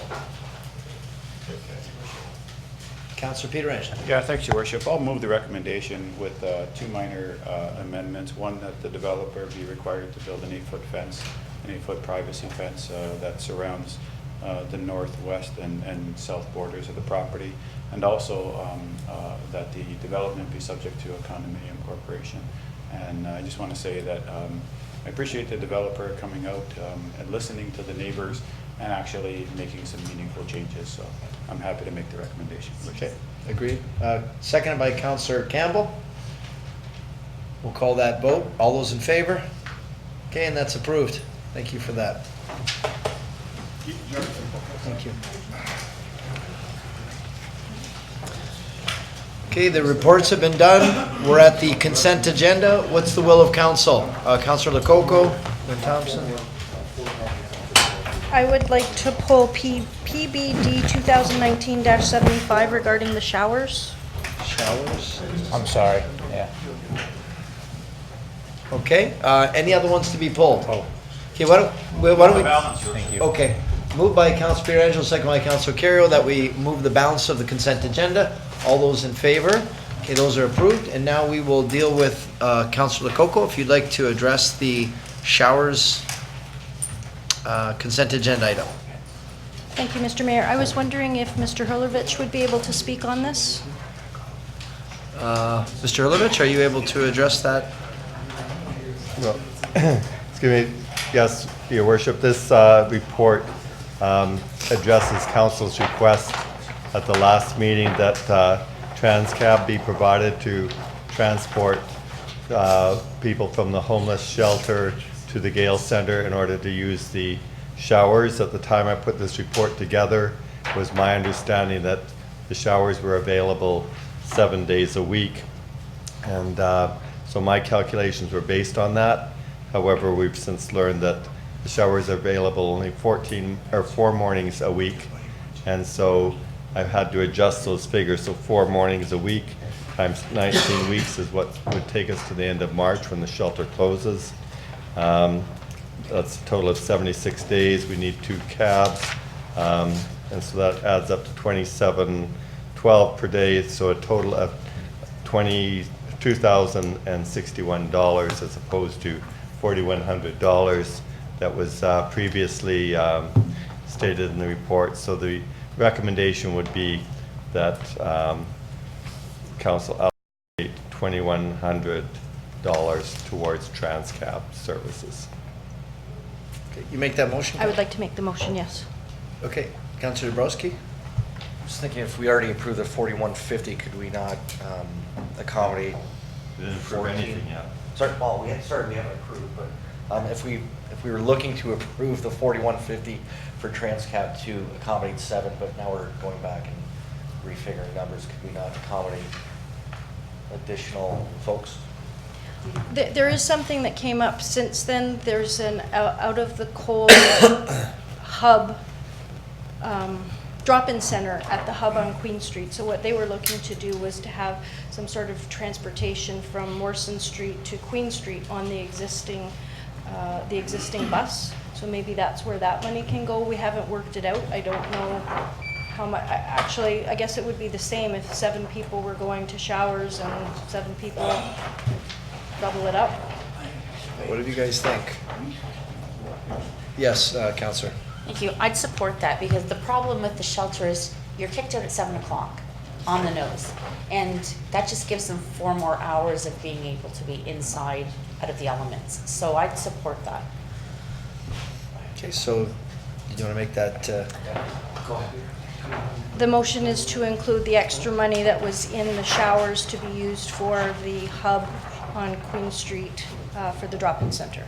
Okay, okay. Motion by Councillor Lococo, second by Councillor Dabrowski. Is there any discussion to that? Okay, all those in favor? Okay, and that's approved. Thank you for that. Are we into bylaws? Communications. Okay, communications. Well, here, let's run through them real quick. Let me just find, here we go. Okay, first item. It's just recommended information for the city from the region regarding the Coalition of Inclusive Municipalities. Move the recommendation. Receive and file, Councillor? Yeah, moved by Councillor Pietrangelo, seconded by Councillor Dabrowski. Receive and file. All those in favor? That's approved. Item 10.2, letter from Doug Burrell from the Niagara Falls Hotel Association. Recommendation for the information of council. We could do the will of council. Okay, moved by Councillor Strange, second by Councillor Dabrowski, that we receive and file. All those in favor? That's approved. Item 10.3, Dan Patterson Proclamation Day for Friday, November 22nd. Moved by Councillor Pietrangelo, second by Councillor Strange. I hope he's not here still. I doubt it. All those in favor? Okay. Item 10.4, resolution from Town of Fort Erie about Port Colborne's Quarry. I move that we support the recommendation. Okay. All right. Moved by Councillor Pietrangelo, second by Councillor Campbell, that we support the resolution. All those in favor? What's it? No. All those in favor? That's good enough for me. Item 10.5, resolution from Gray Sable Conservation Authority. Recommendation that it be received and filed. Moved by Councillor Pietrangelo, second by Councillor Thompson. All those in favor? Thank you. Item 10.6, Town of Prescott. Again, recommendation on their resolution that we receive and file. Moved by Councillor Thompson, second by Councillor Pietrangelo. All those in favor? Okay, that's approved. Thank you. 10.7, kind of sad. City historian Sherman Zavitz letter of retirement that he wants to, after 25 years, the end of this year, he's going to be calling it quits. So should we invite him here maybe for some proper recognition? Something should be done. Okay, so motion by Councilor Pietrangelo, second by Councilor Campbell, that we have staff put something together to invite him back for proper recognition and maybe start the process for a new historian. All those in favor? Approved. Item 10.6, Niagara Region Métis Council Louis Riel Day. They're calling for that to be this Friday, the 22nd. Moved by Councilor Pietrangelo, second by Councilor Dabrowski. All those in favor? And that's approved. Thank you. The bylaws. Worship for a second and third reading. Motion by our clerk's trying to keep up with you. You're so fast, Councilor Pietrangelo. Motion by Councilor Pietrangelo, seconded by Councilor Thompson, that the bylaws be given a first, second, and third reading. All those in favor? And that's approved. Thank you. Now we're into new business. Councilor Campbell. Thank you, Your Worship. Just a couple of things that have come through the last homeless committee meeting. All the information we received about other homeless efforts in other cities indicate that they provide incentives to developers. And there was a motion made by the homeless committee to ask staff to prepare an inventory of city-owned properties that might be available for alleviating homeless problem. So if I could ask a report come back on that? Okay. Motion by Councilor Campbell, seconded by Councilor Lococo, that staff make a report of city-owned property that could be available for development. Yes. For homelessness. I thought we had something like that. It might be easy to get. I don't know. Do we? Can I get staff to comment back? Do we already? I asked for that when we were dealing with the SRUs Yeah. on Lundy's Lane with the motels. I asked that we, look at putting together a CIP that would put out all city properties for tender. SROs. Any surplus, and SRU, the units that we Single have in unit, motels. single use. What is it called? Okay. Single occupancy. Single room. Single room. SRO. Yeah, Right. yeah, What I said. SROs, yeah, single Yeah. room occupancy. At that time, I had said that, why don't we put out an RFP and, and put up any city surplus property, and allow developers to make applications so that we can, perhaps get some projects that would deal with affordable housing into our city. So I thought that was already there. Perhaps staff is coming back with something. What do you recommend? Do we do another motion, or do we just I don't think it hurts, but. Mr. Mayor, if I may, so council will be aware that we're already doing that with one project where we partnered with the region, and that was for the Park Street property. We reported to council several months ago. That RFP going out with the region for a proposal call to not-for-profit organizations will go out probably sometime early in the new year. So that takes care of the Park Street property. We have not reported back on what other properties may be available, that we could do similar partnerships, but with this motion, we can certainly do that. We are kind of focused on that one project to get that up and running, but we're happy to report back. Okay, on so the why don't other. we just put that through then? Okay, all those in favor? Okay, thank you. Thank you. Also, we've been made aware of two inequities in regional funding for homeless. Number one, St. Catharines has a shelter. We do not. While Out of the Cold provides a place to sleep, as we're aware, clients need to be out at 7 a.m. Shelters are places that provide daytime and nighttime shelter that is regulated by certain standards. That is what is needed for the clients of St. Andrews. Yet the region presently has a policy of not providing any more funding for shelters. So, St. Catherine can provide relief to these clients, Niagara Falls can't. Secondly, St. Andrews asked for 10 more beds for its Out of the Cold program to increase its complement from 20 to 30 beds. They received nothing. St. Catharines received 15 more beds to increase their complement from 35 to 50. How should we be dealing with these inequalities? I would like to make a motion that we request an explanation from the region as to why we don't have monies available for a shelter in Niagara Falls, and why didn't we get more beds? Okay. So motion by Councillor Campbell, second by, yes, why we're not, a justification and explanation for why we're not receiving the beds. Yes, Councillor, did you want to, were you going to comment on this? Mr. Mayor, if I could just indicate one thing, that the region right now is going through an RFP process for shelter space, including Niagara Falls, but that would be for the 2020 year going forward, and I believe the RFPs are for a 5-year period. So they're going to be looking for groups and agencies in Niagara Falls to be able to step up to provide that kind of shelter space, which we don't have right now. As you know, the St. Andrews was on basically a temporary basis where Project Share stepped up for a short period of time to fill that gap.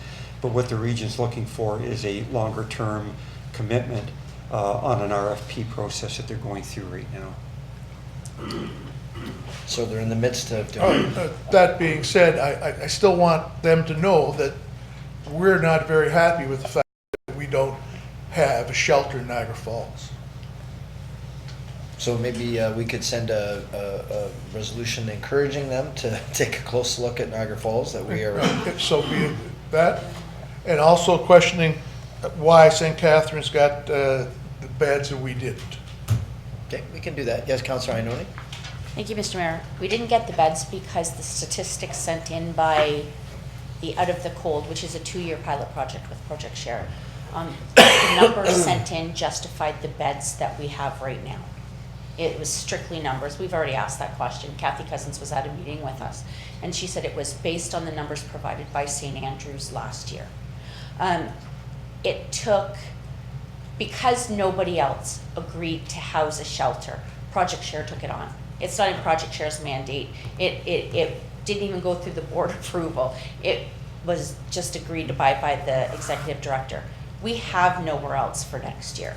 We don't have any agency stepping forward to take up the 3rd year. So it isn't that the region didn't look, it's that nobody stepped up here other than Project Share. Well, yes, and I understand that, and I think that St. Andrews was going through a learning curve, a steep learning curve, as I understand, and they perhaps didn't provide the statistics that were necessary for those beds. But the reality is, St. Andrews is not looking at ending this relationship after 2 years.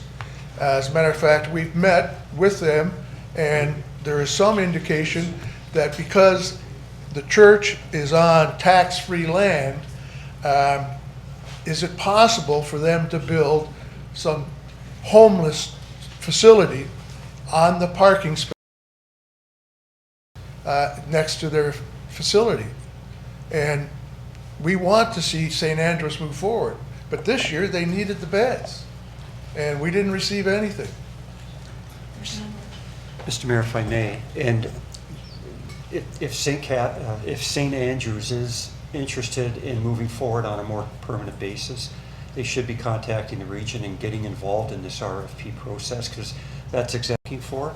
We have some other good shelters, like you saw Elizabeth Zimmerman here today with the YW.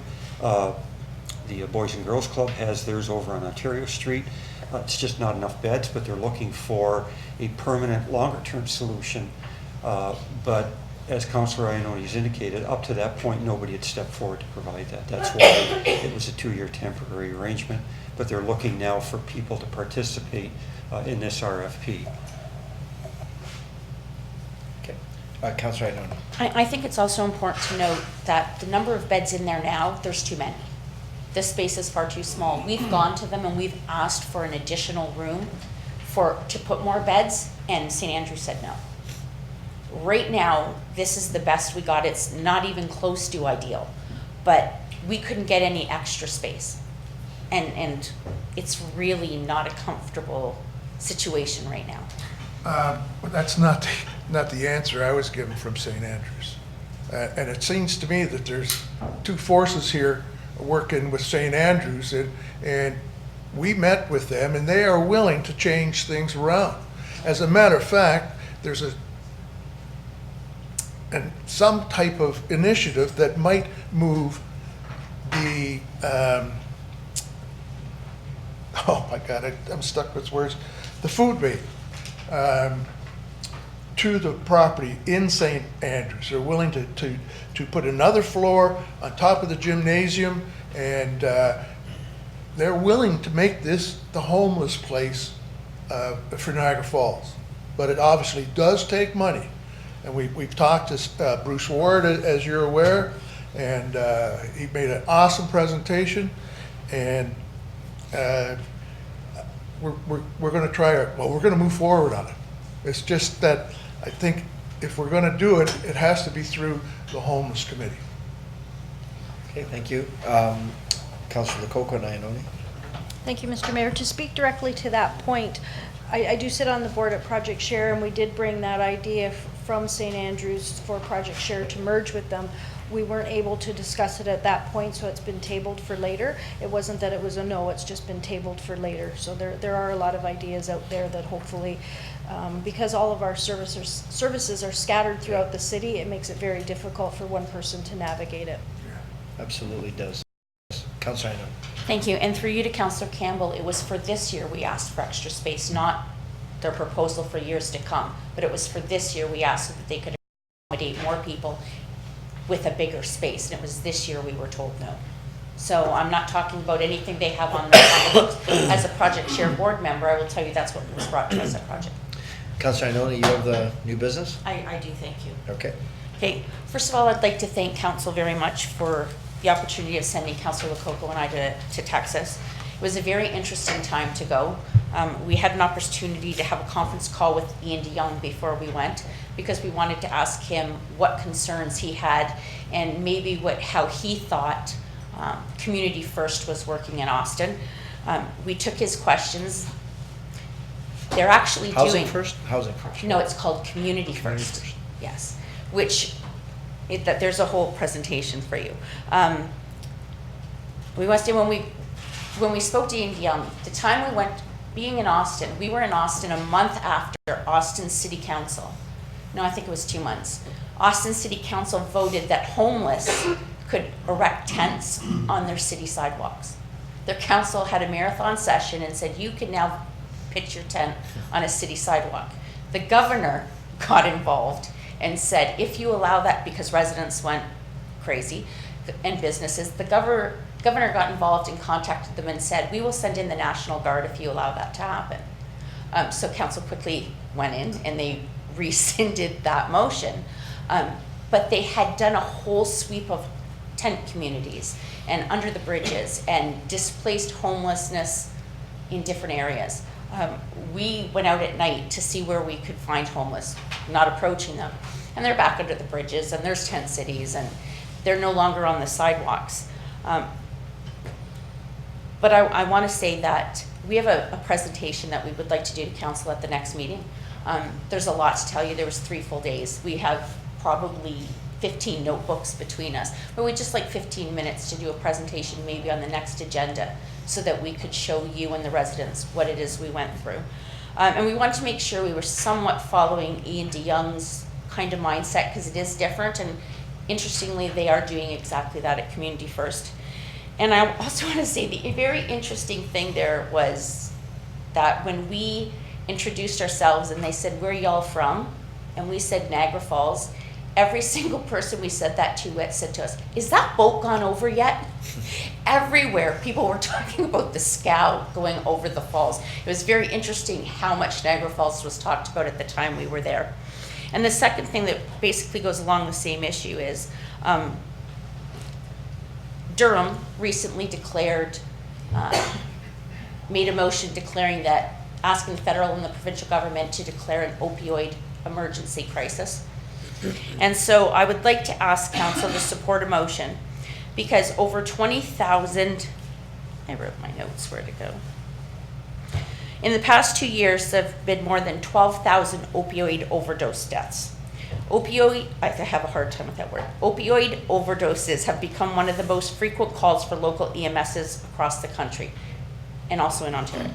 It's for this reason that I asked Council to join the Durham region in the call asking both the provincial and federal levels of government to declare a national health epidemic in response to the opioid overdose emergency across Canada. And I make that motion.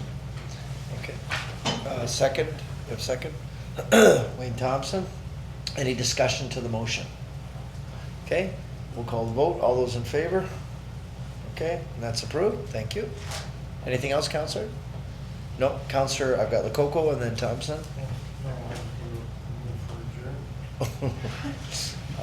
Lococo, then, oh, so you don't have any new business, Councillor Thompson? No, and then Peter Angelo. Okay.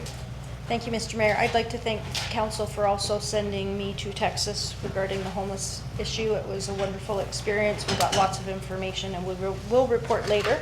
What I did want to talk about was there's a lady on Facebook named Bobby Haynes. You might be friends with her. She takes a lot of pictures of Niagara Falls.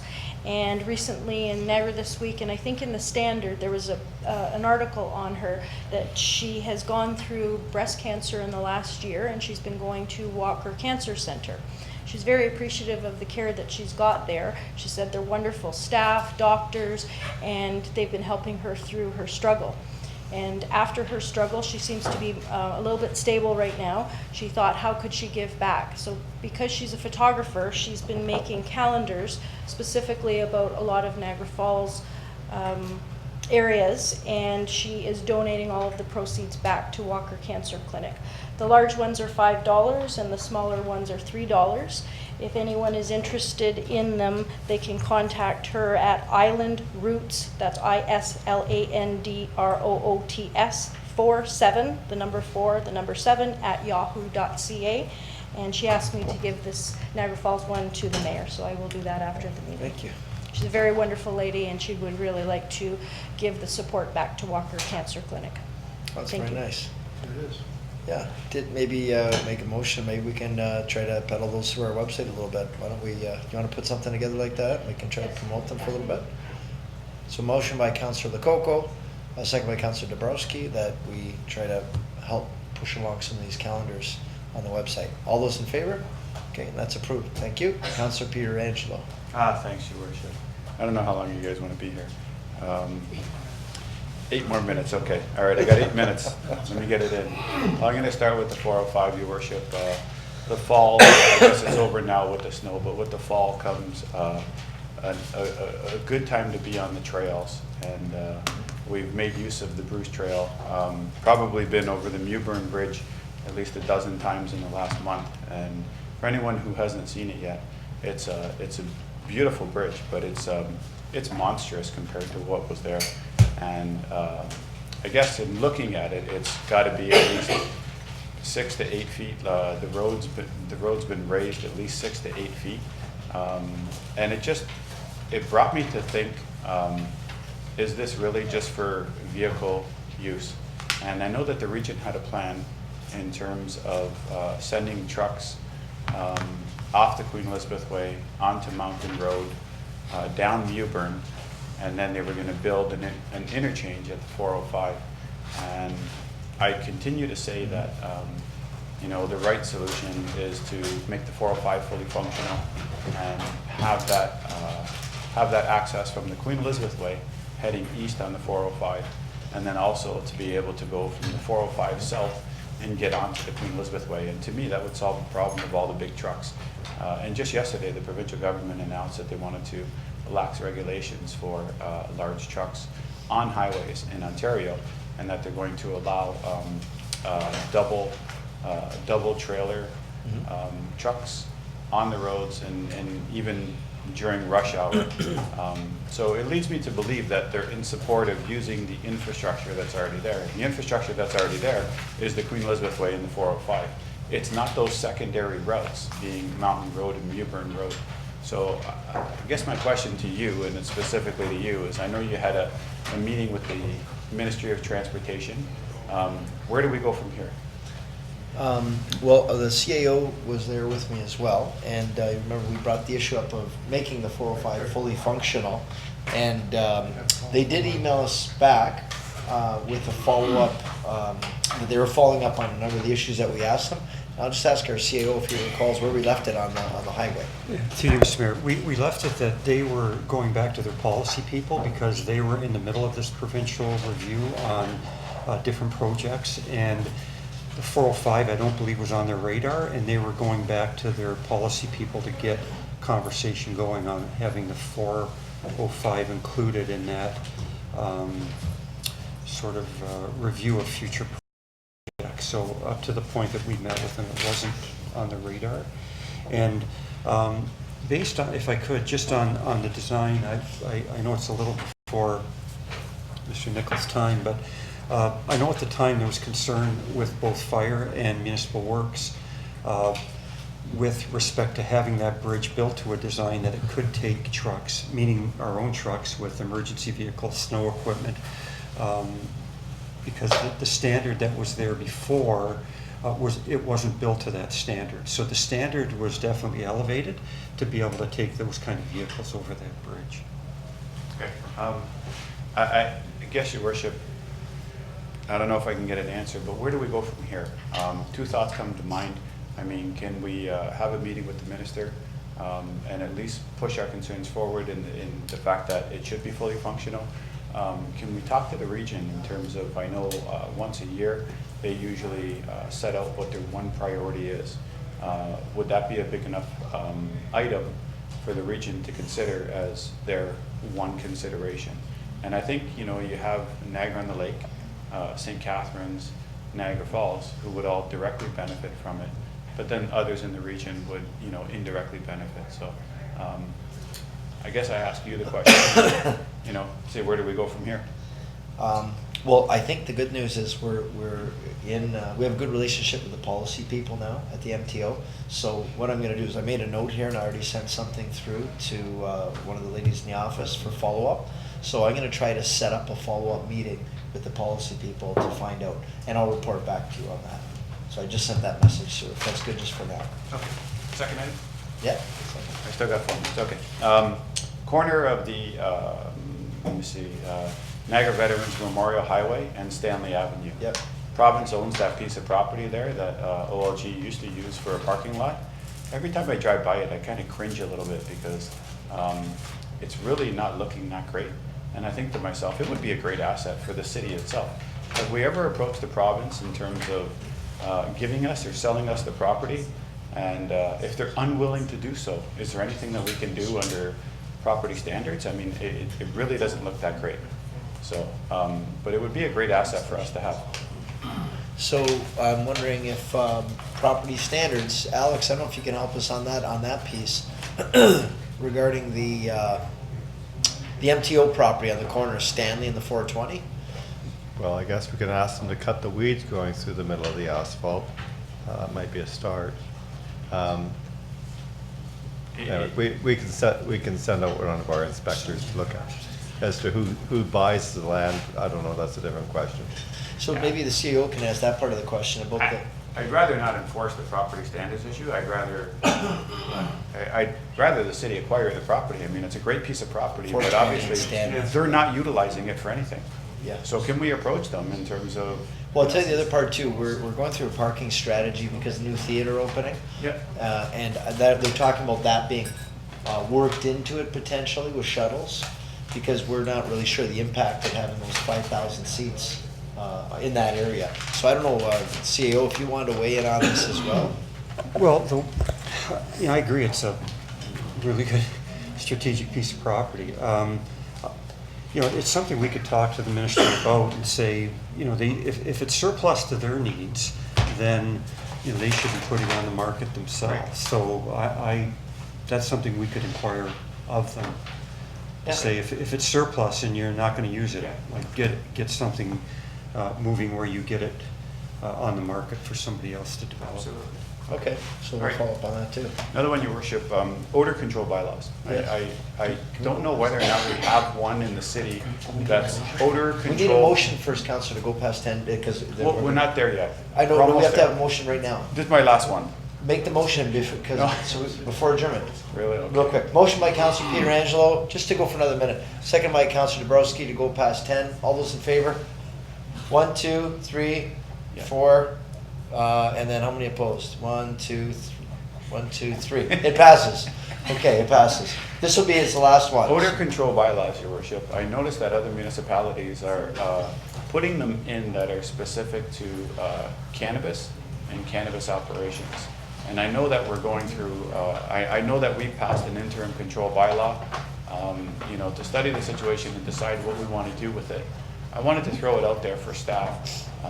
So maybe as part of our investigation for the ICPL, we can look at the fact that other municipalities are putting in odor controls that are specific to cannabis production. I think it would be a good measure to have, especially if, we're going to force someone to live next to such a facility. I'll second that So- motion. Mr. Mayor, we could certainly get the consultant to add that to part of their investigation. We've got the consultant already engaged, so they could include that in their scope. Okay, motion for adjournment. Okay, well, let's first put that one forward. Do we need a Sure, motion? yeah, that's fine. Motion by Counselor Peter Angelo, second by Counselor Campbell, that we add the odor control bylaw. To the ICPL. Thank you. All those in favor? Okay, thank you. Motion for adjournment by Counselor Dabrowski, second by Counselor Campbell. All those in favor? Approved. We're out of here. That was a short one. Can I ask for a recount?